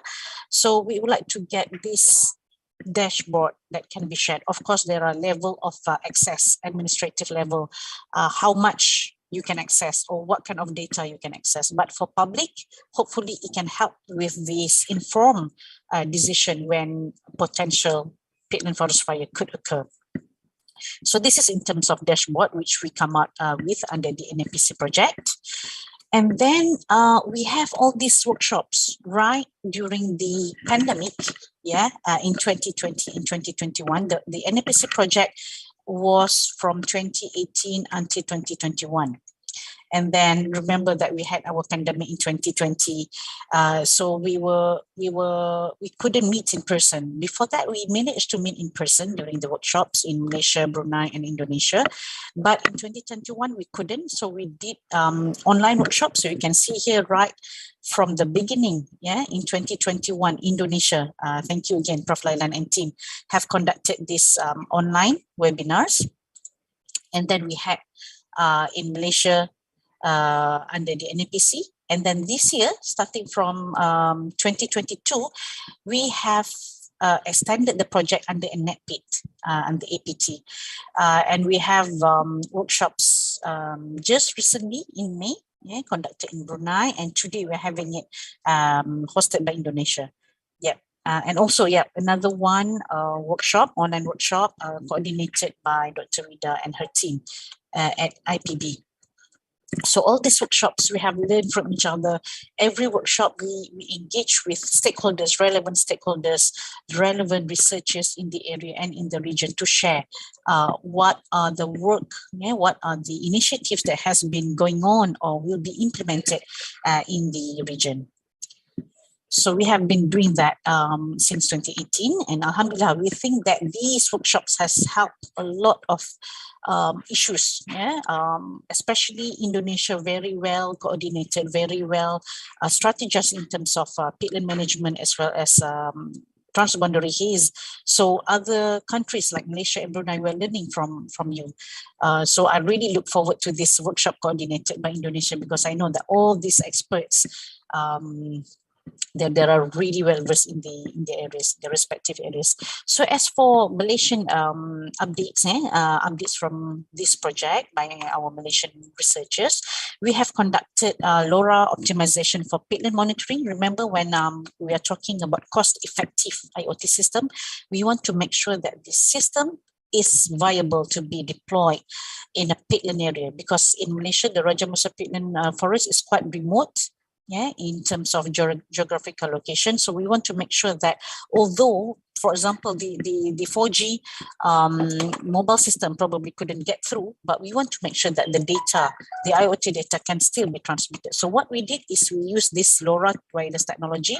It stands for long range communication. So it's called LoRa in short. So we did this optimization. It means that how can we make sure that the whole of Raja Musa Forest Reserve is quite huge. We want to make sure that as much as possible we could cover the respective or the area of interest using this LoRa wireless access technology. So we did that by optimizing the data rate, the spreading factor, and then we managed to connect, to between this sensor node. Sensor node is where the piezometer is. So from the piezometer, we transmit the groundwater level, soil moisture, soil temperature from this ground level to the gateway. And gateway is located here at the tower. On top of that, we also have a weather station so that we can correlate the data on the ground to the data from the weather related data. So we have all this gateway, LoRa gateway and the sensor node. So the transmission is using LoRa, but once it reached the gateway, it is pushed to the internet using the normal SIM card, like the normal mobile communication that we have. So we have that, and then we are also trying to integrate with the water pump, if possible, in the very near future, with the water pump, so that there is an alert to the, for example, forest ranger or the stakeholders, so that they can automatically push a button, for example, through Telegram or for example, through Telegram, and then they can use it from the comfort of the office or at their home, before going there in person. So this is what we're trying to do, and you can find our work here documented in the conference, which was published by IPB. So alhamdulillah, this conference, CIIS, was hosted by IPB in 2021. January 2021. So apart from that, we're also looking into the peatland data. We have collected the data since January 2020. So over the years, we have collected the data, and then of course, there are some data that we couldn't use because the data was off, the piezometer was pulled out from the ground, from the soil for whatever reason. So we managed to get a clean data, I mean a reliable set of data, and that we did some machine learning process to estimate, to predict and estimate the groundwater level. So we did that using machine learning by Dr. Liu, we call him JT, Dr. Liu, Dr. Lukman and the team. And you can find our work here published in this conference. And we would like to thank also GEC, Global Environment Center, for giving us this fire risk codes. So from these fire risk codes, we get the thresholds as to how we can code the data from this threshold of fire risk, according to the fire risk here. Okay, so that has been published in an APC project. So now we are in NICT starting from January 2022, and for 11 months until December 2022. It's very tight schedule, but we are excited to complete this project because we see the potential of the peatland data analytics for forest fire estimation, because we know that the large amount of data can now be we can train them, we can train the data so that we can do prediction. As what one of the speakers was mentioning just now, you can predict the data 6 months ahead. So it's really, really remarkable research there. So we are still learning. The Malaysian researchers are still learning. So we are doing that in steps. Yeah, and we're also looking into the integration with fire danger rating system, and we've been working closely with meteorological department, especially with Puan Nuri. Puan Nuri is here, I suppose. Thank you, Puan Nuri. And then of course, the final aim is if we could integrate with FDRS. So currently what we are doing is we are looking into how we can correlate the data from the IoT system, and then we want to see is it highly correlated, or is it can be represented or modeled together with fire danger rating system. So this is what we are doing now. And specific to the equipment status, we have deployed the IoT system in 2020. And as the years goes by, and then we have to, recalibrate, we have to repair here and there, the LoRa gateway. So you can see here how we are recalibrating, and also maintaining. So this goes to everything, all electronic system. It goes wear and tear, and then we are planning to add more sensors. We're in the process of adding more sensors there. So previously or currently we have 2. We would like to increase another 2 sensor nodes, meaning that another 2 locations in the area. So we will have, inshallah, 4 sensors. So that we can integrate the peatland data and to do more accurate estimation of groundwater level and eventually potential forest fires. So this has been going on, peatland data validation and verification. So it seems like, although we think that we want to estimate, but I think the real challenge or the real chunk, the most chunk of the time is we do for validation and verification. So this is truly a groundwork that we've been doing, and it is needed before we can do estimation. So we've been, alhamdulillah, in NICT project, we have Met Malaysia on board. So we are exploring on the integration of groundwater level to fire weather index. So we are looking on to how we can represent fire weather index, because currently it's like meteorological related, weather related data from temperature, wind speed, relative humidity, and rain. So we are thinking of how we can correlate with groundwater level. So this is still ongoing. We are still discussing every 2 weeks, back and forth. So in other words, if we are thinking that if we could, I also noticed that one of the speakers was also talking about this, the ground related data, if we can integrate with this fire weather index data. So this is what we've been doing specifically on groundwater level versus drought code. And we have validated our IoT data from the IoT, especially on the temperature and the rain, with our system, and the data from the meteorological system, meteorological AWS, automatic weather station. So this is what we've been working closely with MET, as well as from the UPM, MIMOS, USIM researchers, Malaysian researchers, so far. I think that is all. This is some of the scientific contribution that we have. Feel free to download, and we'll have also copyrighted our LoRa and data analytics.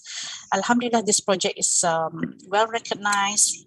We have received numerous awards, and we look forward to the awards from Indonesian team. I'm sure Prof. Lailan and Prof. Iman are just being humble, actually. They have a lot of awards related to the project. So far we have Dr. Vida, which will be one of the speakers here, from UTB Brunei. She has been very active in getting awards from Brunei government as well as from the region. So from Malaysian team, we also have, alhamdulillah, we won silver in the recent MTE 2022, this one, MTE 2022, as well as MTE 2021, and we also receive an international award of merit. So hopefully we can get more awards and more recognition from this project. These are some of the media coverage from this project throughout the years. And then please, if you have the time, you can download our promotional video in YouTube. I think that's all, Prof. Imas. Thank you. Yes, thank you very much, Prof. Adu. Can you write the link of the YouTube in the sure. chat I will do box? that now. Yes, so then, yes, so then the participant can view the very interesting presentation and promotion of this project. Exactly. This is the very complete technology. Dr. Prof. Adu developed not only hardware and also software for prediction of forest and fire. Thank you very much, Prof. Adu, for sharing the progress of this project. Thank you. The next speaker should be Asai-san, Nobuyuki Asai. Sorry for misspelling your name. Asai-san. Yeah, Are you there, much. Asai-san? Yeah, hello, Okay. can you hear me? Yeah, okay. Asai-san is CEO of Radio Affiliates Japan. This is the short CV of Asai-san. Asai-san has a background education from Faculty of Science Department and Mathematics. He is again CEO of the Radio Affiliates Japan.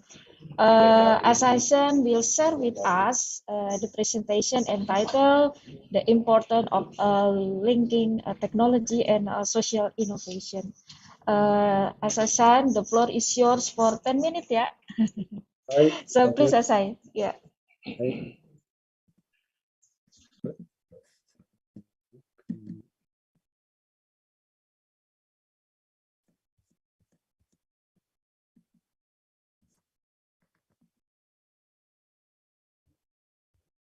Hi, good afternoon, everybody. My name is Asai. Asai is spelled is ASAI, quite similar to the Asia. So I decide my nickname as non-Asia Asai. Easy to remember, right? At first, my name is Asia. So my work experience also in ASEAN area, Malaysia, Vietnam, Thailand, and also work in India also. So anyway, my experiences in Asia is quite long. And during the time, I stayed at the NICT. I was former NICT staff. And at that time, I know the Peatland project, and I have deeply relation with this project. And my friend in Malaysia, he want to establish a company, so I established a company in Japan, Delegates Japan, and our focus is B2C and B2B using internet. And now you can see the bottom. Now research is needed to apply to the society as a solution. So I'm focused onto the R2B, research outcome to business. This is my current mission. At first, this is quite a famous business portfolio. Start from innovator, opinion leader, and early majority. So market become growing up in this portfolio, like this portfolio. And when I was at NICT, I worked together with this Peatland project. I can say that is just an innovator field. And now you have many relationship with stakeholders, so you can get the opinion leader. So it can be a chance to grow up your research outcome to the society. So it is possible to say now we can start for the social demonstration stage together with many stakeholders. So stakeholders support is very important for us.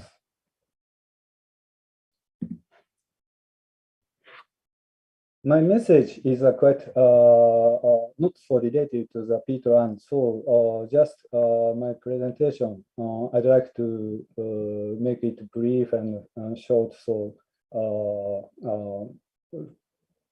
I'd like to close my presentation now.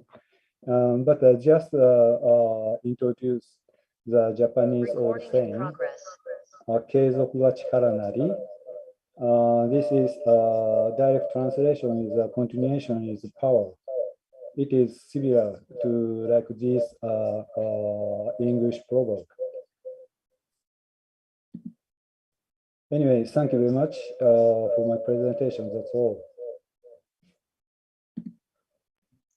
Thank you very much, as I said, short presentation, but very important how to link the research in the society, because research has to have the impact in the future to the society. So thank you very much for the message, as I said. Ladies and gentlemen, so now we are goes to the third presenter. The third presenter is Dr. Wida Susanti Haji Suhaili from UTB Brunei. Dr. Wida. Assalamualaikum, Dokter. Okay. Dr. Wida is from University Technology Brunei. Currently, she is a Deputy Director of Center of Innovative Engineering, UTB.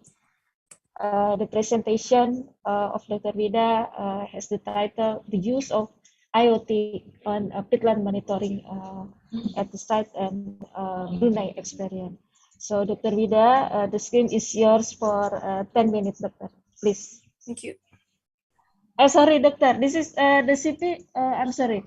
Let me read the CV for Dr. Wida, because Dr. Wida also has so many achievements based on his project research. Yeah. Can you, the committee, can you share the CV of Dr. Wida? Yeah. Okay, this is the short CV of Dr. Wida. Dr. Wida graduated from UK since bachelor and master, and also for PhD. PhD just finished from University of Edinburgh in education technology, yeah.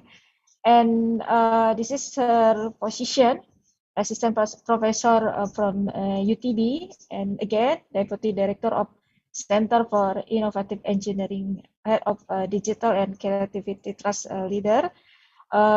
She has so many research projects and so many awards, yeah. But so sorry, cannot read one by one. The audience can get her CV, I think, to know more about Dr. Wida. So again, Dr. Wida, you have 10 minutes to share the Brunei experience regarding the conducting of this project. Please, Doctor. Can you see my screen? Not yet. Visible now? Anyway, thank you, Prof. Imas, for the kind introduction. So I think it will be coming up soon, inshallah. Is it there already? Nah, okay. Now, okay. All right. Yes, please. Okay. Assalamualaikum and salam sejahtera to all di mana saja berada. Semoga senantiasa dalam lindungan Allah. Amin. First and foremost, I would like to thank you, Prof. Lailan, for extending the invitation to allow me to share Brunei's activities, especially on experience for Peatland, regarding Peatland. So let me just share with you the presentation outline. So I'll be talking about the Peatland forest of Brunei in a glance. I'll be sharing to you some of the stakeholders' perspective, because due to this project of Peatland, I've been engaged with quite a number of stakeholders in Brunei itself via the government, also as well as industries. And we'll also look into Brunei's stance on the climate change. And finally, I'll look into the Net Peat Brunei, which was already explained by Prof. Edu. So Brunei is as you know, is a very small country, but even though it's small, we actually still have 72% of this land covered by forests. And if you look into the map itself, we actually have quite a big chunk of it still under peat swamp forest. So our peat farm is actually, peat swamp forest is actually either Kapur Paya or Badas, which is covered by Sharia albida. And it was in 1995 by Ebert Herb F. Bruni saying that this unique Sharia albida peat swamp forest of Sarawak and Brunei are most probably the most threatened rainforest formation, and it was predicted that it will disappear in a decade. So Alhamdulillah in Brunei is still intact, it's still there, but we lost some, so that's why the conservation is really needed. So as we all know, peatland is actually a good source of carbon, and it was very unfortunate in 2016, we actually have to fly in 2 helicopters, which cost us around 5.6 million to just kill the fire using helicopters. So in the first instance, that is when I completed my PhD in 2015. So the first project that I actually embarked on is basically peatland forest fire. So in 2016, we approached Royal Brunei Fire Rescue to understand how peatland works. So we know the outcome of low and high peatland groundwater level issues due to the dry and wet. So the concern is basically on the dry season, on the dry aspect. Because when it's dry, there's low availability of water, and because of it's dry, it was shared by Prof. Bambang just now, that the temperature rises, as well the humidity drops, So these are all the main ingredients for fire to outbreaks. And apparently in Brunei, the main cause of peatland forest fires are basically due to illegal farming. And this is done because of they would like to farm, so they have to burn the area. And sometimes it's because of they're doing fishing, because of their mosquito coil still up fire, and then it causes this fire, and then open burning, and due to the nature is because of the prolonged dry season. So these are basically some of the reasons and the causes of peat fire in Brunei. So I would like to show you what happened in 2016, because the 2016 fire was quite extensive, because it prolonged to up to 98 days for the firefighters to actually start killing the fire. So around 200 firefighters were deployed, and there were 10 sectors which were set up to actually tackle this issue. So this is basically one of the main area, because it's closer to the housing area. So that's why it was a major concern. And as you can see, once the outbreak is happening, it releases quite a big dense cloud of smoke, and that is actually hazardous to our health. So how was the fire suppression methods being done? So some of there are 3 approaches basically that they did. So one is total flooding, and because of the highway and there is no fire extinction, fire hydrants, so they actually need to have an adequate water supplies. So they have to look into where the pools are, so take water from there, and if there's not enough, they can still get assistance from JKR, where water will be sent through this JKR water tank. And then the second suppression method will be water bombing, which is costly, as I mentioned earlier on. And another way is basically by making fire breaks in temporary lake or pool, which can actually slow down the spread of fire, which is easily accessible by firefighters, and also minimize the fire damage. But it needs to be done very fast, but it does slow down the fire from being spreading. So what are the difficulties that they face? So basically, as mentioned, because of the inadequate water supply, so we have to really link with respective agencies to actually assist. And some of the areas cannot be accessed by the firefighters. So because it's quite deep inside, so it was inaccessible. And then because of the prolonged operation, some of the equipment could actually be broken. And when this is prolonged, as we know, there will be a number of fire incidents happening. So this can actually be quite a daunting process for the firefighters. And to make matters worse is basically when the operation, as you know, all these are ingredients for fire to actually just, be happily spreading itself. And since it is closer to our highway, which is our serial bypass, the safety of the road use is also at risk. Yeah, and at some point there are also some wild animal attacks. So these are some of the difficulties that they are facing. So their recommendation is basically coordinating with relevant agencies. So they communicated to the nearby population, working closely with the village communities, increasing more public awareness, putting a lot of signs, and continuous patrolling. And this has been done since 2016. And due to the extensive reaching out to the respective agencies then also come up with doing their own stuff. So the yellow polygon or yellow dots basically marks where the fire events are. So during that time in 2016, we actually started looking into it. So we actually tried to come up with a solution. So we presented a paper towards development of Peatland fire prevention system for Brunei, where we do not try to kill the fire, but instead we need to make sure that it's always wet. So that's our main focus, basically to ensure that the area is always wet. So we would like to know more about Peatland. So since this contact was not even in our knowledge in the first place, so we approached Heart of Borneo, because Heart of Borneo is basically the key organization that governs our Peatland in Brunei. Yeah, so basically we have this one organization in Brunei that does this, which is under Forestry Department. So under this Forestry Department, we have a number of forest law, forest policies. So there's laws that governs Forest Act, as well as to protect our wildlife, flora and fauna, as well as recently we have our Brunei Darussalam National Climate Policy, BNCCP. All of these are basically to improve the understandings of the importance of forests via socio-economic as well as environment through the scientific research. So I'll be sharing with you some of the what everyone have done, every organization, be it academic, be it industries. So I'll be sharing the Brunei's perspective. So through this understanding, we're able to stop, to stop logging from happening, especially around the peat swamp forest, because of this awareness that has been spreading around, as well as the development of viable restoration rehabilitation methodologies, which actually have shown higher success rate. And again, the public awareness, not just through the government agencies, but also the academicians are also helping out in ensuring that there is awareness on these issues. So the tree planting is taken care by UBD as well as the Forestry Department. So they've been really involved with this. Unfortunately, due to COVID, one of those activities was actually halted, but it doesn't stop them from doing it. So it still proceeds, although the saplings are already quite tall, but it's still surviving. And this is monitored by UBD.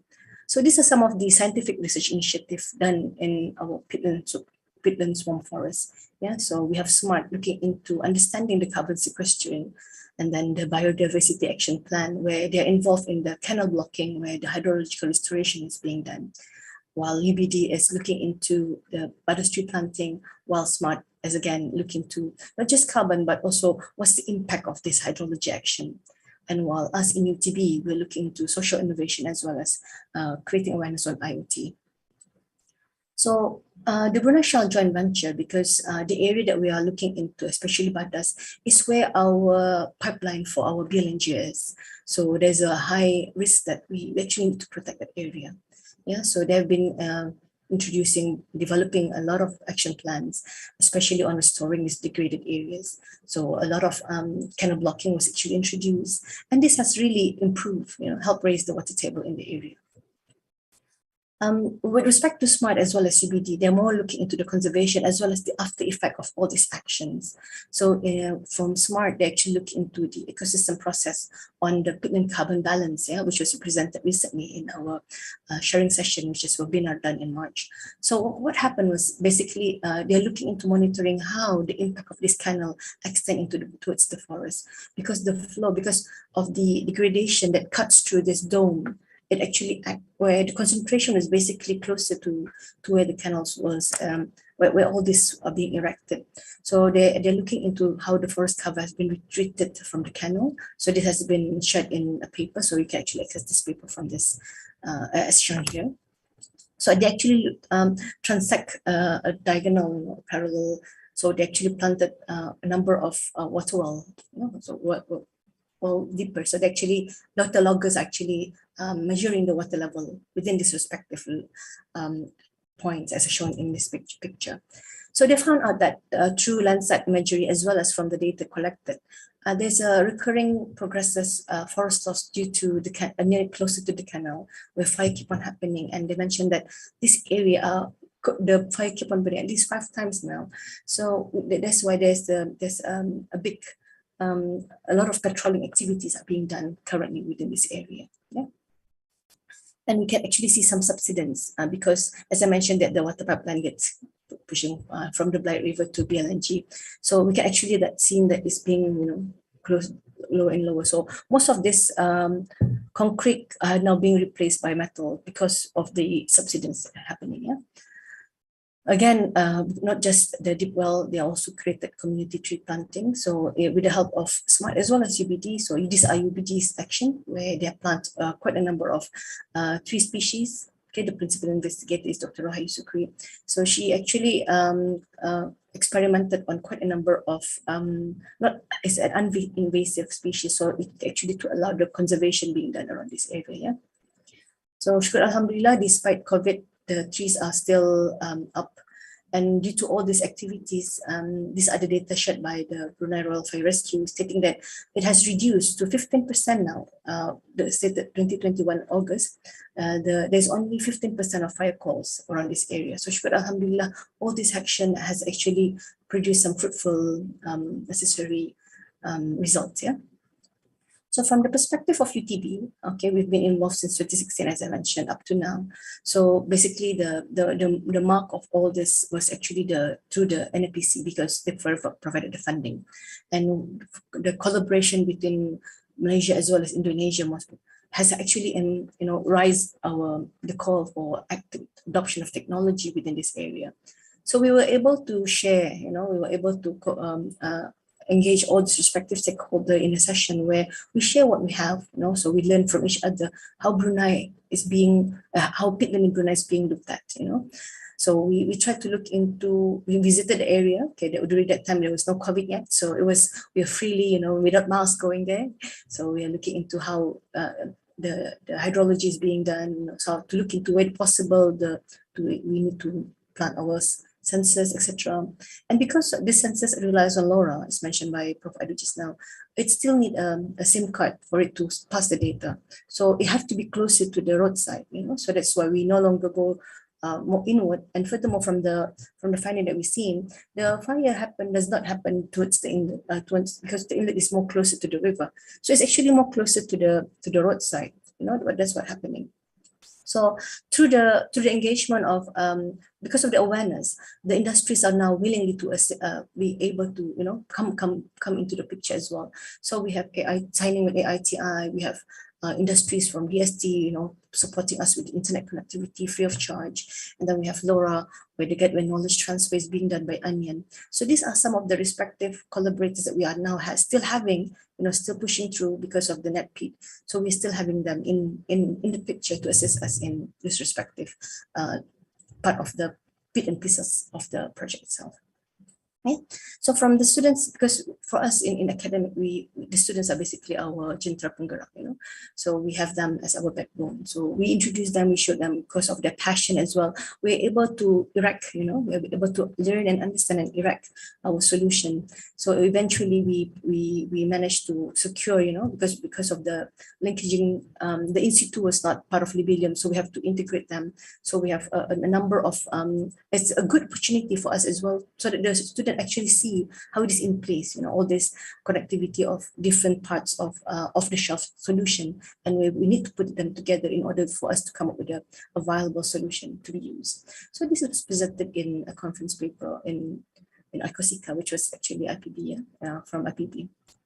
And then to another students, which is from my supervision, we actually then, after complete the integration, we now have to embark and put the solution into the site. So this was the first time we actually embarked on a real site deployment, and we're able to create a prototype of our web app as well as our web base, mobile app as well as the web base. So this, so there still need to work to be done, because we, as you know, with the equipment, we face issues of the solar panels and all those things. So we need to actually address this one at a time as well. And due to the data being collected every 10 minutes interval, we need to ensure that we have a storage. So these are all being chased after for this NetPeat project, because we need to have a big storage system to actually allow us to store this data. But before that, we actually started to deploy in UTB for in-house testing, and we're able to deploy as I mentioned, the main in the control site. So this is basically how we actually deployed. We deployed the gateway on top of Masutra building, which is the highest point around that area. And we deploy our sensor node, which we call the control node at location number 4. So we shared our findings. We also invited our collaborators to talk, and we shared the information, through our stakeholders, and as well as as academia, we like to be publicized as well. So we put it into a publication mode, yeah. And so basically that's what NIPC have done so far. The contribution with NIPC. But because of, I will to share some of the climate change in Brunei, what are we looking into as well. So we look into how do we mitigate this impact, yeah? So we have come up, our stand for forest and biodiversity is basically we took a conservative approach. We want to conserve it more, yeah? So we have all the sectors are welcome actually to be involved in helping out.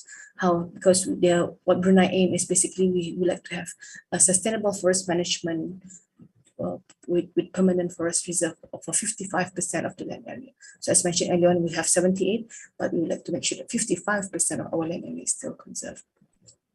Yeah, so we have a big plan. So 68.2 million was actually reserved to ensure that we can adapt and mitigate the climate change, not just for forest fire, but also for all of the other disasters which Brunei might face. Yeah, and the policy in number 2, item number 2 is where the forest cover is, where it is the whole nation approach, where they're looking to, if you cut one, the policy is to plant 4. Yeah, so we need to ensure that we keep that 55%. Yeah. So that's our long-term commitment, where this is our aspiration towards Brunei Vision 2035, to ensure that we also incorporate the goals of SDG 2030 and to comply with the climate change initiative, yeah. To ensure that our endangered species are being conserved at the same time. So through research as well as through our awareness sessions that we have. So the next session we have was recently in May, as mentioned by Prof. Adu. So we shared this information. We actually go to the site, we learn how it was done by our firefighters, how it was done by our meteorology, because these are the 2 main stakeholders which is now officially within our team. So shukr alhamdulillah, hopefully we'll be able to meet you guys in the coming next week. We'll be flying off this Sunday. So our way forward is basically to implement, to incorporate this into our Brunei Weeks. So we have our own app where Brunei Meteorology share our Brunei weather information through Brunei Weeks. So we would like to actually add on to this information to be shared to the public. And then for our prevention, for our Brunei Forest Fire Rescue Department, we would like to create something similar to what Prof. Imas is doing. So we're looking to trying to come up with an early monitoring system, yeah, not through the Brunei WX, but also this will also be used by the Brunei Fire Rescue Department, inshallah. Yeah, and we will also have our data analytic because one of our members is looking into that as well. So yeah, basically that's our from Brunei perspective. So I thank you all for your time, and although it's lunchtime, thank you for bearing with me. So I'll push it back to you, Prof. Imas. Thank you so much. Thank you very much, Dr. Adu, Dr. Vida, for a very nice presentation. So IoT and also LoRa technology is very potential to be implemented in Brunei. Also, we will start to also implement this technology in Indonesia, Dr. Vida. Thank you very much. Ladies and gentlemen, so we will have a session for question and answer.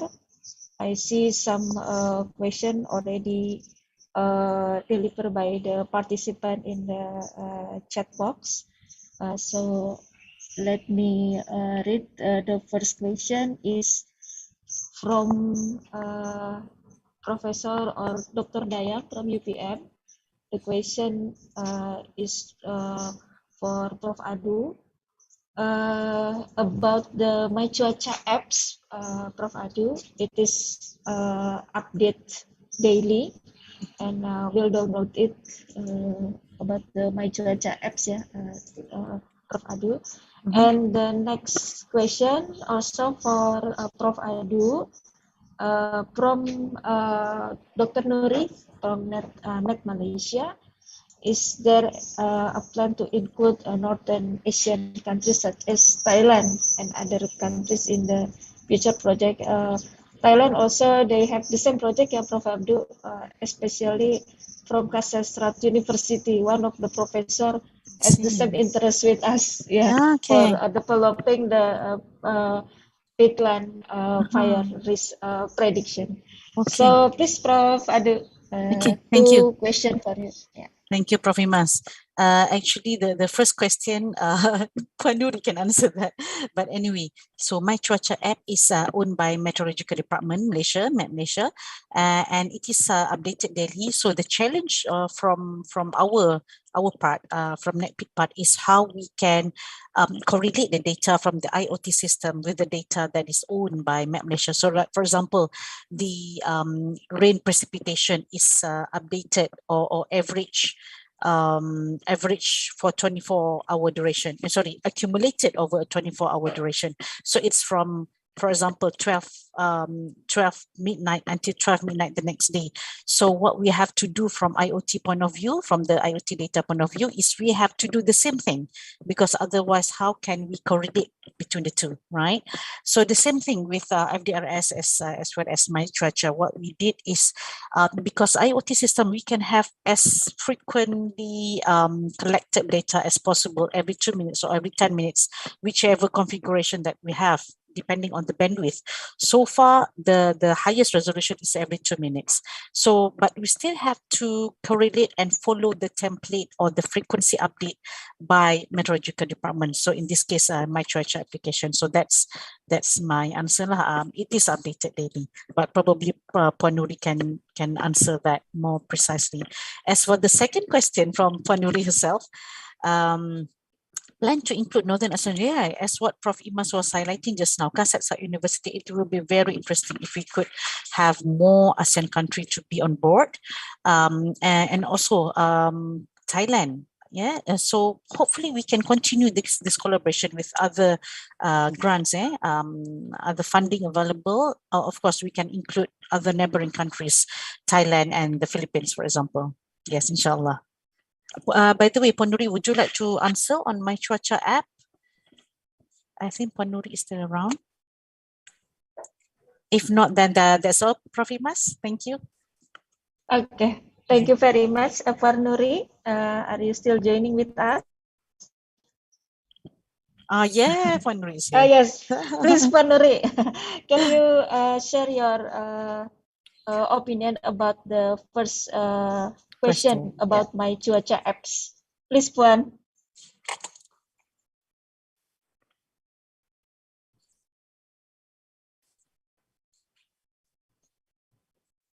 I think Puan Nuri has some issues, about the microphone. Yeah, I think it's okay. Maybe Puan Nuri can answer on the chat box, Prof. Imas? Yeah, can answer using the chat box, Puan Nuri. Yeah, I think it'll be okay. Yeah, thank you, Puan Nuri and Prof. Imas. Okay, thank you very much, Prof. Adu, for the answer. Yeah.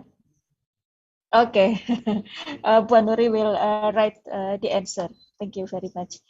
Okay, the next question. Is there any question from the audience, from the committee?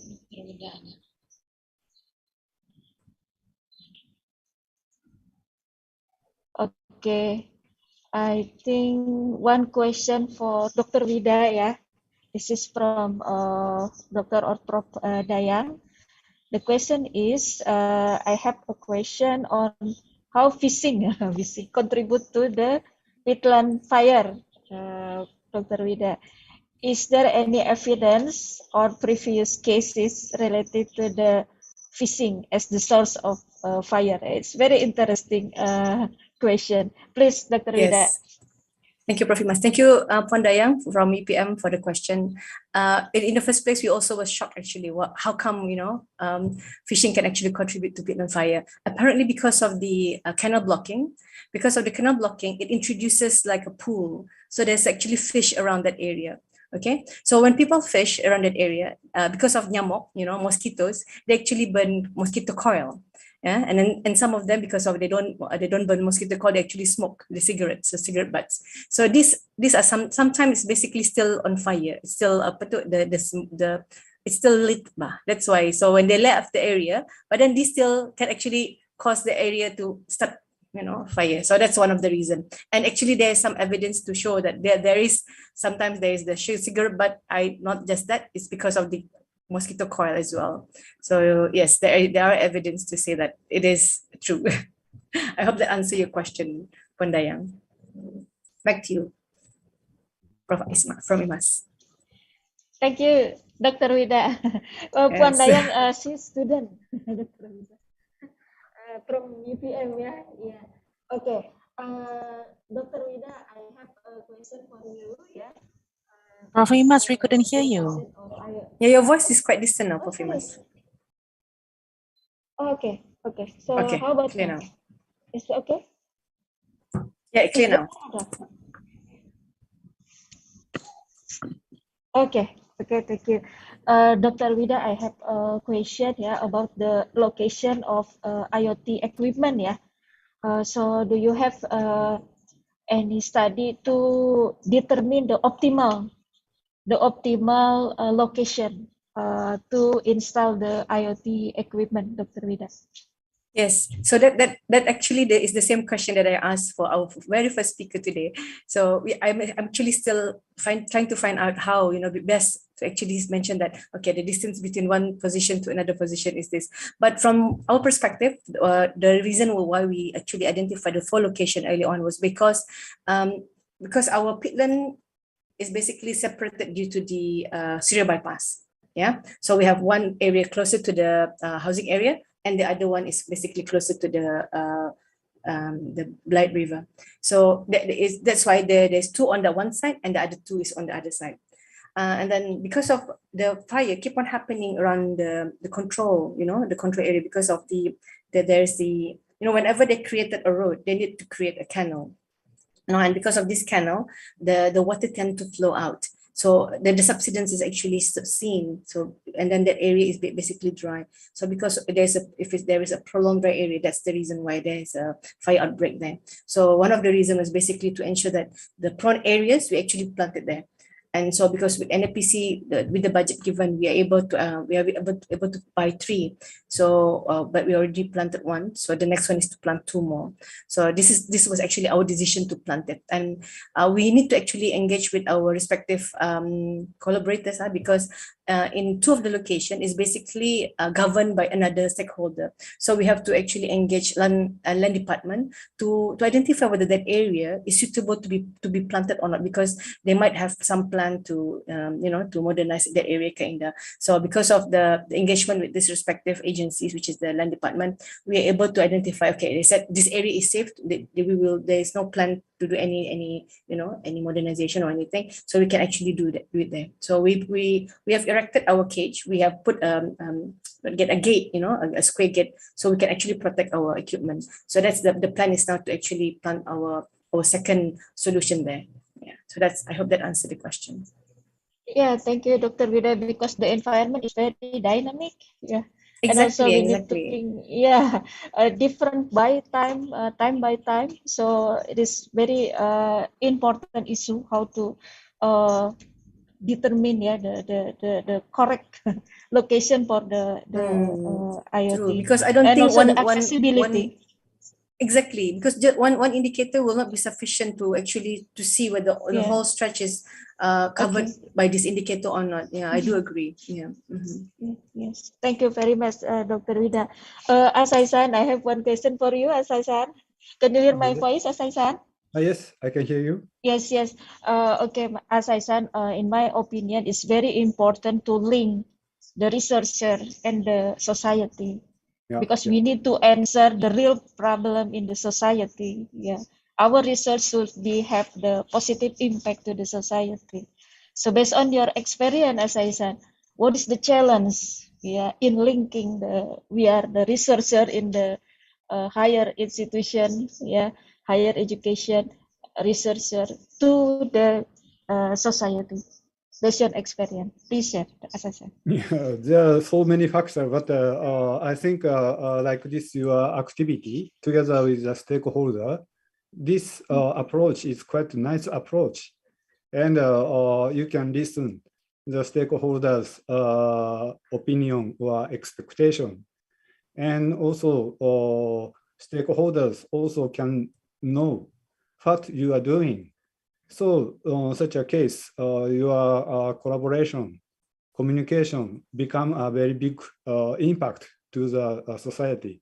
I'm expecting such an approach, and also it is if what I can do, I try to find some Japanese fund and introduce to you. That is also my one of my mission, I think. Thank you very much. Yeah, thank you very much, Achai-san. So then, hopefully our research not only produce the publication, but also the innovation, yeah, to answer the problem in the society. Thank you very much, Achai-san.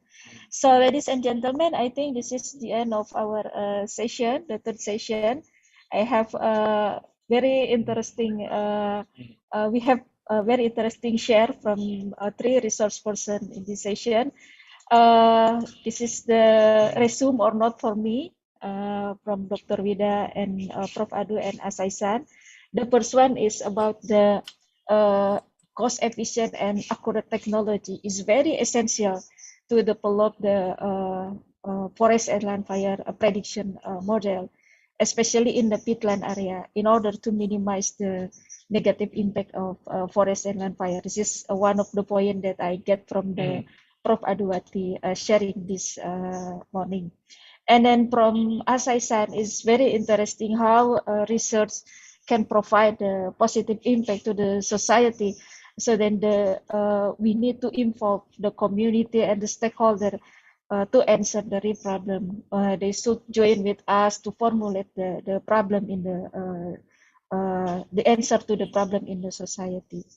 And then the last one from Dr. Wida, it is very interesting technologies. I think this is the very potential technology currently, IoT and LoRa in developing the peatland fire risk prediction model.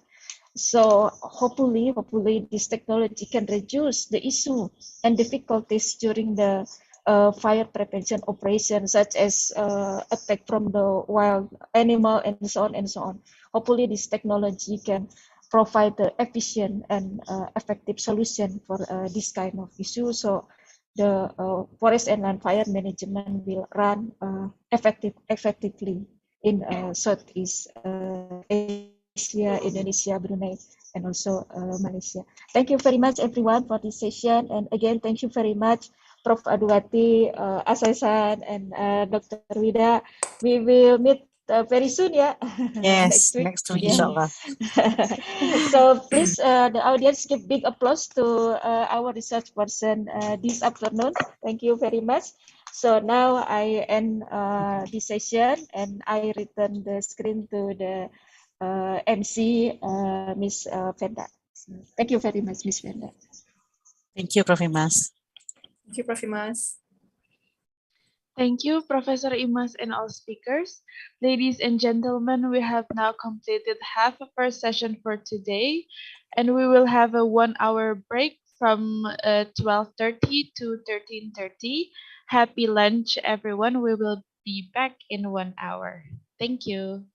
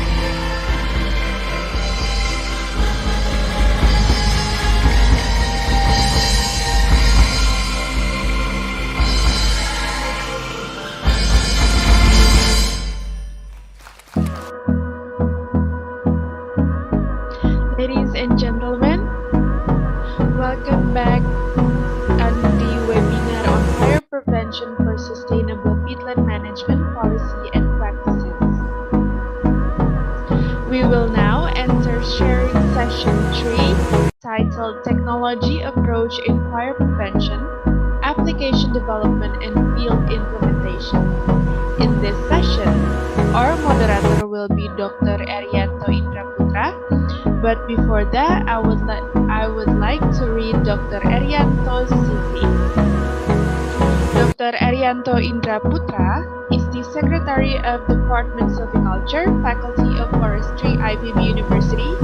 Dr. Erianto is also a part of RFMRC Southeast Asia. Dr. Erianto had his PhD in peat fire at Hokkaido University. His master degree is in forest science and his bachelor degree is in forest management.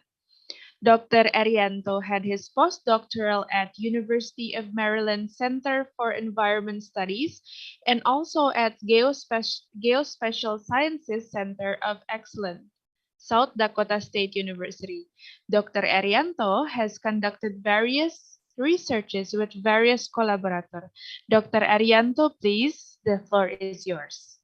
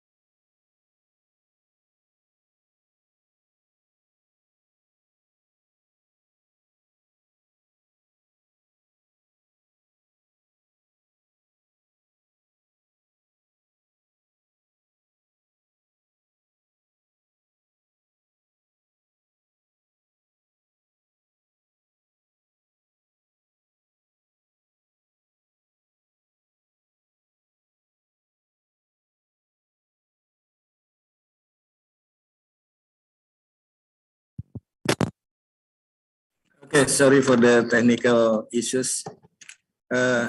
So my voice is quite clear for you all? Yeah? Yes. Okay, thank you so much. So, I will begin. Bismillahirrahmanirrahim. Assalamualaikum warahmatullahi wabarakatuh. Good afternoon for all of you in Indonesia and Malaysia, and good evening for all of you in Japan and surrounding. So my name is Indra, and it's my great pleasure to be a chair for this great session. So we're approaching the sharing session 3. This is entitled Technology Approach in Fire Prevention, Application Development and Field Implementation. So we'll have 3 great speakers here. Professor Dr. Imas Sukasi Sitanggang. She's the head of postgraduate study program from Computer Science IPB University. Pak Ferdian Krisnanto, the head of Sumatera Region of Climate Change and Forest Fire Control Unit, and Pak Asmadi Saad from Faculty of Agriculture, Jam University.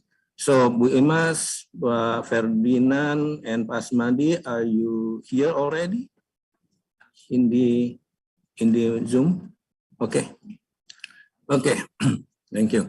So we'll have 3 speakers and also the 3 presentation. So each of the presentation will be had for around 15 minutes. And after all of the speakers, we'll have a question and answer session for around 10 minutes. And you may want to write your question in the chat box if you want to ask, and please provide your name and also provide for whom your question to. Okay, so the first speaker will be Bu Imas, Profesor Dr. Imas Sukasi Sitanggang. Bu Imas, Bu Imas Sukasi Sitanggang is the head of Computer Science Department, Faculty of Mathematics and Natural Sciences, IPB University. So he had her doctoral degree from Computer Science, University of Putra Malaysia, and is in my record, she already received so much awards, more than 10, I think. So, and also quite a number of research, mainly in the special temporal prediction model and for the haze simulation. So, Bu Imas will present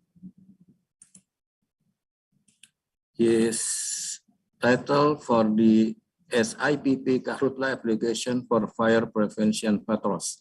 Bu Imas, time is yours for 15 minutes. Assalamualaikum warahmatullahi wabarakatuh. Good afternoon and good evening for everyone. Thank you so much, Pak Erianto Putra, for the introduction. So now I will share my slide presentation. Yeah. Okay, so can you see my slide, Pak Erianto? Yeah. Yes. Yeah. Okay. Yeah. Go ahead. Okay. So everyone, so I'm going to share about the application for forest and land fire prevention in Indonesia. We name it SIPP Kahutla in bahasa Sistem Informasi Patroli Pencegahan Kebakaran Hutan dan Lahan. This is the collaboration work between ITB University and Ministry of Environment and Forestry, and also funded by DPP, Ministry of Finance and ITTO, International Timber Organization, Japan. This is the main module or main system in the application. Our application has three main module. The first one is the mobile application. This is the mobile application. We use the mobile application for recording the data from land. The user of the system is Forest and Land Fire Prevention Patrol Team in Sumatra and Kalimantan. And then the second module is the Spatial Database Management System. Here we manage so many parameters from the field during the forest and land fire patrol.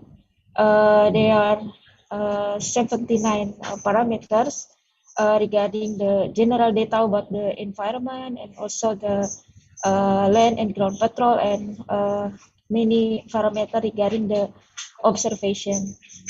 And then the third module is the web-based application. We develop the geographical information system. The main function is for managing and monitoring and also reporting the forest and land fire prevention patrol. The user of this application is the managerial level, started from the regional operation in Sumatra and Kalimantan, administrator and head of the organization. And also the other user is administrator and head of the climate change and forest and land fire control, Ministry of Environment and Forestry. And the user from the ministry, especially in the administrator of the Director of Forest and Land Fire Control in Ministry of Environment and Forestry. So this is the three main module in our system. Again, the mobile application is for recording the data, and another two module is to manage the data collected from the field. This is the timeline of the development of this system. We started to develop the application in 2019. We collaborate with Pak Ferdiansa, the next speaker in this session. Pak Ferdi is the head of the Center for the Climate Change and Forest and Land Fire Control in Sumatra region. We do initiation for development this application by capturing the needs from the patrol team in three provinces, in Jambi, Riau, and also South Sumatra. And then after that, in 2020, we start develop the application based on the user need we capture in 2019. So during the COVID-19, we developed the application and we do some testing with the user, including the patrol team and also administrator in the operational region in Sumatra area.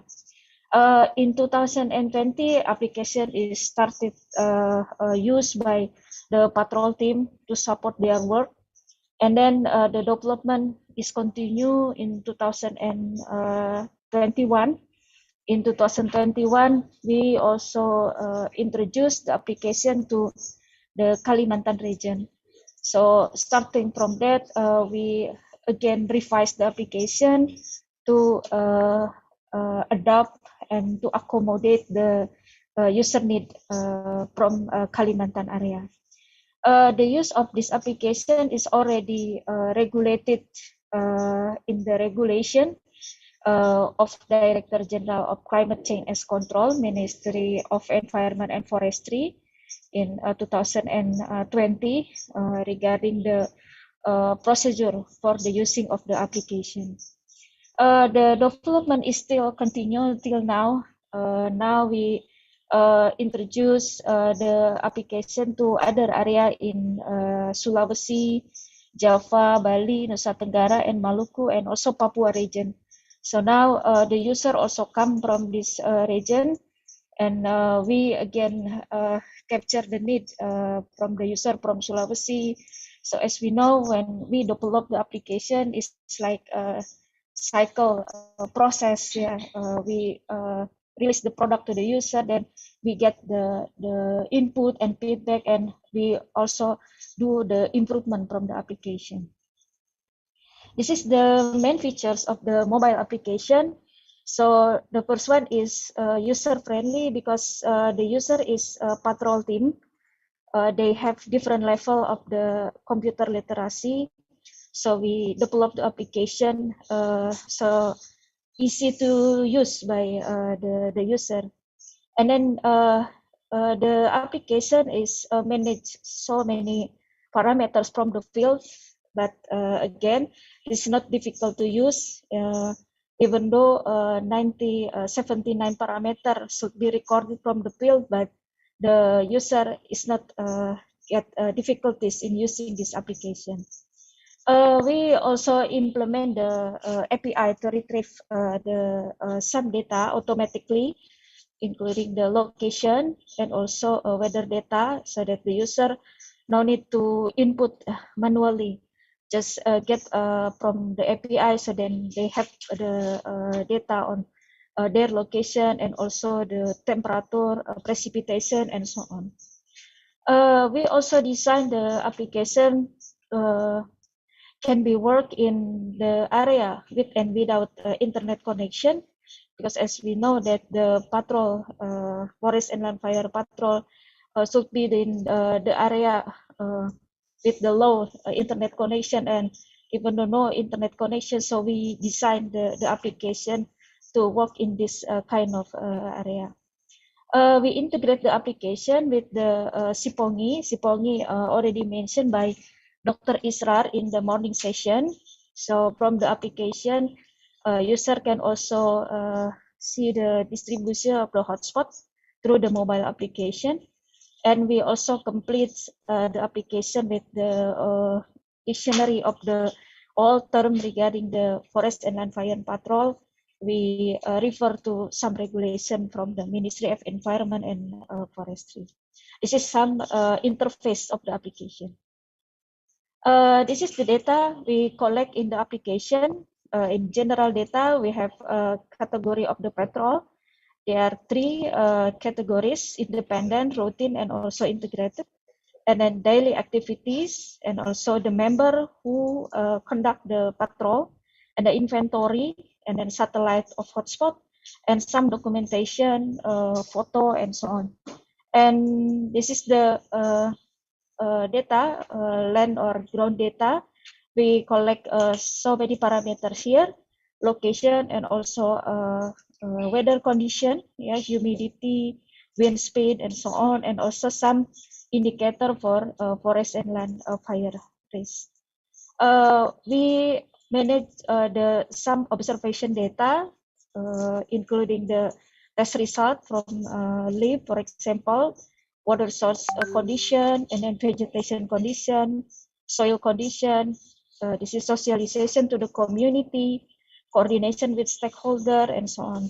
And also, I mean this one, suppression, yeah, fire suppression during the patrol, and also the ground check. And about the web-based application, the web-based application has some menus. The first one is the home to monitor the patrol activities, yeah, conducted by the team from the field. This is the interface.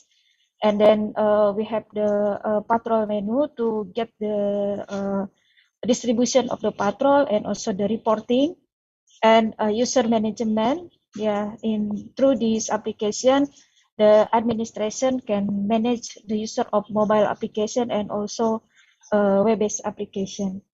And we also integrate the application with hotspot from Sipongi.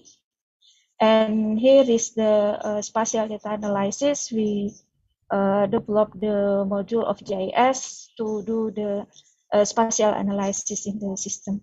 And this is the additional menu about the system, and also the feature for the user to change their password and so on. This is the main feature of the web application. Again, the first one, the system can be used to real-time monitoring of the patrol activity in prone area. This is the pin, yeah, of the patrol location, yeah, that can monitor by the managerial level in the Ops operational region to the Ministry of Environment. And then again, we connect to the Sipongi Plus. We also develop the spatial database management system to manage all parameters collected from the field and also the documentation, all documentation. And then we implement the role management of the user, because we have some level of the user in the application. They have their own restriction to access of the system. So for example, the user from the Sumatra, they can only get the detailed information about the patrol in Sumatra only. But for the user from the Ministry of Environment, they can get all the data in the whole Indonesia, Sumatra, and Kalimantan.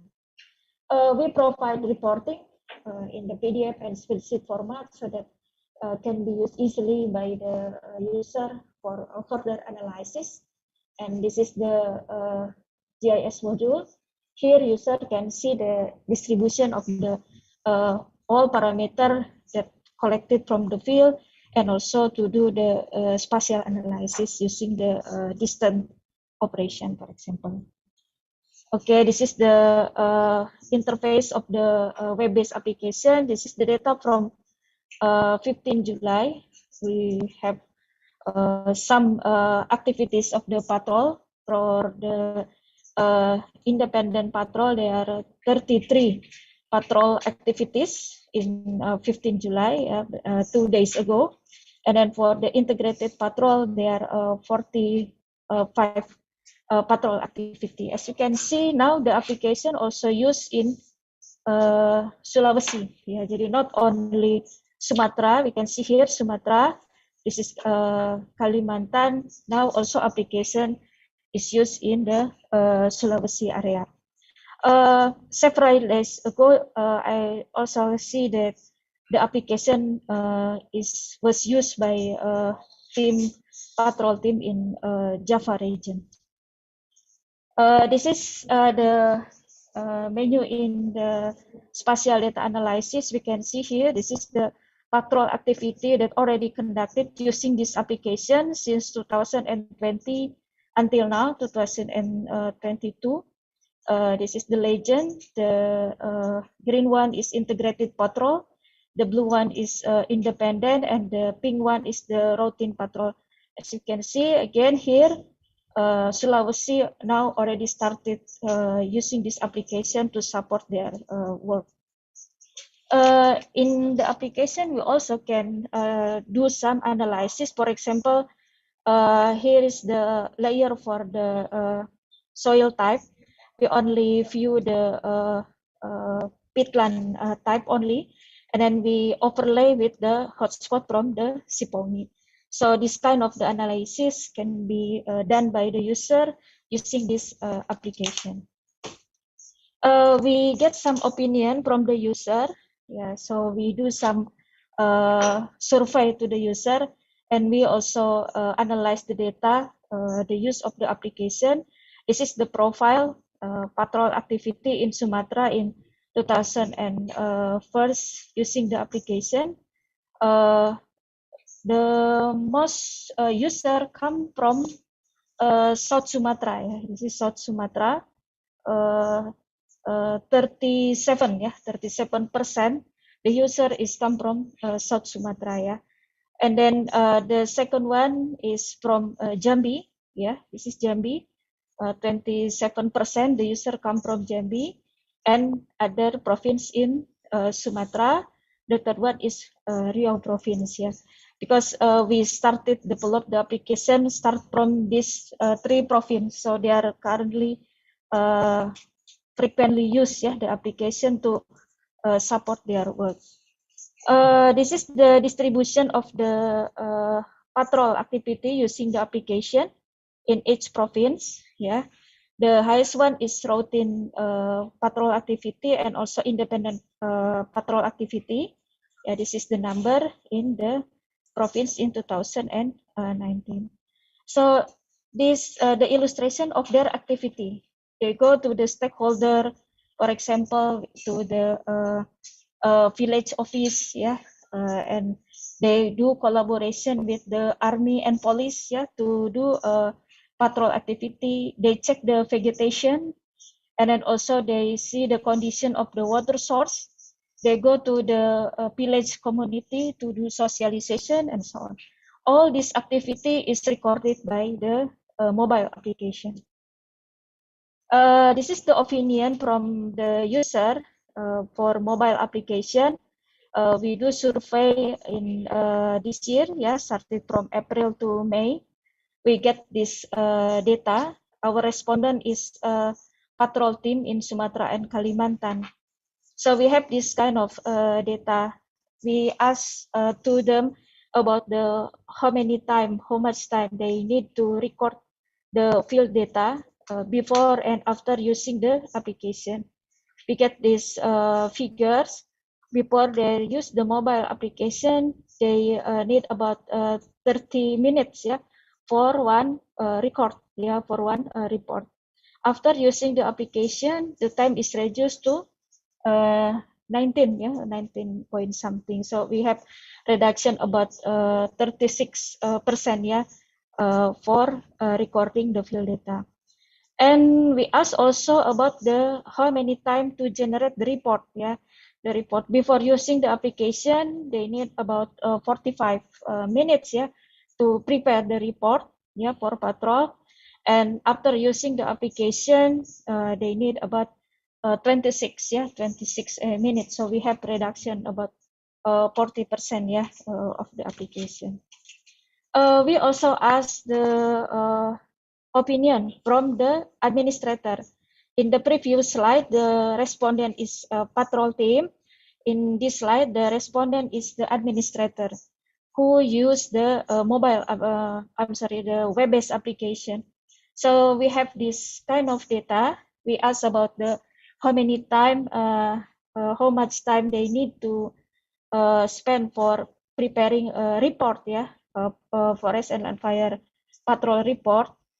Before using the web-based application, they need about 31 minutes, yeah. But after using the application, they need only about 13, yeah, 13 minutes, yeah. So we calculate there is a reduction, yeah, about 56%, yeah, in terms of time need for preparing the application.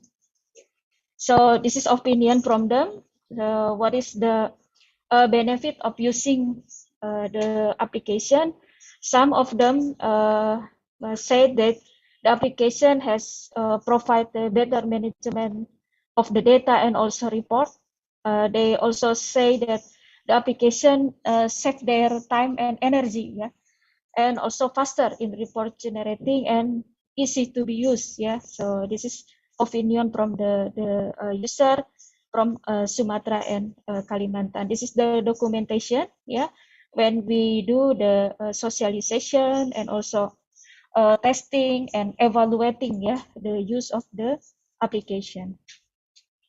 This is some publication of the system. We also we already published the manual for parameter measurement. Yeah, so here is the book that explain the how to measure each parameter in the patrol mobile application. We already published it, and as Dr. Israr mentioned in this morning, the application was officially launched, yeah, by the rector IPB and also by the director from the Ministry of Environment and Forestry in 29 June, yeah, last month. So this is some achievement, yeah. Our system is considered as one of the innovation, yeah, in Indonesia. 113 innovation of Indonesia in 2020, and also we get recognition, yeah, from the coordinator minister from Political, Legal, and Security Affairs Indonesia. This is some documentation when we go to the stakeholder and the user, yeah, during the system development in Sumatra and Kalimantan. This is Pak Ferdi, yeah, will be the next speaker after me, Pak Ferdi. And here is Bapak Joni as the head of center PPI KHL in Kalimantan, yeah. I thank to their support, yeah, during the development and implementation of the system. I think that's all, Pak Erianto, my sharing about the SIPP Karhutla, Sistem Informasi Patroli Pencegahan Karhutla or Smart Patrol Information System. Thank you very much. Okay, thank you very much for your great sharing on the introduction and implementation of this newly introducing the forest and land fires prevention part information system that should be greatly support the patrol activity in Indonesia. So we'll hear about the challenges of using this kind of patrol information system in the field.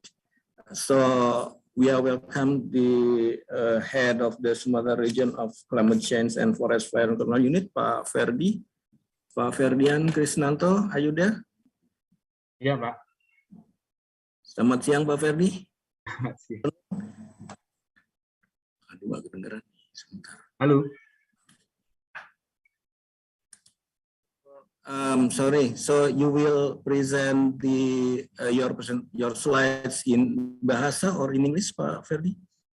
Maybe in English, Pak. In English? Yeah. Okay, okay, nice. Love it. Okay, Pak Ferdi is becoming the head of Sumatra region of Climate Change Forest Fire. So he was gained his bachelor degree in Gajah Mada University and his master degree in APB University. So time is yours, Pak Ferdi. You have 15 minutes to present your slides. Thank you for the time, Pak Indra is my colleagues in IPP. I will continue the presentation from Professor Imas as a leader of researcher who developed this reporting system. I will make short and quick presentation. Maybe the application that we use every day in Manggala Agni as a forest and land fire brigade activities in the field. Maybe can you help us for the presentation? Yeah. Thank you very much. This application is collaboration between the Ministry of Environment and Forestry and IPB University, supported by LPDP and ITTO. Next.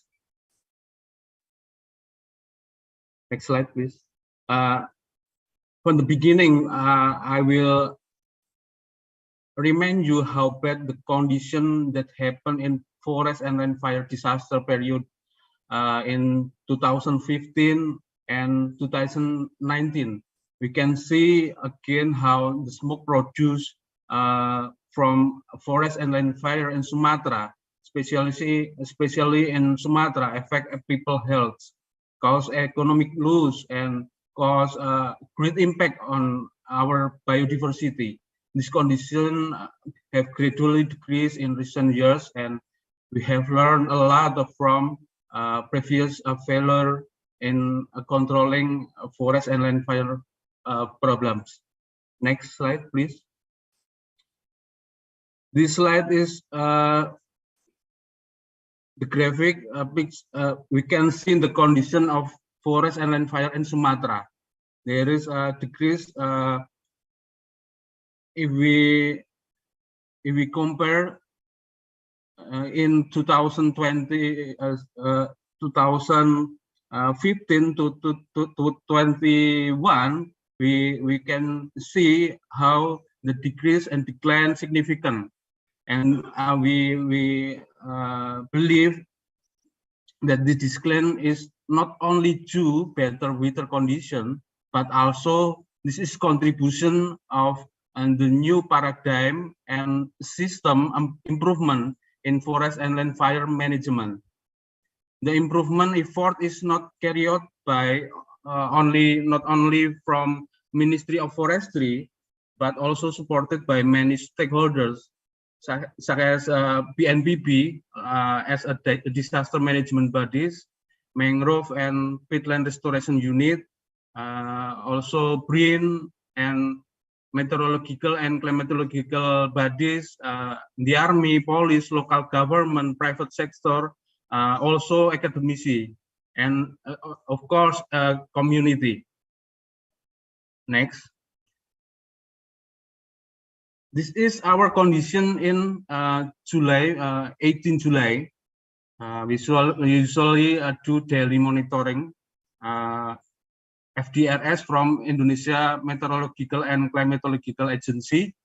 And the hotspot we monitor from Sipongi, and this one, and the right one, the position of patrol team. This is from SEPP application web. On 18 July, we assigned 35 integrated patrol teams to anticipate forest and land fire in Sumatra. You can see in the FFMC map, so the red one, and Sipongi also show many of hotspots detected in Sumatra region. That means almost all of Sumatra is fire-prone condition.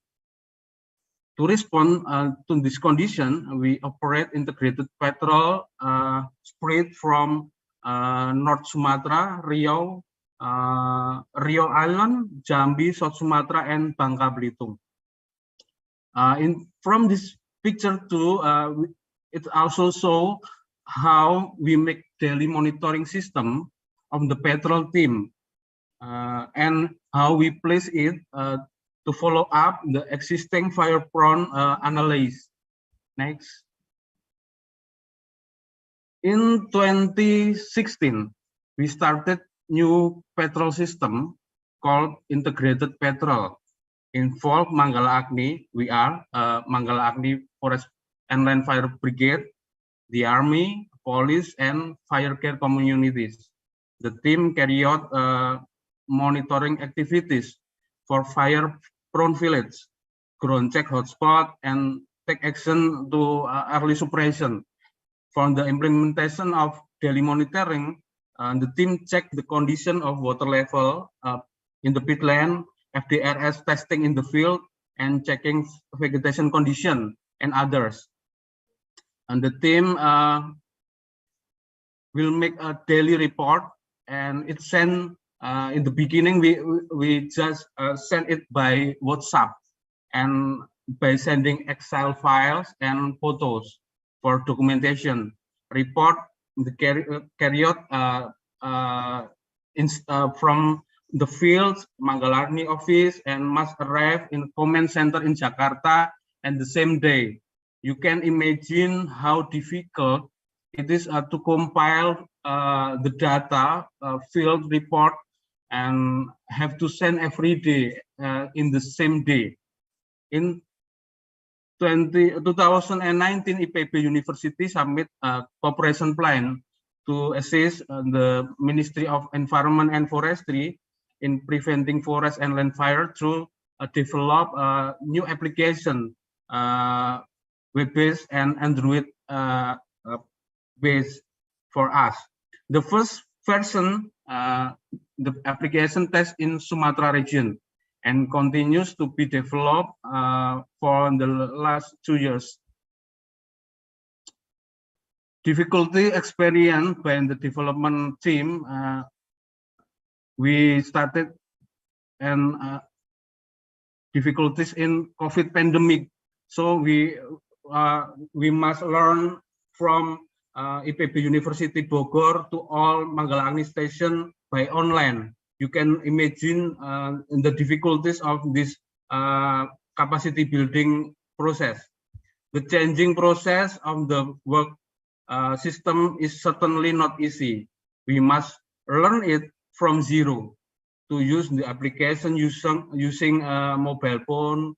In this first version, there is also difficulties because of fire-prone areas. Most of fire-prone areas, there was no internet signal. But over time, day after day, the difficulties can be corrected and improvement. We have improvement. Currently, we are used to using the application with 79 parameters that must be measured in the field and reporting them daily to command center in Jakarta without any significant problems anymore. Next. This image shows how integrated patrol team work in the field. The team monitor field condition, conduct audits to the community, and to the end of the activity, the team will report the result, these daily activities through application that has been installed on the team leader's cell phone. Next. This image above show a visual mobile application, and the one below is IPB web-based application. Now, in the web version, improve with the analysis, like Professor Imas told, analysis of the result of the patrol. They are useful for us to determine strategy and policy making in Ministry of Forestry. Of course, this reporting system will continue to develop according the needs of from the field, and collaboration with researcher will be grateful help us in the field. Maybe it is in the last slide. That next. The slide is our short presentation, and thank you very much for your attention. Mr. Indra, time is yours, please. Thank you very much. Okay, thank you so much, Pak Ferdi. So, Pak Ferdi and I sometimes work together, Pak Ferdi, in maybe 3 or 4 years ago in defining the criteria indicators for the fire management. So, thank you for your great presentation, Pak Ferdi. So, we already hear the history of this kind of new patrol information system, and how is the difficulties and challenges in using this patrol information system in the field. But I know that you will have a lot of questions for the presenters, but please hold on your question. We will welcoming Pak Asmadi Saad. Pak Asmadi Saad, are you here, Pak Asmadi? Okay, love it. Yeah, thank you. Yeah. I always love your style, Pak Asmadi. Yeah. What kind is that? That is a hat, or maybe you can introduce the name of your. What is the name? The name of that is Belangkon or Belacak.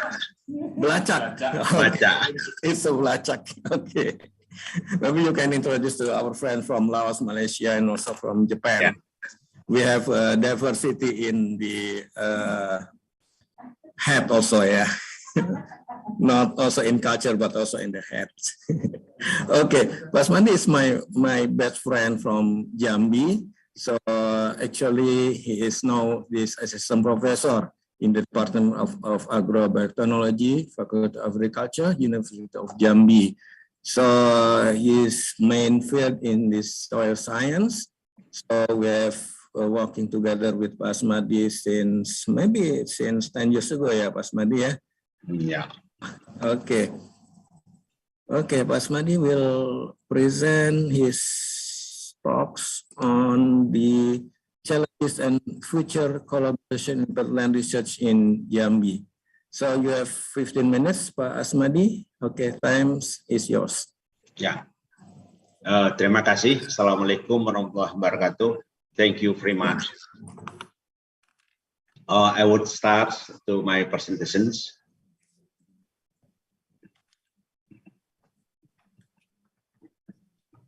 It's okay, Pak Indra? Not yet, Pak. Still ongoing, I think. Okay, great. Okay, go ahead, Pak Asmadi. Ya, Pak Indra. Okay. Okay. Go ahead, Pak. But it's still, I think you have to choose the first slides and. Okay. Yeah. Thank you very much. Okay. It's you okay. English, yeah. Wait just a moment. Okay.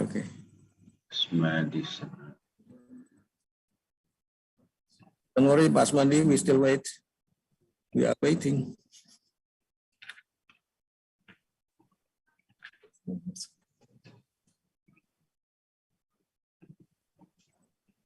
Ya. Punya slide-nya enggak ya?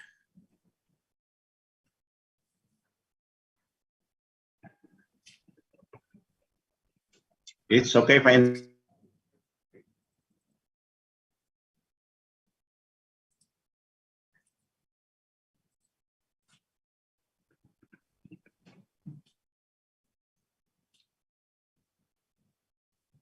Halo? Halo, Pak. Okay.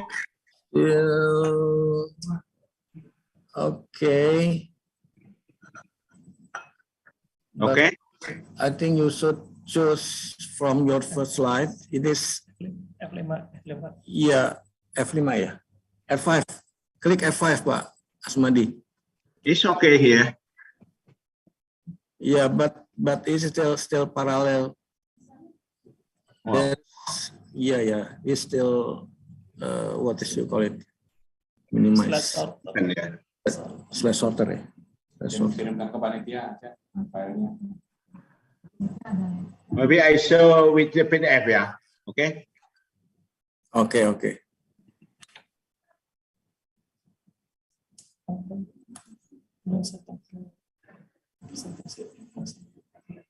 Itu bisa. Okay. Yeah. Okay. Thank you. Okay. Go ahead, Pak. Yeah. Is there a challenge for the future research? I think is the first times the first. I think we have to be a diversity. Yeah. Diversity just not for the plants. I think until the fossil pollen and the press pollen from the vegetation. So it's improve the methodology to know what's about the biodiversity in the forest. actually in the peatland, and how to manage water table, how to manage the plant, how to produce any kind of land, and to protect from the fire. It's very important to doing research for the future. In Jambi, we have any kind of the peatland. It is different kind of the vegetations to form them. It's the inland like the Sarolangun. It's about the 7.5 meters depth of the peatland. And here, about near the coastal land, it's about the, sometime here we meet about the 13 and 25 meters depth here. And here about, it's a Sungai Bulu. For the picture we will visit. It's the still forest conditions. And it's good position there for our research on the hydrology and the vegetation and the pollen, fossil pollen or the press pollen here, and how to connect one area into the area connected for the birds and the others. We can do research here. It's the KHG, you know, KHG, the Peatland Hydrological Units, KHG Mendahara, Sungai Batanghari. It's very famous and very good for the research, for the picture in Jambi. It's different. For important to characterize the field is different from the Europe's peat from sphagnums, but in Jambi or prototypical peatlands from the trees, yeah, it's very different. It's the tropical, it's the boreal in the Europe. In Jambi, we see like this. We find about the 7.5 50 meter peat depth. In the inlet, in the Sarolangun, yeah. For the pollen analysis, Politiculture is more important, I think, because the any place have analyzed it for the biological to know how about the dynamic of the climax, climate related to the pollen. We can see how the vegetation last times and how dynamic of the climate that time. It we can find from here. And we see how the age and peat formation, it should be different. If we can about the aware to the people to know that very long we need times to make the some meter of peat. We have to concept that, we have to protect that, but no, but burns in 1 or 2, 3 times, maybe can lose about the 30 for 30, maybe 1 meter peat loss. It's very different. And for the vegetations and how the biodiversity last time and now, we can see from here about in the Jambi is the 700 centimeters depth and about the 8,030 years from present. We see what kind of the plant here. Surya and Calamos, Campasina and Picus. We can see how they make that. Pandanus start, but we can see what's different from the coastal, yeah, coastal and the inland peatland. It's very different. We can see here in this one, mangrove in the coastal. We see if we can find the rhizophora. It's indicated that it's the last time is the coastal, yeah, last time, maybe about the 12 years ago. We see here is the rhizophora dominated start that here. It's mean in the coastal. We have doing research too for the future how to analyze and evaluations we have done by the BRG, yeah, rewetting, revegetation, and revitalization. What impacts on the situations on the peatland? Is there fire or increase the economics with the canal blocking or the it impact of the people there. And we give some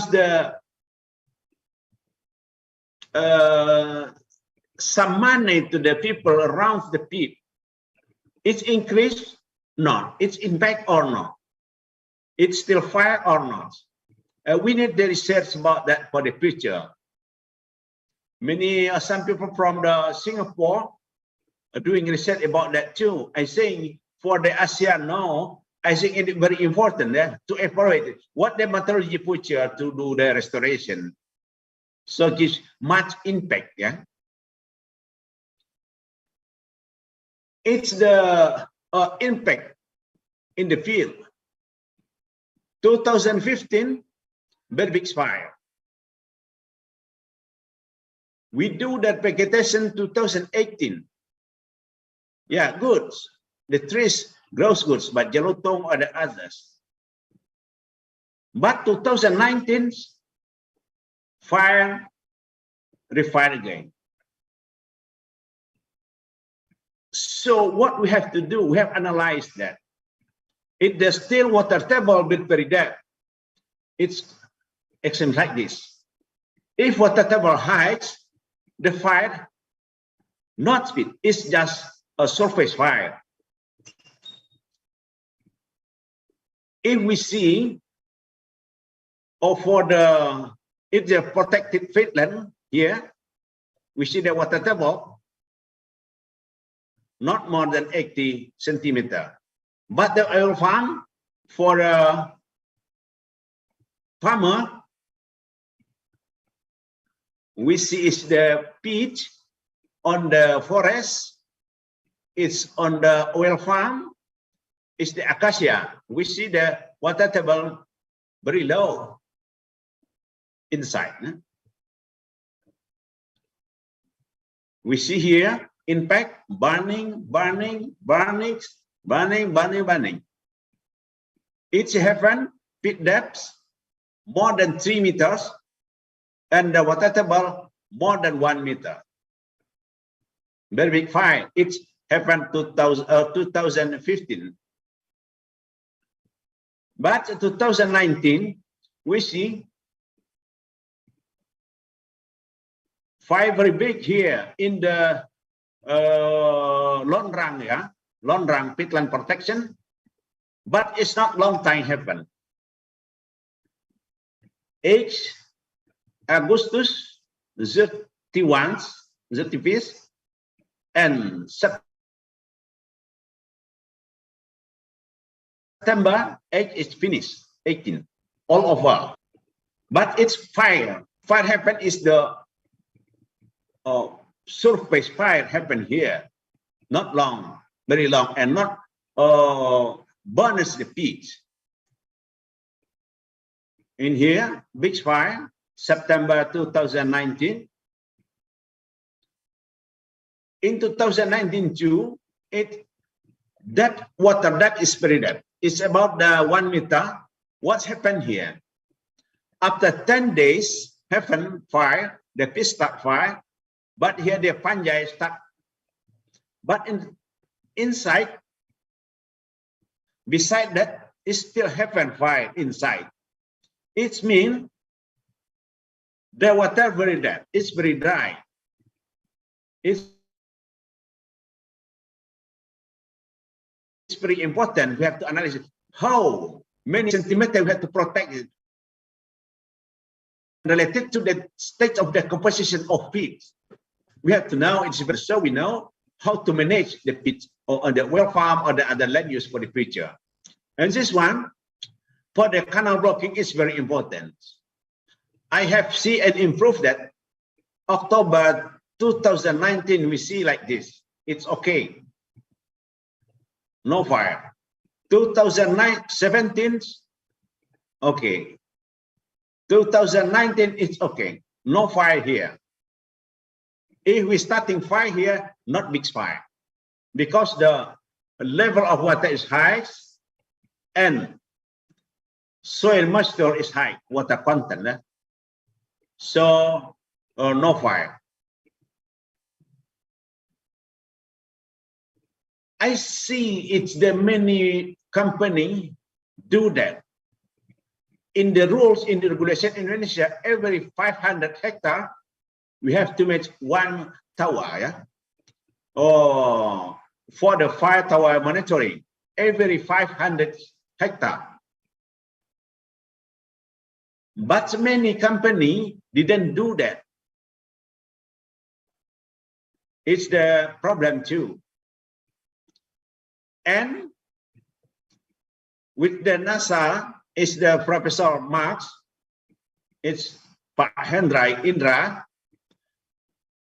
We have aware about that. In Indonesia, Jambi, Kalimantan, and Riau, we analyze the gas, from pit fire. It's very, very poison gas. Like this, Purans, it's very poison for us, yeah. In fact, in Jambi, we see here many we mix on the canal blocking, but not much impact if we do like this. We have to analyze. Like this, we do many. Needs a lot of money. We have to spend about it. I think it's not economic and not effective. But what we have to do, this one. Impact of 2019, the location around the Tahorang Kayu Hitam. But we have to make big canal blocking. We have to protect and make the water loud on inside. After that, no fire. It's okay. We have monitoring. It's March 2021. What we have to do inside, we make this big one. Canal blocking is big, it's very big, very large.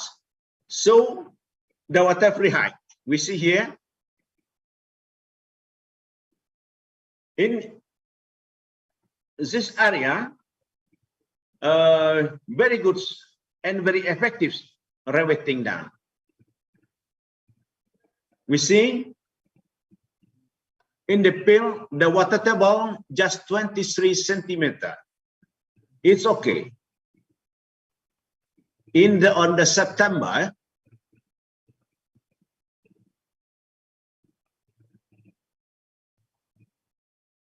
but the technology we have done in Jambi start with the Banwal, with the Sesame, Sipalaka, and the others. It's very good. But what we have made that, we have to control with the Banwal one. It's very important to control because the many of the equipment we use sometimes make mistake. It's very important to control. We have to make the manual one. It's a very good use and management of the peatland in the Tangkit Baru village. We see not large of the canal and the water height. Monitor it with the subsidence pool and the water table monitoring. It's so that not much subsidence. This area used for the nanas plants start in 1970s yearly, yeah?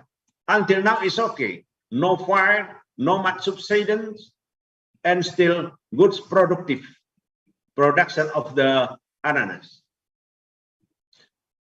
We see fine apple here is very good.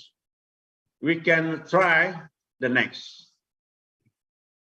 And one for the Sungai Beras and Sinarwajo, the Tanjung Jabung Timur, we see they grow the Areca Kateku Pinang, yeah, and Musa Parasediaka, Kafi is very good.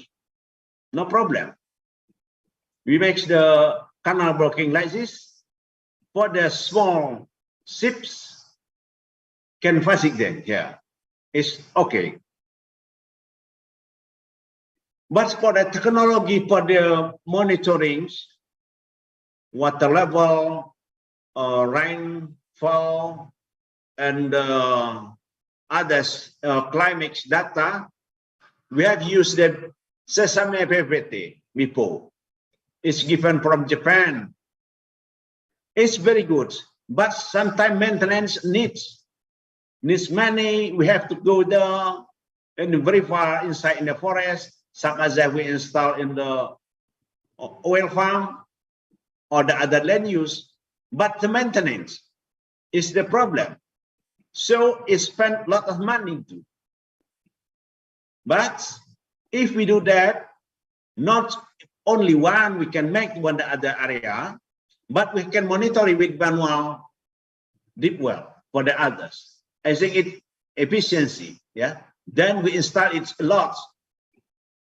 Is one, I think, about the 120 million rupiah, expensive. For the monitoring fire, we use like this ASAP Digital in Jambi, the control with the police, provincial police. So we now we install the CCTV on the telecom tower.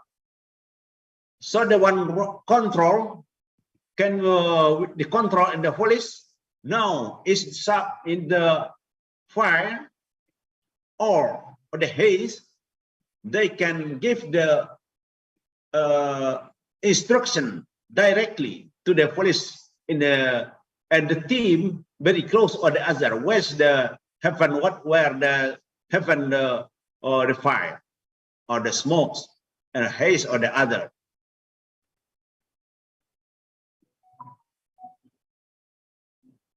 If we compare to the Korea, I think it's very good, yeah. Fire system area in the South Korea, yeah. Fire monitoring is very good. 2017, I went there. I see they have a lot of the drone, and they have the helicopter for the other area to control, and they have the room to control all the area and direct instruction too. I think Korea is very good, yeah. South Korea. The most important we have to do for the future, soil water table monitoring related to soil moisture is very, very important. Maybe we can use the analyze data by the satellites, but don't forget monitor in the field. Because some data from satellite, very, I think they're very good for the extrapolation, but must control by the field monitoring by manual. Don't forget it. Don't to believe a lot of analysis by just satellite data. For land use is okay, but the for water monitoring, I see in the field many scientists do that. Many make mistake in the field. Then fire scene evaluation improvement to measure loss of the current matter while fire burning on different land cover. Fire scene evaluation is important to improve. Yeah, to improve, to measure loss of the organic matter. But maybe just Jambi, Riau, and Kalimantan Tengah, Central Kalimantan. But there is a place no. West Kalimantan, South Kalimantan, East Kalimantan, South Sumatra, and the other location. And to upscale the area monitoring with different land use. It's very important for the others to upscale, because the peatland Indonesia is very large, about the 13-14 million hectare. It's very large. And fit fire for different land use and some water level and find kind of gas the question to us. The gas, maybe some people dead around the when the fire on the Peatland area. For the future, we have to monitoring how many people dead when the fire close the Peatland, so we can see impact of gas. Cyanida, furan come out from the gas on the peat fire. It's very important, yeah. Cyanida, very, very poison, and furan. I think, thank you very much. Saya kira cukup demikian, Pak Indra. Thank you. Sorry, I'm not good situation now, yeah, because so tired, I think, yeah. Thank you. Okay, thank you so much, Pak Asmadi. In Indonesia, we sorry. Api-api, No good condition. Fire. Yeah. I'm in Bogor, Pak Indra. Pak Indra, I'm not in Bogor. Oh, you are in Bogor? Yeah. BPDSLP. Oh, I see. Science Committee. Okay, it's nice presentation from Pak Asmadi. We learn more about the importance of the grabbing all of the piece together. So I know there is be a lot of questions, but we have a limited time. It is just for maybe 10 to 15 minutes for discussion. So from the chat room, I know there is some question from the audience to Bu Imas and Pak Asmadi. I'm sorry that Pak Ferdi has another meetings, so he should leave earlier. So this is from Dr. Wida to Prof. Imas.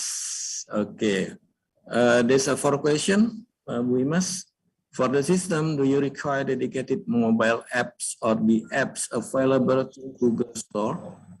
How are these managed and maintained in the term of usage? Who is the responsible on the maintenance and improvement of the system? And for the API it is created, or do you pay a subscription fee? Who borne this cost? Okay, maybe I think it's better if you answer this first, Bu Imas. Okay. Yeah, thank you, Pak Arianto. Dr. Wida, for the first question, yes, the application is available in Google Play Store, Patroli Karhutla, but again, the user is only for the patrol team in Indonesia, Dr. Wida. You can download but cannot use it because need a username and password, yeah, Dr. Wida. This is very important issue, maintenance, yeah, Dr. Wida, maintenance and management of the data. Currently, the database and the system are managed and maintained by our team in IPB, but very soon we will deliver the application to the Ministry of Environment, including the hardware still in IPB, Dr. Wida. So we do maintenance every day and monitoring the use of the application. We have a target to move the server and also the application to the Ministry of Environment, hopefully in the next month, yeah, because the issue of the domain is still in discussion between related unit in Ministry of Environment. Now the domain of the application still using the IPB, Dr. Wida. So the address is scppkarhutla.apps.ipb.ac.id. Very soon will be the domain of Ministry of Forestry. And then for the future maintenance and improvement, we already make the collaboration or what is MOU, memorandum of agreement with the director of Forest and Land Fire Control, Ministry of Environment, to manage together and to monitor together this application. So we have the collaboration between IPB and Ministry of Environment for monitoring and also improvement, maintenance, and so on, hardware and also the system. For the API, we use to API, Dr. Vida, Google Maps API, and then we use the Open Weather Map API. Currently, we use for free because our requests do not limit the hit of the defined by the Google, so still free until now. Because, for example, today, for a day, the patrol maybe about 100 activities, still below the limit of the Google, so still free, Google Map API and also the Open Weather API. But for the Google Play Store, I think we just pay from as the deposit only, but no need to pay monthly and so on for the API. Dr. Erin, can I answer the second question from Dr. Vida to Pak Ferdi? Because Pak Ferdi already meeting, yeah. So what is the question, yeah? So, for Pak Ferdi, iya.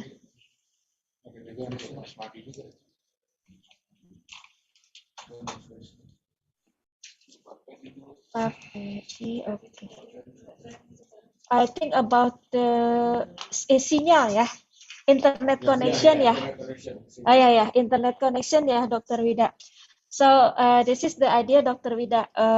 When the team will go for patrol activities, make sure that they already log into the system in their office, in the regional operation office, because most of the office has the good internet connection. So they need to log in first. After that, they can use the application in area with low signal of the internet, as well as no signal internet. When they're recording the data in the area without the internet, the data will save temporarily in their smartphone, Dr. Vida. So they will save in the smartphone, and then when they move to the area with the good signal connection or internet connection, the report in their smartphone will send automatically to our server.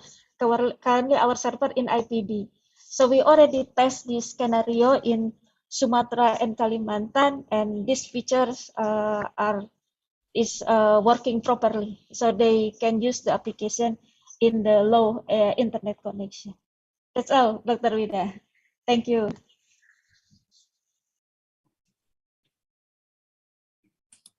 Okay, thank you so much, Prof. Imas. And there's another question. So this question should be to Pak Asmadi. So this is also from Bu Wida. So I think Bu Bu Imas will show you this kind of SIPP, the Fire Patrol Information System, directly to you during our meeting in the Jambi, Bu Imas. Okay. So Pak Asmadi, there is some question from Bu Wida and from Pak Ferace and from Pak Hamadi. So this is how is the Sisame BPPT node displacement decided? What is the coverage reliability for these two?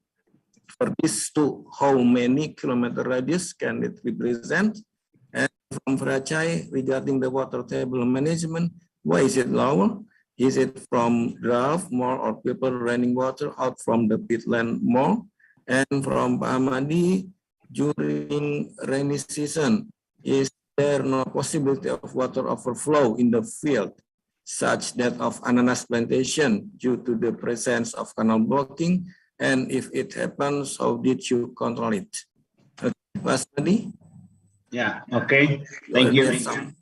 Fresh energy to answer? Yes. Directly answer. From Bu Wida Suhaili, the sesame BPPT from the Japan, we decided to put it's okay, and the peacetime is the problem too. So we have to control with the manual. We put the about the 25 manual measurement surrounds the sesame to control that, and we do many places too with the other system with the Sipalaga. And directly to answer the second questions, how many kilometer radius can represent? It depends of the hydrological units. Yeah, it improved. It's very good to approachments with this system. For the hydrological peatland units, it's better we do to measure as the how much the coverage area reliability. Because we see in the field, it's just 1 kilometer or 2 kilometers. It's very different there. Let's the picture I show you. Forests, peatlands, and oil farm peatland too, and the acacia plant. It's the one area. Because the system hydrological unit is different, cause the difference of the water table. So we cannot decide it that the area is covered how many kilometers directly. We have to compare to what kinds of that. There is many of the canal insides. They have the blocking canal too. It's the important the parameter we use to do to find out the corporate reliability.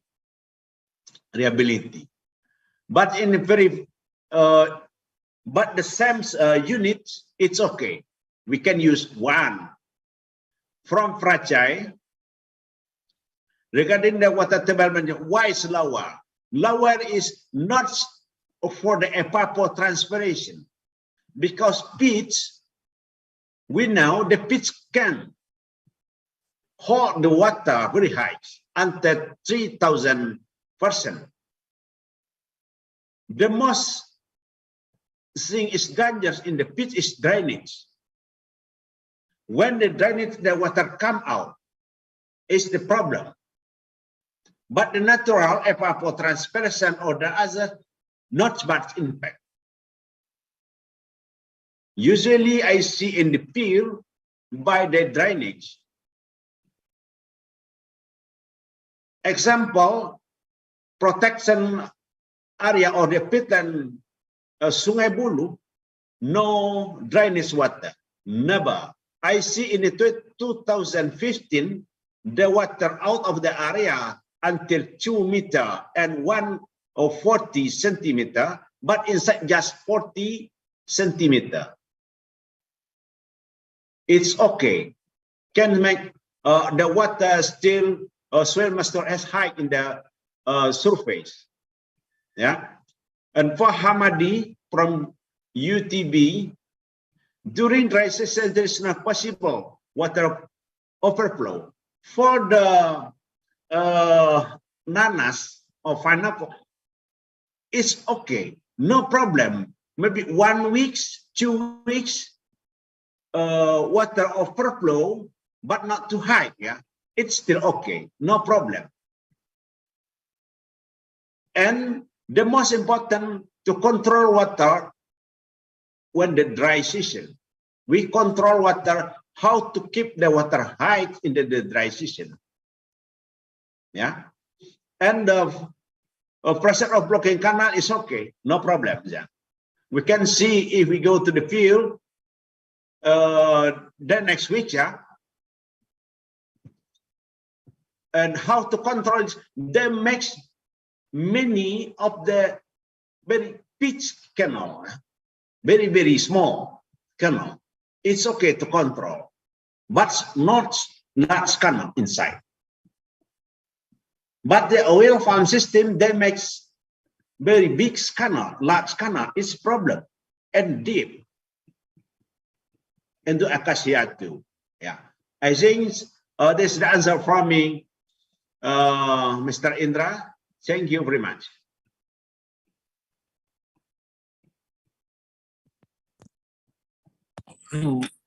So much, Basmadi, for your great answer. So I know there should be another question for the presenters, but the time is really limited us. So please allow me to conclude our session that we already hear from Bu Imas how is the effort, so much effort is already done to implement and personalize the SIPP Karhutla as the new forest land fires prevention performance system, and this should be support the productivity. But we already hear also all the difficulties and challenges to use this kind of information system in the field from Ferdi. Then we suggest that the improvement of this patrol information system should be done, and truly is really needed, such as to allow the system to work well in the limited signal, just like that. And from Pak Asmadi, we learn that the hydrogen management, such like from canal blocking and also the strengthening the groundwater level analysis, should be done wisely and precisely to prevent the peat fire occurrences in the future. And it also raises the challenge to combine the satellite monitoring with the ground analysis, especially for the hydrology monitoring to prevent these peat fires. I think that's all. Our great appreciation goes to all of the great speakers here for their sharing, for their discussion, and also for the great opportunity to meet with you all. Thank you for this great discussion, and I close this session by saying Assalamualaikum warahmatullahi wabarakatuh. Okay, back to our lovely moderator, lovely MC. Yeah, MC. What is MC? Ceremony.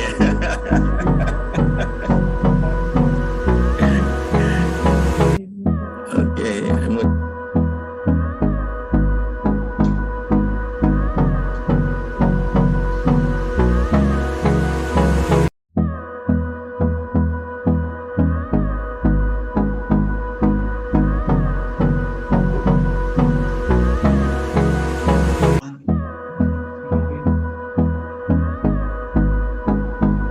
My voice clear?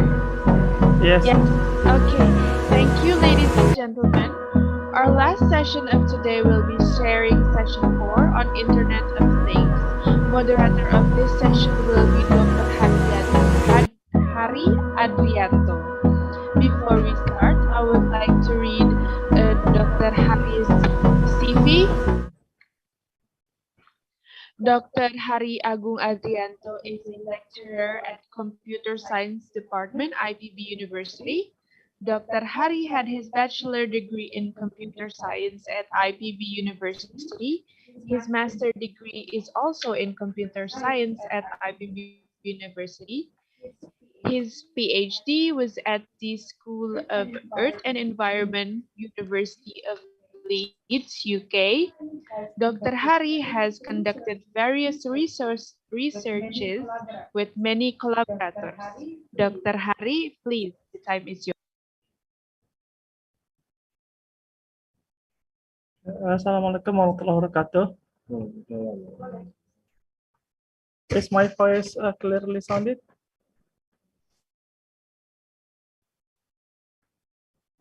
Okay, thank you for your participants until late of this day. In this last session, we have 3 speakers, Dr. Agi from BMKG, National Agency for Meteorology, Climatology, and Geophysics, and then Mr. Sigit Pramono from ITT Telkom Technology Institute, and Dr. Alberto Sulaiman from BRIN, National Agency for Research and Innovation. For the first presenter,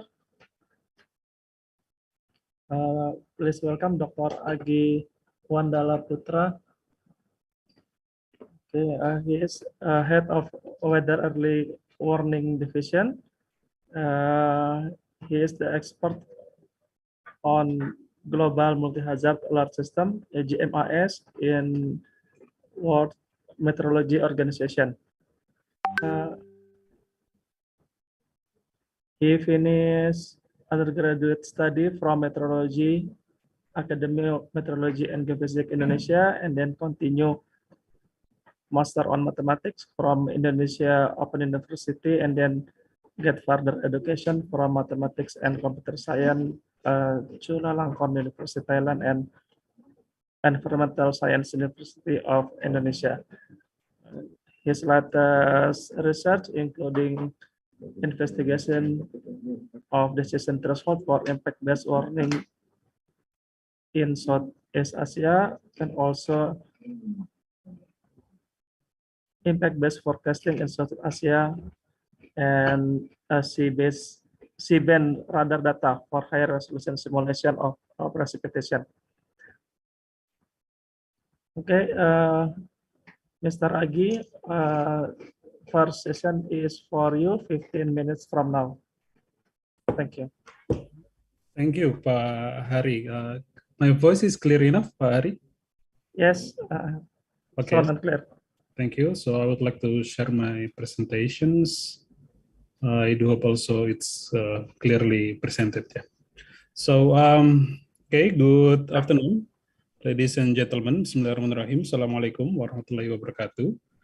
Thank you very much for having me into this sessions, and also special thanks for Dr. Hari to be introduce myself. And yes, I'm Agi. I'm working for BMKG, or Agency for Meteorology, Climatology, and also Geophysics, and specialize on the weather early warning on the Deputy of the Meteorology. So that's why I would like to present my slide about the forest fire early warning system in Indonesia, or we call Spartan.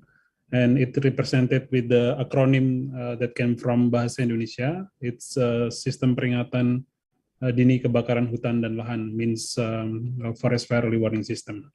So I would like to give some short presentations, and maybe later on I will also give you really short demo to make it more clearly how we can really use the data that available into the Spartan platform, not just only for FDRS system only, but also the additional data that can be useful for forest fire interventions and also the mitigations. So again, I would like to introduce you that so many people discussed earlier with about forest fire warnings. Of course, we cannot leave the topic about fire danger ratings, because this is the system that developed. It's been a while. It's been more than 20 or 30 years. And of course, the day by day, years by years is developed very well from the approach of the quantitative with the using of weather data from the beginning. And now people or many countries also start to approach with the anthropologic data So that's mean we can also make the interactions between the socio impact and also the human interactions into the system.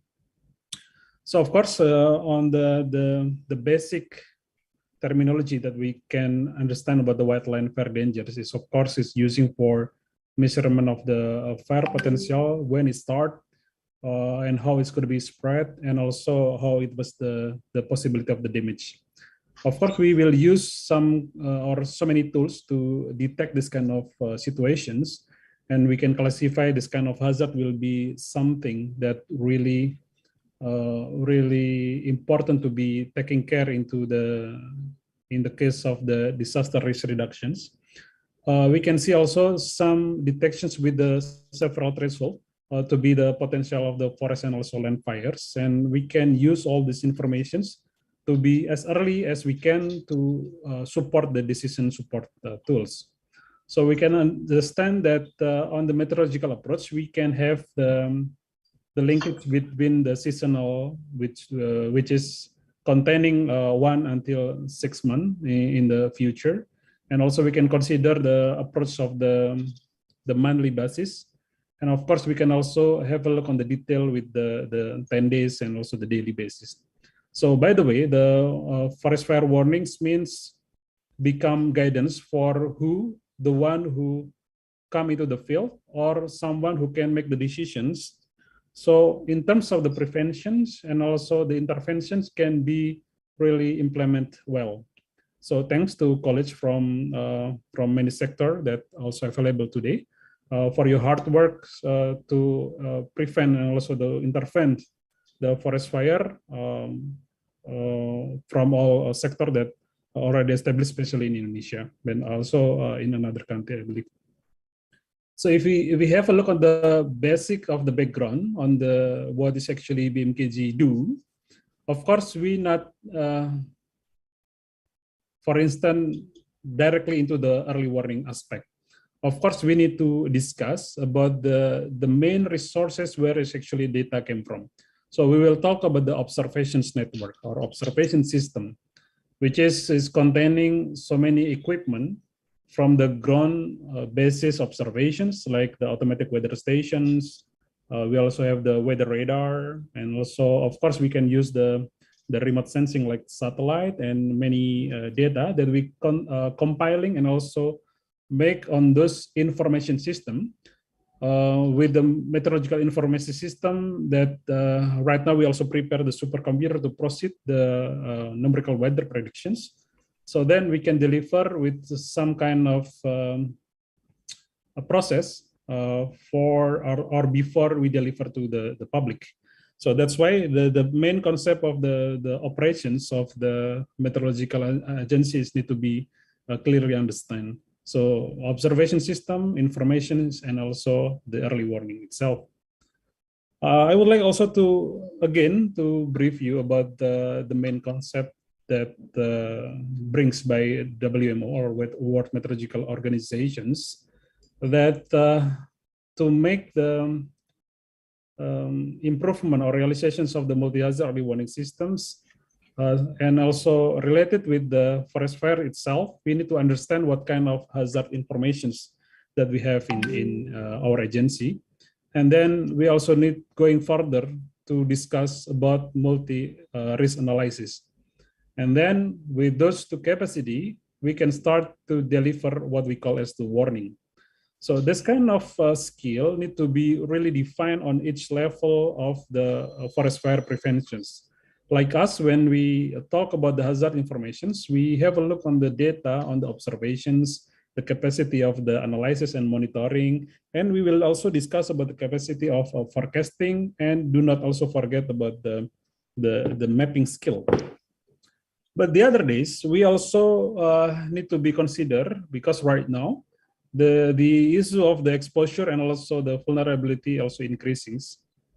And then we need also consider that the situations make the impact will be worse and worse. So that's why the risk analysis need to be getting more priority to be assessed. So then we can deliver the probability and also the possible impact of the warnings to be disseminated on the correct stakeholder.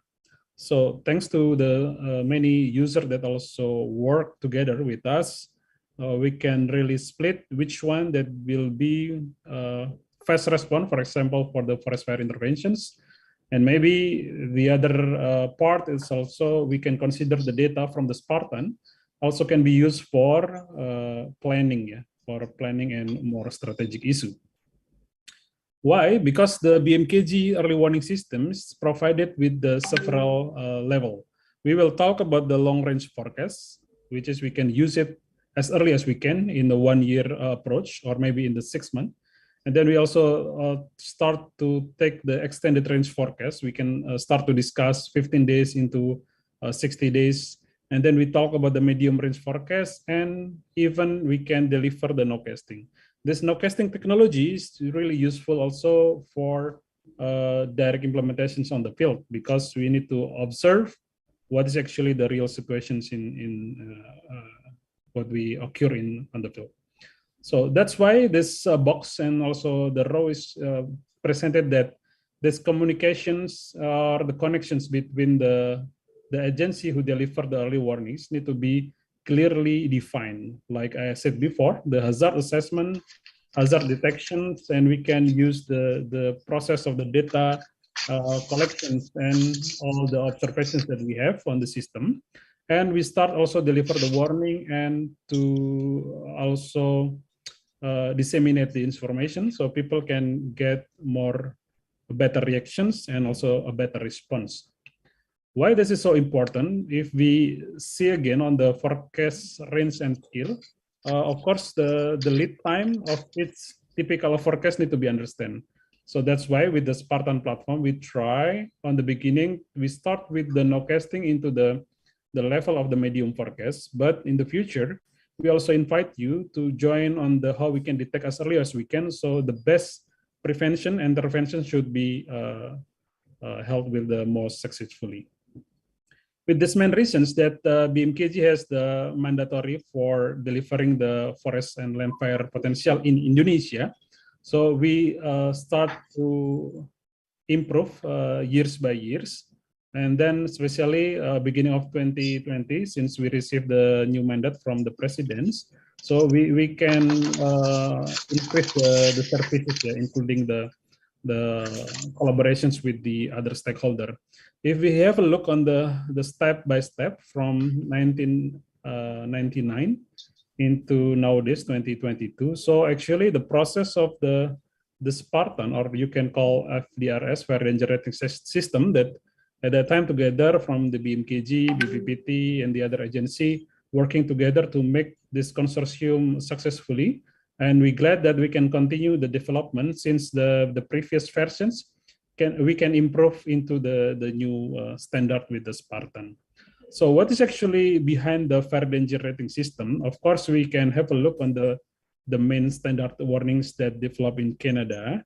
You can also have a look on those reference, but anyway, we use the data from temperature, relative humidity, wind, also rainfall, and we use many data that can from the output of the numerical weather predictions, so we can use really specific and become more efficient.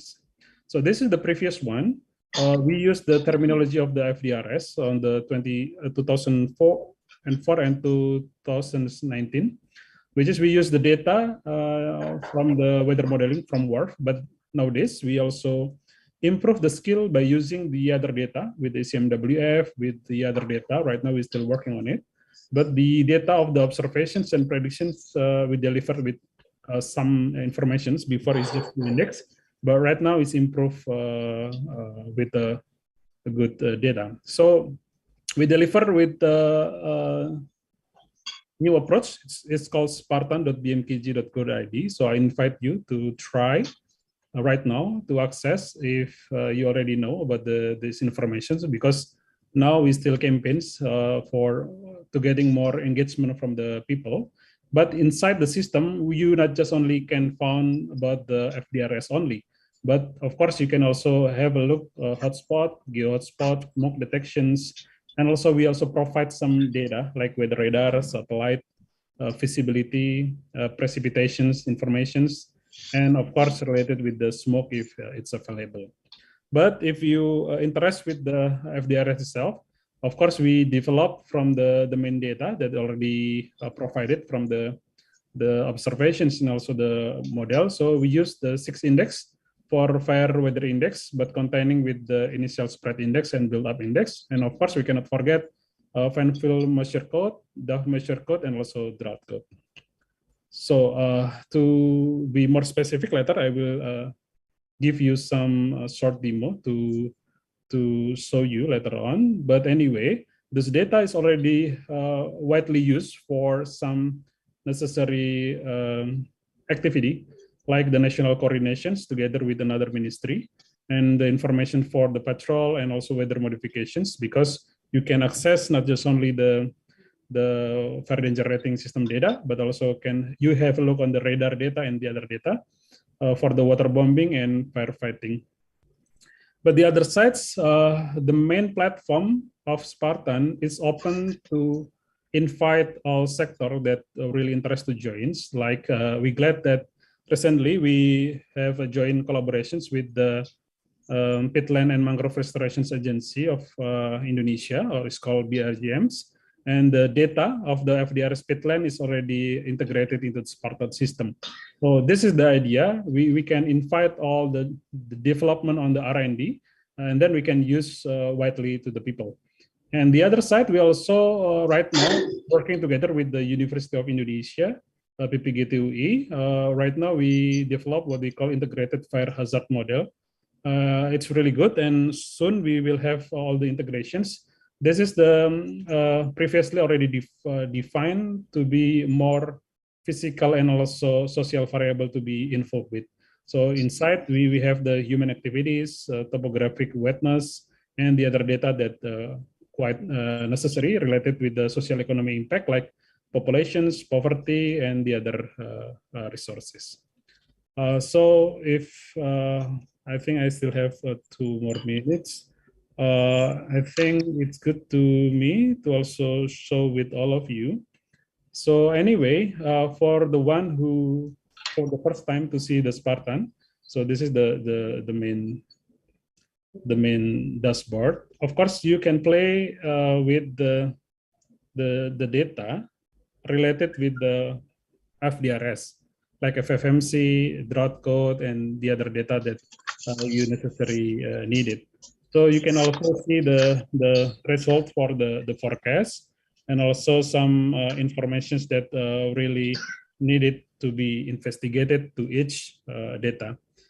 You can see, like the forecast also, you can have a look at all the details.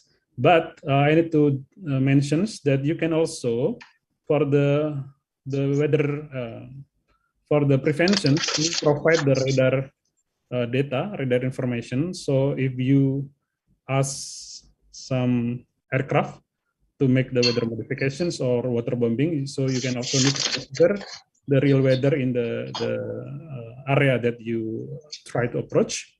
And also related the other data like hotspot itself, thanks to a college from KLHK and also BRIN provided the data. We can also use the other data like hotspot, but maybe this is some product that quite interesting. We can also see the area with the day without rainfall. So this is the approach to be getting more detail, yeah, when we have a look how dry some area and how we can decide to make the best interventions. And if we also, the forecast, see the data that integrated with us, like the FDRS Peatland is already integrated also. So we can use for the services in provincial level or kabupaten level. And we also develop some smoke spread detections here, but glad is not available today, I think. But in the future, if you found some area with the smoke, we can detect. So anyway, this short demo just to mention that this platform is quite open for all of you who interest on the R&D, and perhaps in the future, you also can develop some new threshold, some calibration and also some improvement with the new data if needed. So I think it's already 15 minutes. Thank you very much for get into the attentions of my short presentations. So I give it over to Pak Hari. Thank you very much. Okay, thank you very much, Dr. Agi. We are happy that you and teams from National Agency for Meteorology, Climatology, and Geophysics, who has a mandate to manage observation data in Indonesia, already developed a very sophisticated system. The system can calculate several natural parameters such as wind, relative humidity, rainfall, temperature, and then calculate several index. And those index can be used to suggest many fire level, danger, and also collaborate with University of Indonesia, if I'm not mistaken, including several human activities and social economics into integrated fire hazard system. Yeah. Okay, thank you very much, Dr. Agi. For audience who have question, can chat in the text box. And we call Mr. Sigit Pramono for the next speaker. Yes. Okay. Mr. Sigit is Head of Division of Innovation and Intellectual Right Property from Telkom Technology Institute. He is the expert for IoT, especially for environmental management. Okay, time 15 minutes for your presentation, Mr. Sigit. Thank you very much.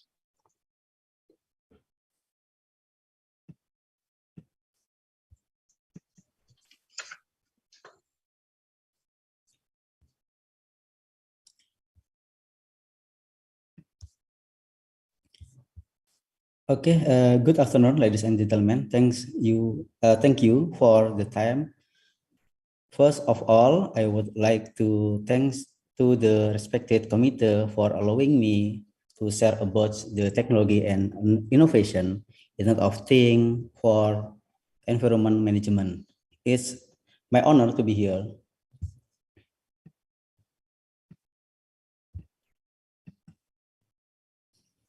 Before I start the presentation, let me introduce myself. My name is Sigit Pramono. I'm a lecturer and the head of the Innovation Center in Institut Teknologi Telkom Purwokerto, and also the founder of startup Agrotech, which focuses on the developing the Internet of Things in agriculture and environment.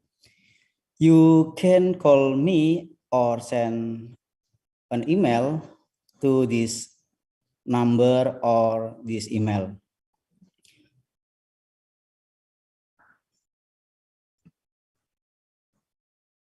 Internet of Things is an interconnection of devices providing the ability to share information for enabling innovative application. As we can see in the slide, in general, there are 4 main components: IT device, local network, the internet, and back-end services. Furthermore, IT devices consist of a sensor or actuator, processing, and communication. As we know, IT device can be integrated with local network or spare to save Internet protocol or IP.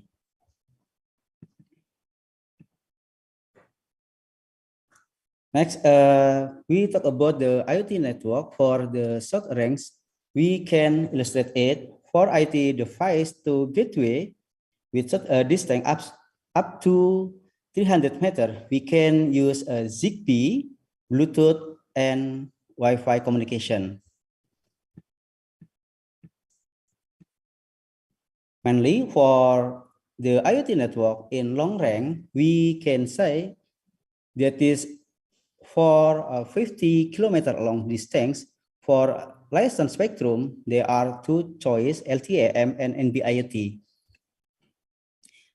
And additional, for unlicensed spectrum, we can use LoRa and Sigfox communication.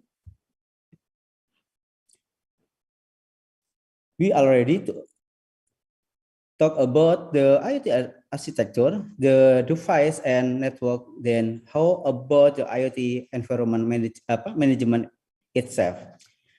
As we can see in the picture, there are several examples of IoT implementation for environment management, such as water quality monitoring, air quality monitoring, smart agriculture, and smart energy management. In water quality monitoring use case, groundwater level, peatland monitoring, canal water peatland monitoring, and in air water and weather monitoring, use case CO2 emission monitoring weather station. In agriculture, use case in smart irrigation system. Furthermore, we also found the other issue with the real-time monitoring in forest and peatland. The monitoring system using tower, several witnesses such as the officer has come to the tower and used a binocular for monitoring. There is no data record and detailed information. And three, the cost is high. The implementation of real-time monitoring for forest fire prevention has challenges like limited power source and internet network for connectivity to the server. Based on this issue, the Sihutla system is designed and developed, which brings me to this seminar. Sihutla Forest Fire Detection System is a forest and land fire monitoring system based on the Internet of Things that can be implemented to prevent forest and land fire by detecting potential fire hotspots early. Sihutla is an innovative result of the collaboration between Institut Teknologi Telkom Purwokerto and the Internet of Things Division of Telkom Indonesia. The function of sensor device is reading 9 environment data with solar panel as the power source. Data communication use the LoRa network because this network has a low power and include unlicensed band. Because this network has low power, long range up to 50 km and includes the unlicensed band. We can use one LoRa gateway to multiple devices and multiple project system. LoRa network server enable to connectivity management and monitoring end user devices, gateway, and application. Its main objective to ensure the security, scalability, and reliability of data routing across the network.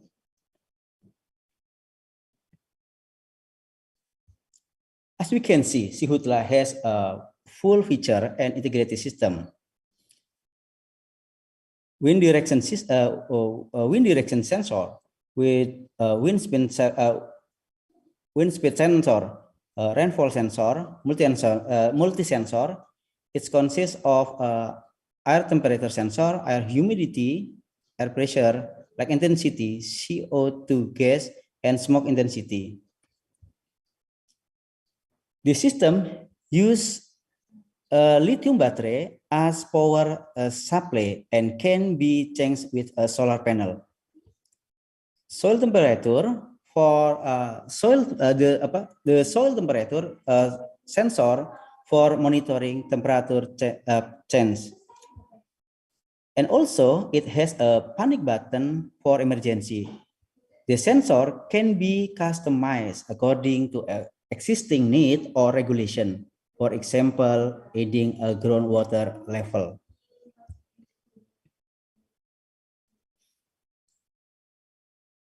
We did the test with Gateway LoRa in Purwokerto City and North Sihutla in Baturaden Pine Forest. With node specification, with power TX 20 dBm, antenna 3.14 dBi can reach distance of 15 kilometers. We can increase the coverage area by increasing gain the antenna in gateway or sensor node, and also optimize the spreading factor.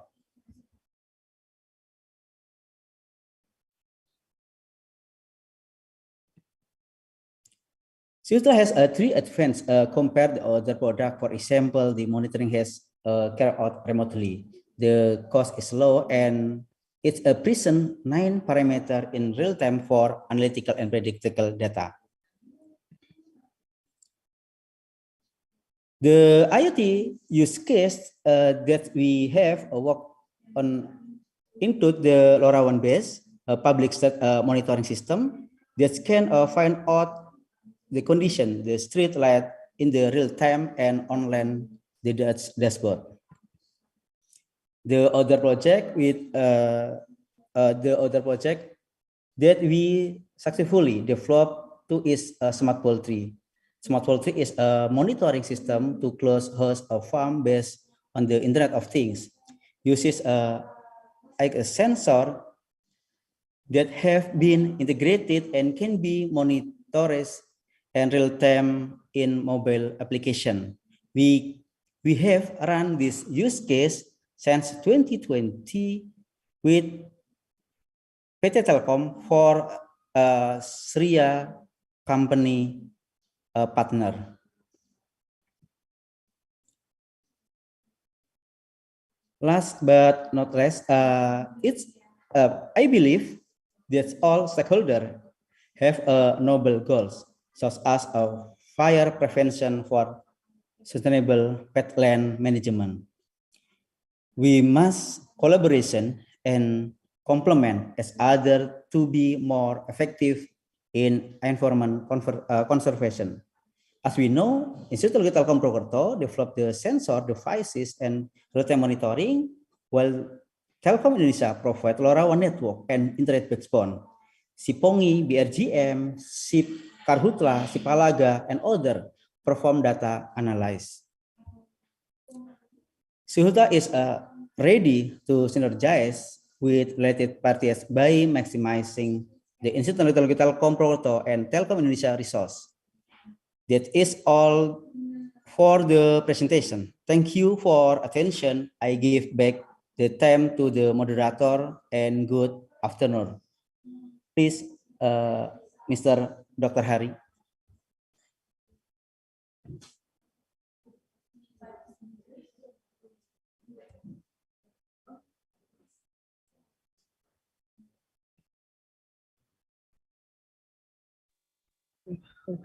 For you who from foreign country, Telkom is Indonesia's largest telecommunication provider, and Telkom University is its university.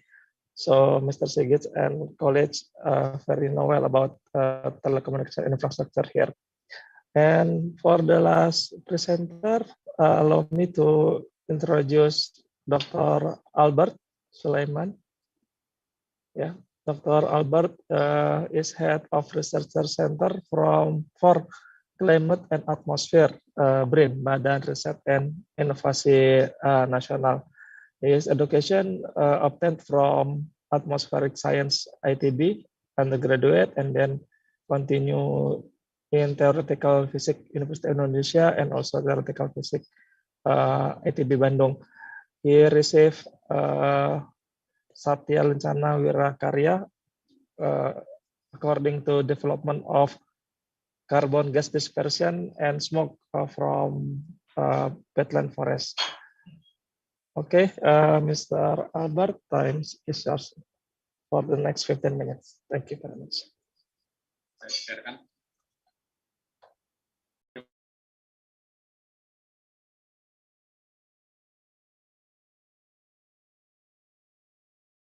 Oh lupa. Terima kasih. Assalamualaikum warahmatullahi wabarakatuh. Tetap semangat. Ini yang terakhir. Okay, thank you very much. Today I will present about the challenge of IoT research and innovation. Of course, in this I will give you the special case in case study in Bengkalis Island. Next please. Next, please. Okay. First, I will talk to you about our organization. We are very big organization, and we compose many we call organisasi riset. Maybe in university is similar to faculty. Yeah, the first is organisasi riset kebumian and maritim, and also there is organisasi riset hayati in lingkungan and so on. And now I work in organisasi riset kebumian and maritim. Next. The organisasi riset kebumian and maritim also they have many research center, maybe similar to Department of in university. There is a Geospatial Research Center, kebencanaan geologi, climate and atmosphere, and so on. There is many research center related to the earth and maritime. Next, please. And now, and here, this is the research center for climate and atmosphere. This is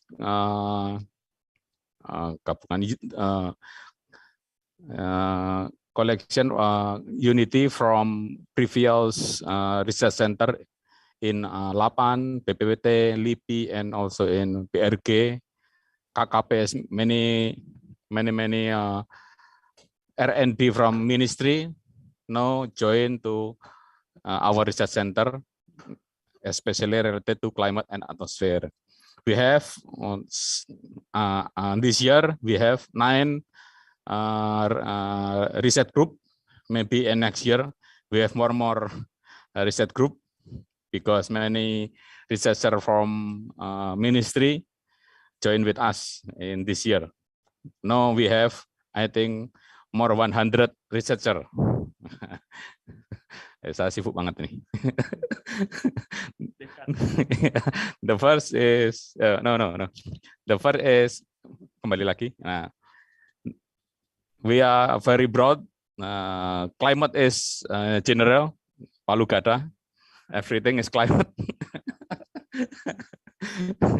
Iklim buah teman-teman. Yeah, we also study about climate from the past. The name is paleoclimate until the prediction.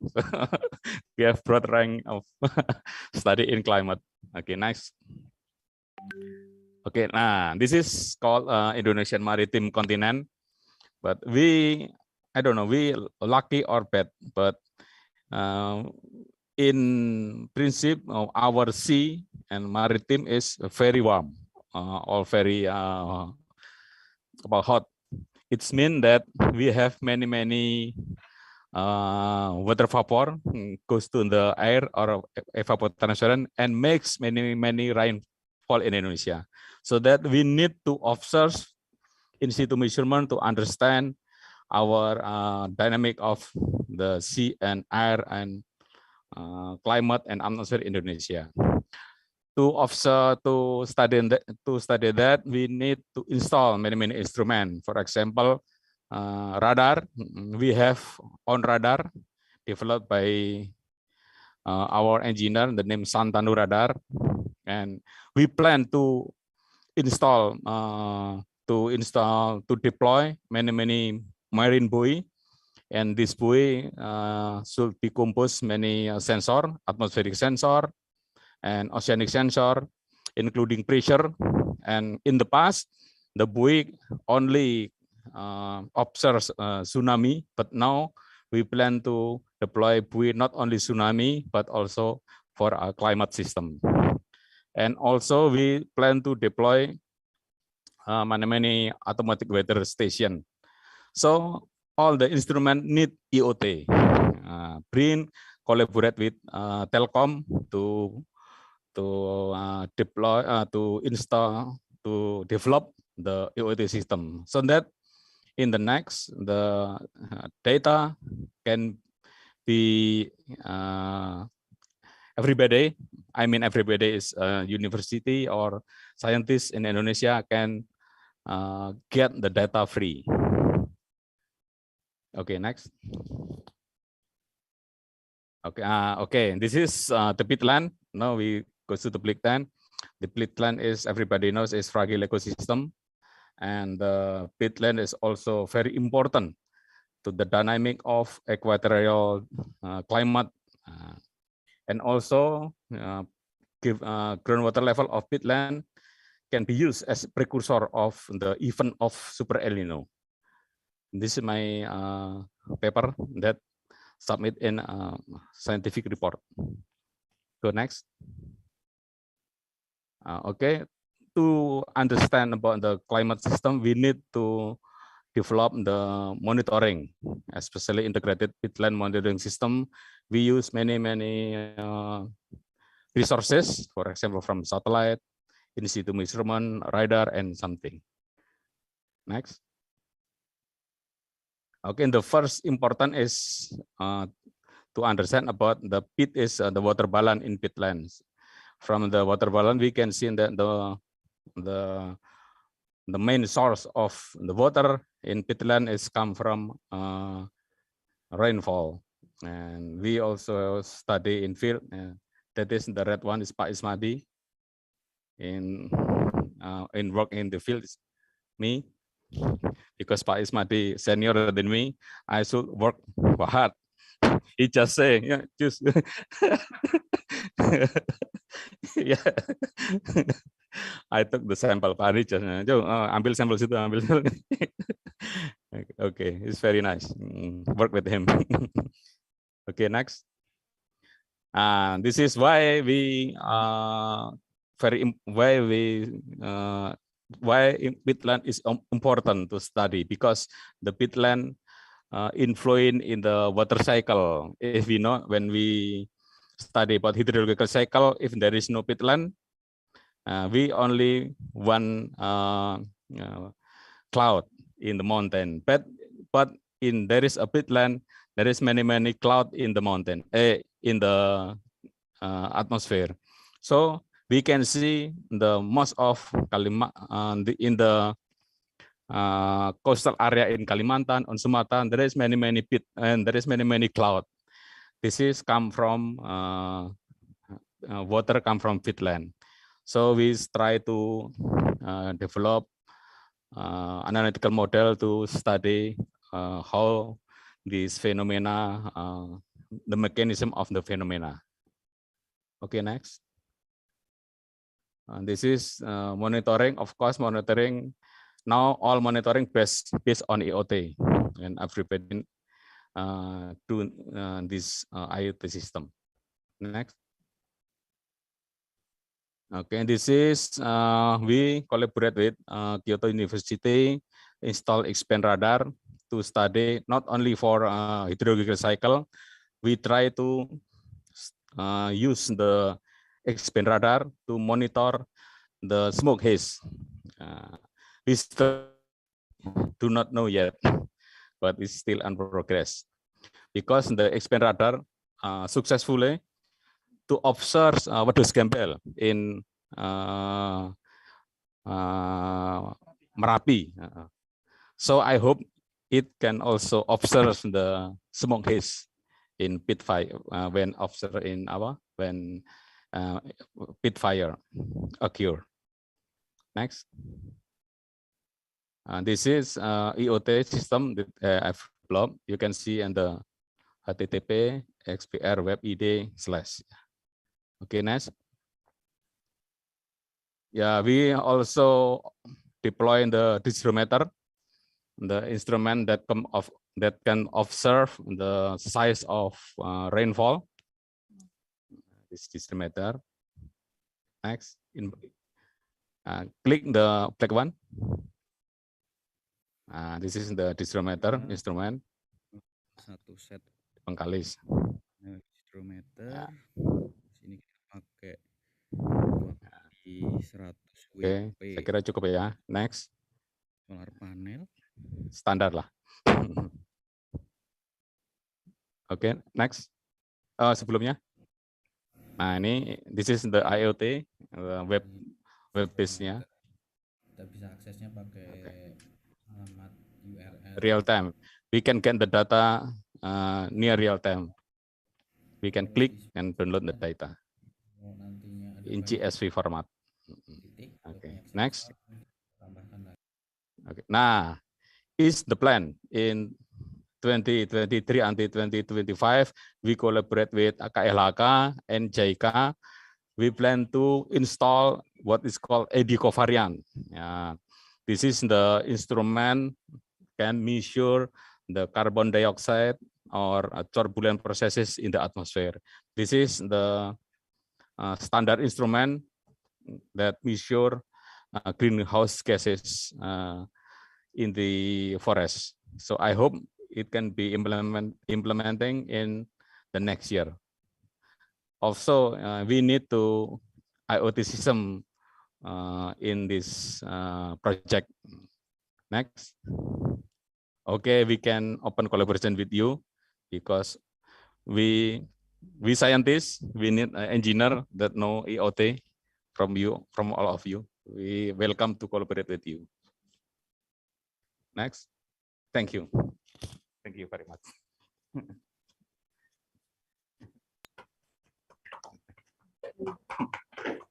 Thank you very much, all presenters.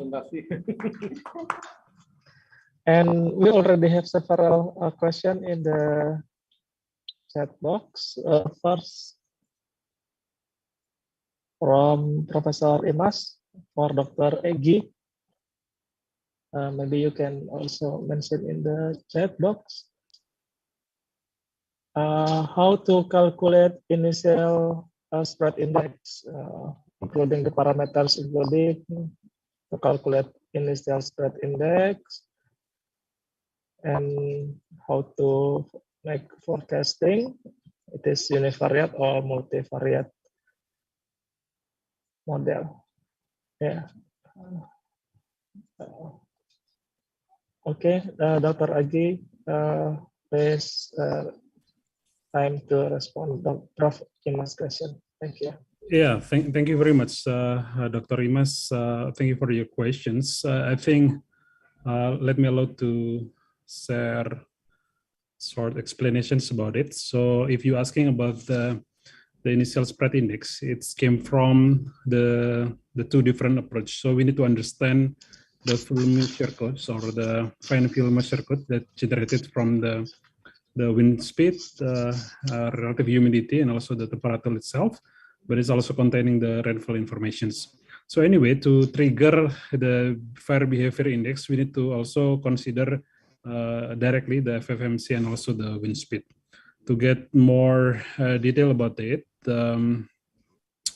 maybe I have some note around here. So this initial spread index is show the level of how easy the spreading fire in the event of the forest fire.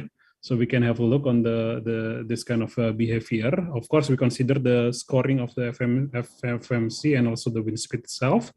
And we can understand that it's going to be exponentially increased, yeah, when the wind speed also raise up.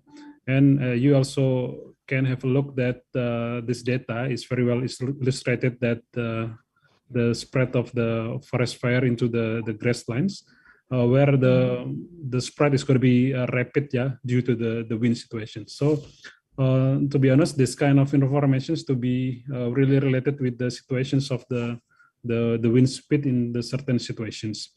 Related with the model prediction itself, Dr. Imas, that we need to consider that there were two different aspects. So the first one is, of course, we need to consider the skill of the what we call as the numerical weather predictions, because all 4 component is generated from the NWP data or numerical weather predictions data. Glad in BMKG, besides we develop our own model with the WRF, we also use some global data that came from the GFS, from NOAA, United States, and then we use also the SMWF from the European Center, and many data that we adopt and we try to assimilate it to be really present the situations of the weather conditions in Indonesia. But the other side, we also reuse the data from the NWP to be the input value for the FDRS itself. So it's going to be really important. We need to divide. The first one is the skill of the weather forecast itself. And then the second one is how we can deliver the forest fire rating system with more accurate.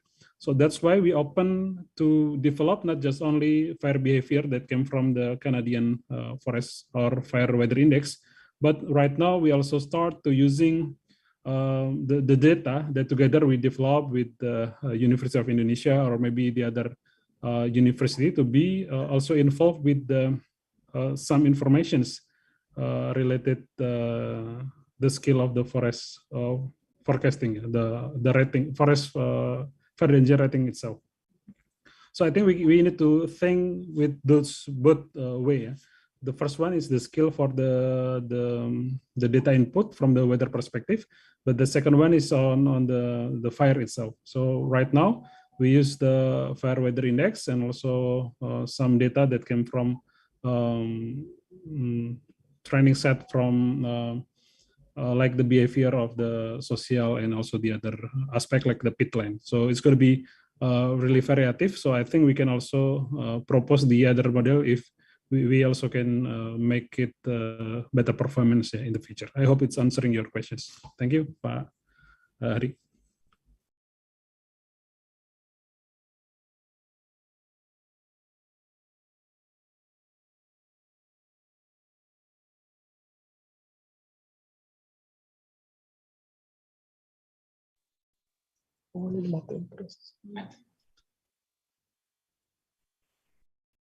Okay, sorry. Question to Pak Sigit about the Shipfutla. What the accuracy of the system in detecting smoke? Have you tested the Shipfutla in the rainforest and land fire area? Thank you. Okay, thanks for Prof. Imas for your question about Shipfutla. Accuracy for Shipfutla, my sensor use max 30105.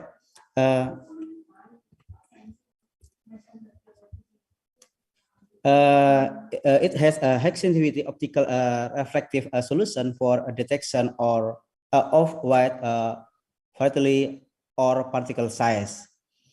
And Shipfutla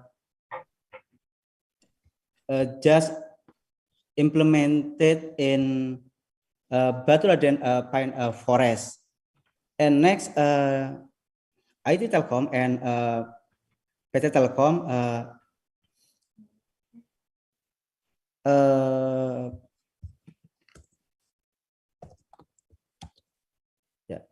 plan to implement it in Jambi. Okay.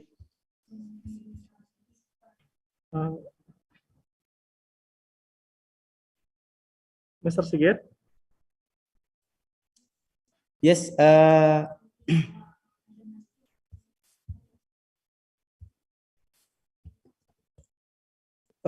Enough. Okay, so the Shipfutla measure the ambient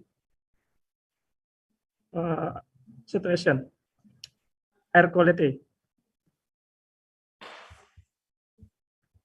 measure the percentage of CO2,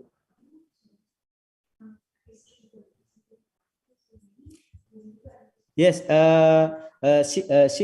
CO2 gas and temperature, air temperature and humidity, air humidity, also air humidity.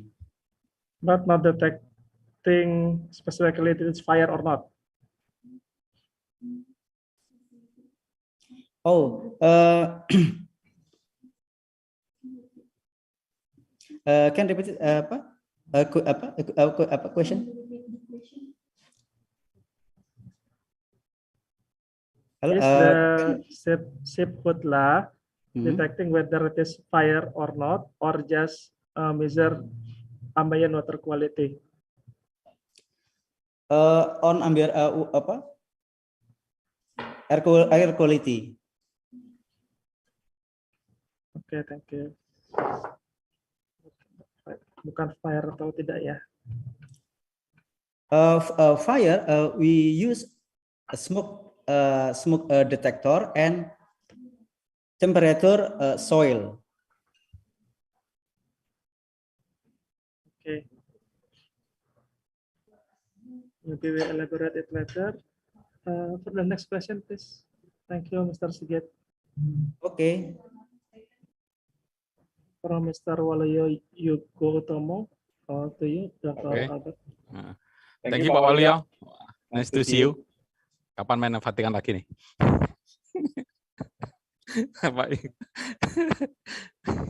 Okay. Of course, if we talk about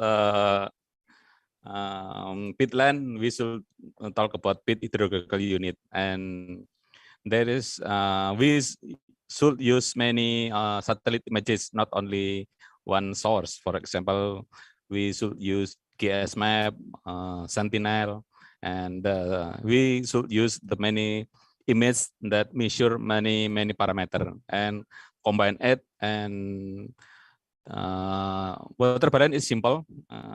Input should be equal to be output. So, if we so I think it's very possible to calculate this water balance by using satellite image. Untuk detailnya kita ngopi lah. Thank you. Yeah, mahasiswa PhD. The detail will be explained in coffee shop. The next question is from Professor Bambang. So you are from 3 agencies claim that they are the best early warning system or detection system, but the trend fires is still increasing in the next decade. So for each presenter, what is your role and expectation in that kind of situation? Thank you very much. Maybe from Dr. Agi first. Yeah, thank you, Dr. Hari. Selamat sore, Pak Bambang. Salam hormat. Thank you for the questions. Of course, I think you more expert than us to discuss about this. But anyway, I also do agree with your statement that if we study the report from UNEP or even from the WMO, the trend of the hazard of the forest fire is going to be increasing with so many reasons: the climate change, the situations of the global, and also many aspects, and even the economic situations. But we can understand that one thing that is always increased is the situations of the vulnerability and also this exposure, because if we have a look at the population, it's always increasing, and if we talk about the impact on the economic and also even the forest situations, for the economical approach is going to be increased. So that's why we need to also consider the human aspect on these situations. But then I would like to recall the resolutions that came from the WMO, which is from the WMO 1150 with following additional document in the last years. It is mentions that for national meteorology agencies like BMKG in Indonesia, we can understand that we need to also improve the skill of the early warnings, but we need to also put additional aspect like the vulnerability and also the exposure. That's why it came from, or it's become the impact-based forecast. So that's why we cannot exclude the aspect beside the weather or the nature itself. We need to consider the human, the other cluster that also related. I believe you also do agree with the situations. But anyway, in terms of the roles of BMKG has in Indonesia, so we will strengthen our capacity on the early warnings and also the early detections, because now the paradigm is early warning and early detections, early actions. So we need to do these early actions to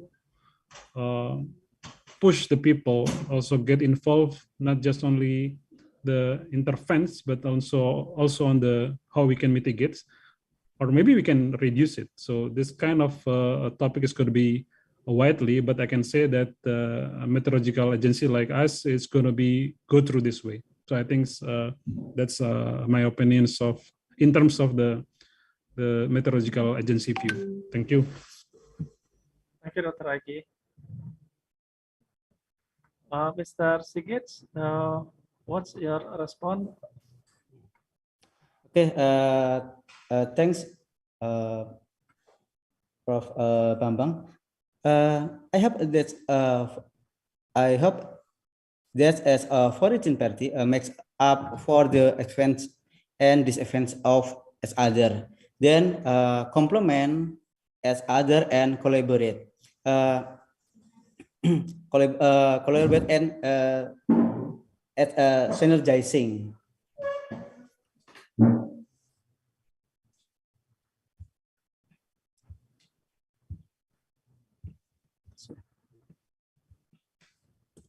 Yeah, okay.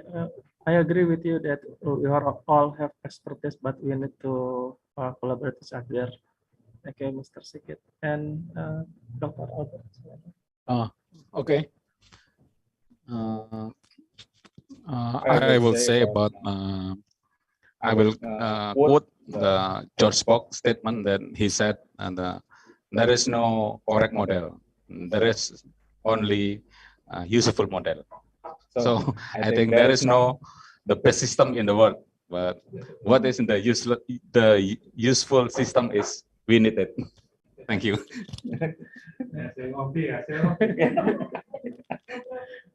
Okay, thank you very much for all speakers and audience. Time is 4 o'clock now. I think we can conclude our session by highlighting that Earth is very complex system that need many observation and also modeling, so we can sharp our own knowledge and at the same time collaborate to make useful system for humanity. Okay, now I will give time back to Mr. Ferda. Yes, sorry. Definitely I need coffee.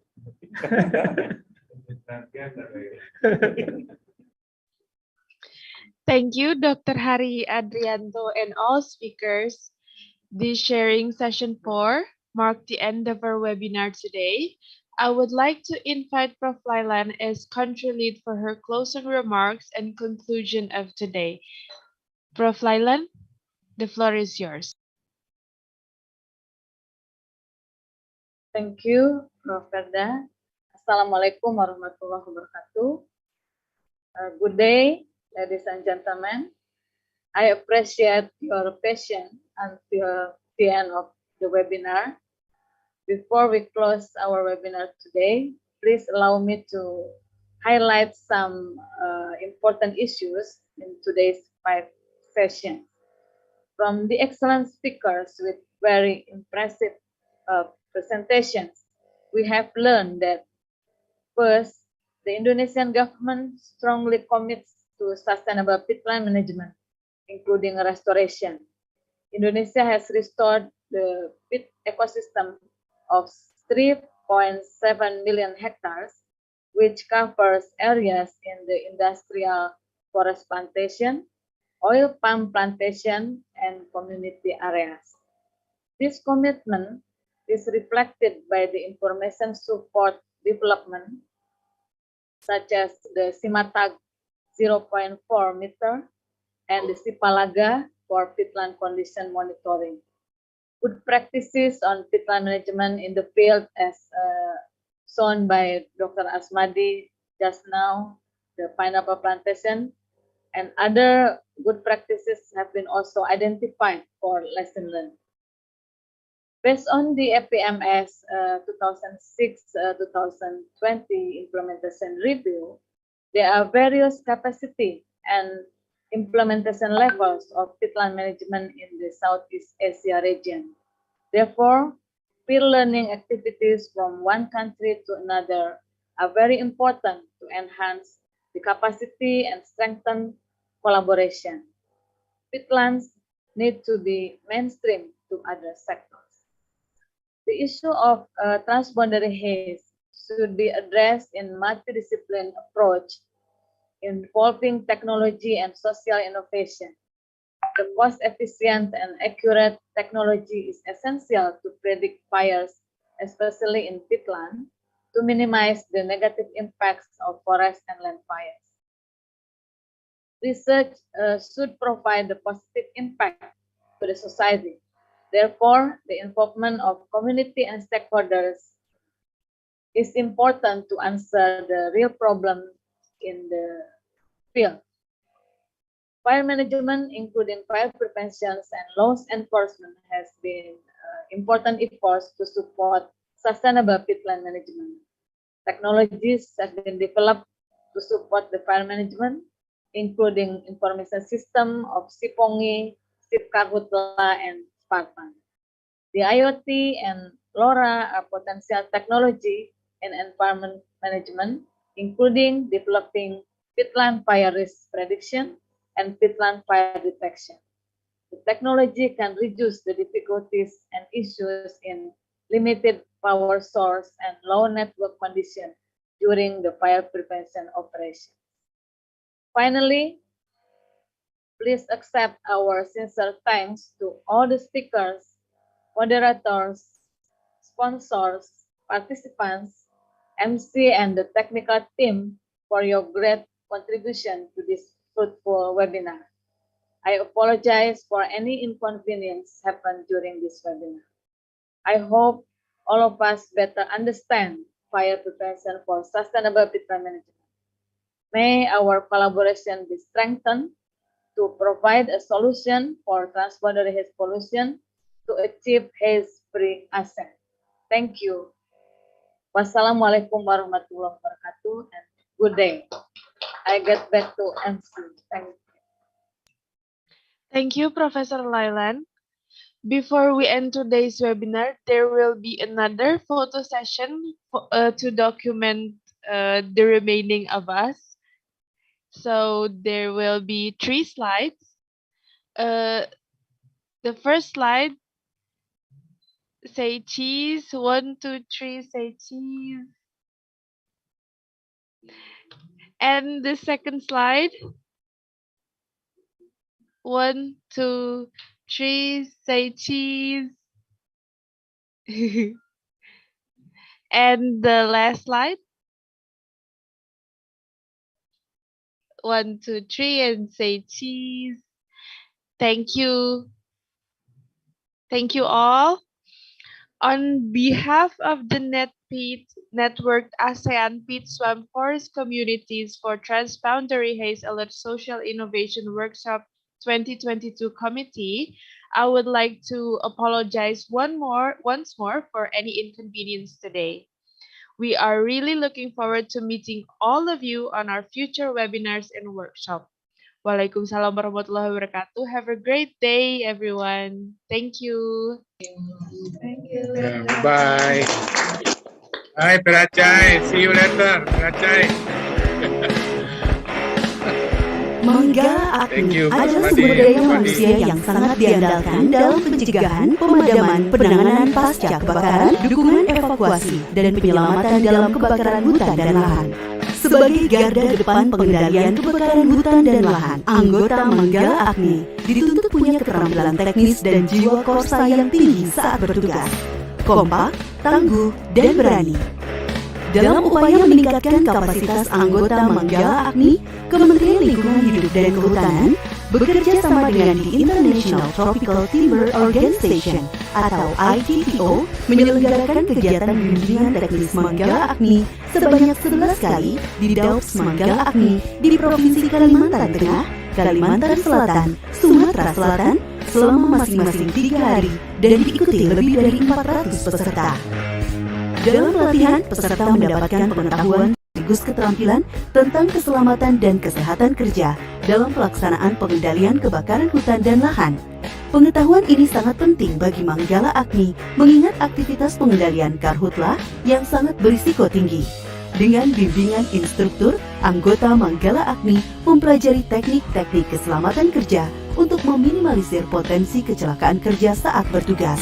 Peserta itu harus dalam kondisi tenang apabila menemukan korban, dia tidak panik. Kemudian untuk peserta juga itu harus memahami kondisi di lapangan, tetap waspada. Peserta juga mendapatkan pengetahuan dan keterampilan berkaitan dengan evakuasi satwa yang terdampak kebakaran hutan dan lahan.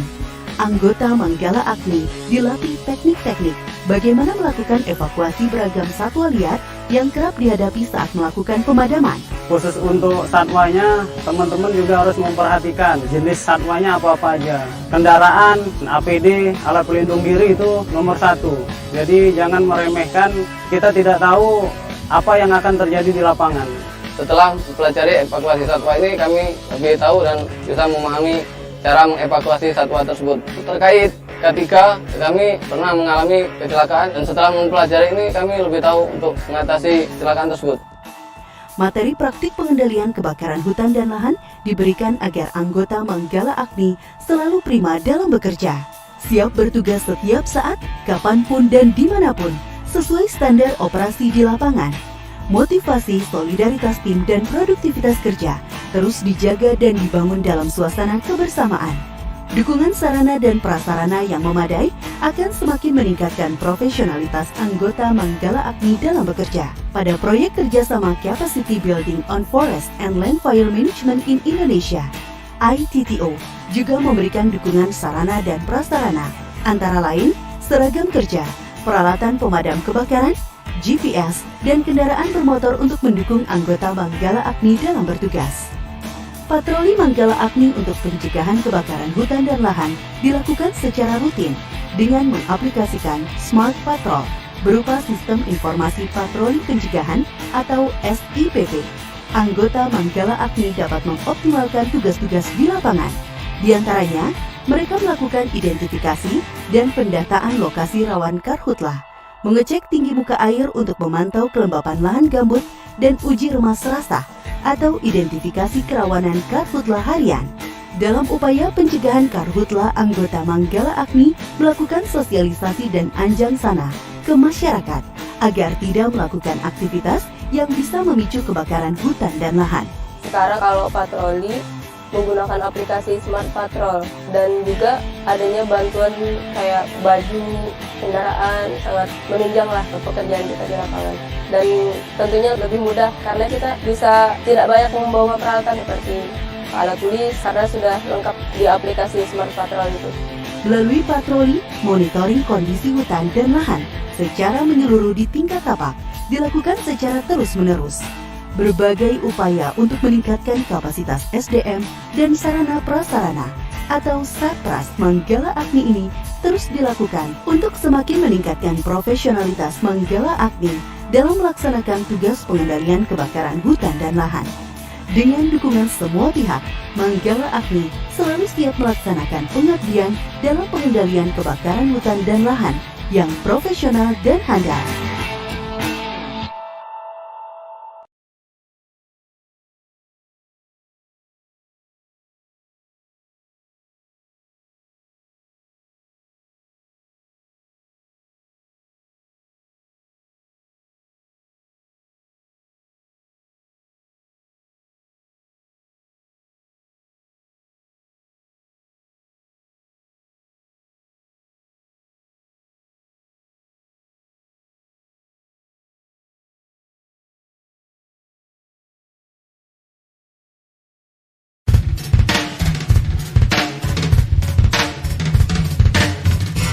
Penyiapan lahan tanpa bakar (PLTB) merupakan solusi inovatif untuk pencegahan kebakaran hutan dan lahan.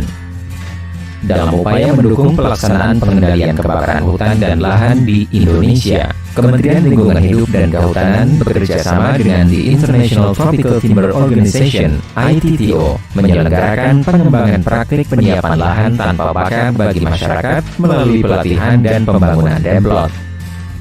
Pengembangan praktik PLTB dilakukan di 8 lokasi rawan kebakaran hutan dan lahan yang tersebar di wilayah Sumatera Selatan, Kalimantan Tengah, dan Kalimantan Selatan. Pembangunan demplot PLTB dilakukan oleh anggota masyarakat peduli api dengan pendampingan dari anggota Manggala Agni, perangkat desa atau kecamatan, Babinsa, dan Babin Kamtipmas. Selama pelatihan, peserta memperoleh edukasi tentang pentingnya mencegah kebakaran hutan dan lahan, sekaligus mendapatkan alternatif metode penyiapan lahan tanpa bakar yang ramah lingkungan bagi masyarakat lokal. Untuk PLTB yang kita terapkan di sini kan sebenarnya teknologi arang terpadu. Ada 3 produk, yaitu arang kompos, dan asap cair. Yang semua bahannya berasal dari lahan yang kita buka. Dari produk itu kita kembalikan lagi ke lahan, itu adalah semua produk-produk organik. Di area demplot, peserta melakukan praktik membuat arang, kompos, dan asap cair. Peserta juga diajari bagaimana melakukan pengolahan lahan, penanaman, pemeliharaan, dan evaluasi hasil demplot. Dengan adanya program PLTB ini, kami sangat terbantu lebih tahu teknis dan cara kerjanya di lapangan gitu. Dengan antusias, peserta pelatihan di berbagai wilayah rawan karhutla mengikuti proses penyiapan lahan tanpa bakar. Di daerah Musi Banyuasin, Sumatera Selatan misalnya, anggota masyarakat peduli api, MPA, dan Manggala Agni bekerja sama memanfaatkan lahan yang ada untuk bertanam. Setelah kita kembangkan, ilmu dan praktek yang kita lakukan itu harus kita siapkan dan kita terapkan ke desa kita dan desa tetangga juga. Proses praktik penyiapan lahan tanpa bakar diawali dengan pembukaan lahan tanpa membakar. Salah satunya dilakukan menggunakan parang atau mesin gergaji. Limbah yang berupa semak belukar, alang-alang, ranting, dan potongan kayu kemudian dikumpulkan. Dengan teknologi arang terpadu, limbah dari pembersihan lahan tersebut dapat diubah menjadi arang, kompos, dan asap cair yang dapat digunakan untuk media tanam, pemupukan, dan pengusir hama. Selanjutnya, lahan yang sudah disiapkan dibersihkan dari semak belukar. Salah satunya dengan cara manual menggunakan cangkul, parang, dan sebagainya. Setelah bersih, tanah diolah dengan membuat bedengan yang lebar dan panjang menyesuaikan kebutuhan tanaman dan kondisi lingkungan sekitar. Taburkan arang yang dicampur dengan pupuk kompos untuk memperbaiki struktur tanah, meningkatkan kesuburan tanah, serta menurunkan tingkat keasaman tanah pada lahan gambut. Dan kemudian lakukan pemasangan mulsa untuk mencegah tumbuhnya gulma. Setelah mulsa terpasang rapi, lakukan pengukuran jarak tanam dan pembuatan lubang tanam. Siapkan benih tanaman, kemudian lakukan penanaman benih dengan kedalaman secukupnya. Selanjutnya, lakukan penyiraman untuk menjaga kelembaban tanah. Untuk tujuan pemupukan dan menjaga serangan hama, lakukan pemeliharaan tanaman dengan cara penyemprotan asap cair yang ramah lingkungan secara berkala, minimal seminggu sekali. Setelah tanaman cukup umur, pemanenan pun bisa dilakukan. Perlu proses juga, Boy. Misalnya kesulitan kita mengolah tanahnya, mencampur pupuknya, untuk perawatan memang harus telaten, harus ekstra. Karena kita kan nggak memakai kimia. Jadi kita bermacam tanaman yang kita tanam supaya teman-teman yang ada atau masyarakat yang di Desa Pilang dia akan tahu di mana kendala dan dampaknya pada saat kita pengolahan lahan karena masing-masing tanaman tersebut akan mempunyai hama yang berbeda. Di daerah Kalimantan Tengah, MPA menjalankan praktik PLTB dengan penuh semangat karena merasakan langsung manfaatnya. Lahan yang semula tidak produktif dapat dibudidayakan secara ekonomi, sekaligus membuktikan bahwa praktik penyiapan lahan tanpa bakar dapat diimplementasikan dengan baik. Di daerah Banjarbaru, Kalimantan Selatan, praktik PLTB juga dikerjakan dengan kesungguhan. Dan setelah 6 kali pemanenan, hasilnya pun terbukti bisa meningkatkan penghasilan mereka. Kita dulu itu pernah mengalami lahan namanya terbakar. Sekarang dengan masuknya keadaan PLTB, kita mulai bekerja Dukungan pemerintah kecamatan dan desa juga sangat penting. Salah satunya di Kabupaten Tapin, Kecamatan Candilara Selatan, membantu pembangunan akses jalan dan pondok di lokasi demplot PLTB. Meski demplot mereka terkena banjir, mereka tidak lantas patah semangat. Untuk saat pembukaan kesulitannya apabila musim hujan. Tapi alhamdulillah kawan-kawan bisa bekerja sama untuk membuka lahan tersebut. Secara umum saya sangat mengapresiasi dengan adanya program ini, pembukaan lahan tanpa bakar sangat mendukung pencegahan karhutla di wilayah kami. Partisipasi dan dukungan banyak pihak menjadi kunci keberhasilan program tersebut. Pengembangan praktik penyiapan lahan tanpa bakar ini diharapkan akan terus mendorong peran masyarakat dalam pencegahan kebakaran hutan dan lahan.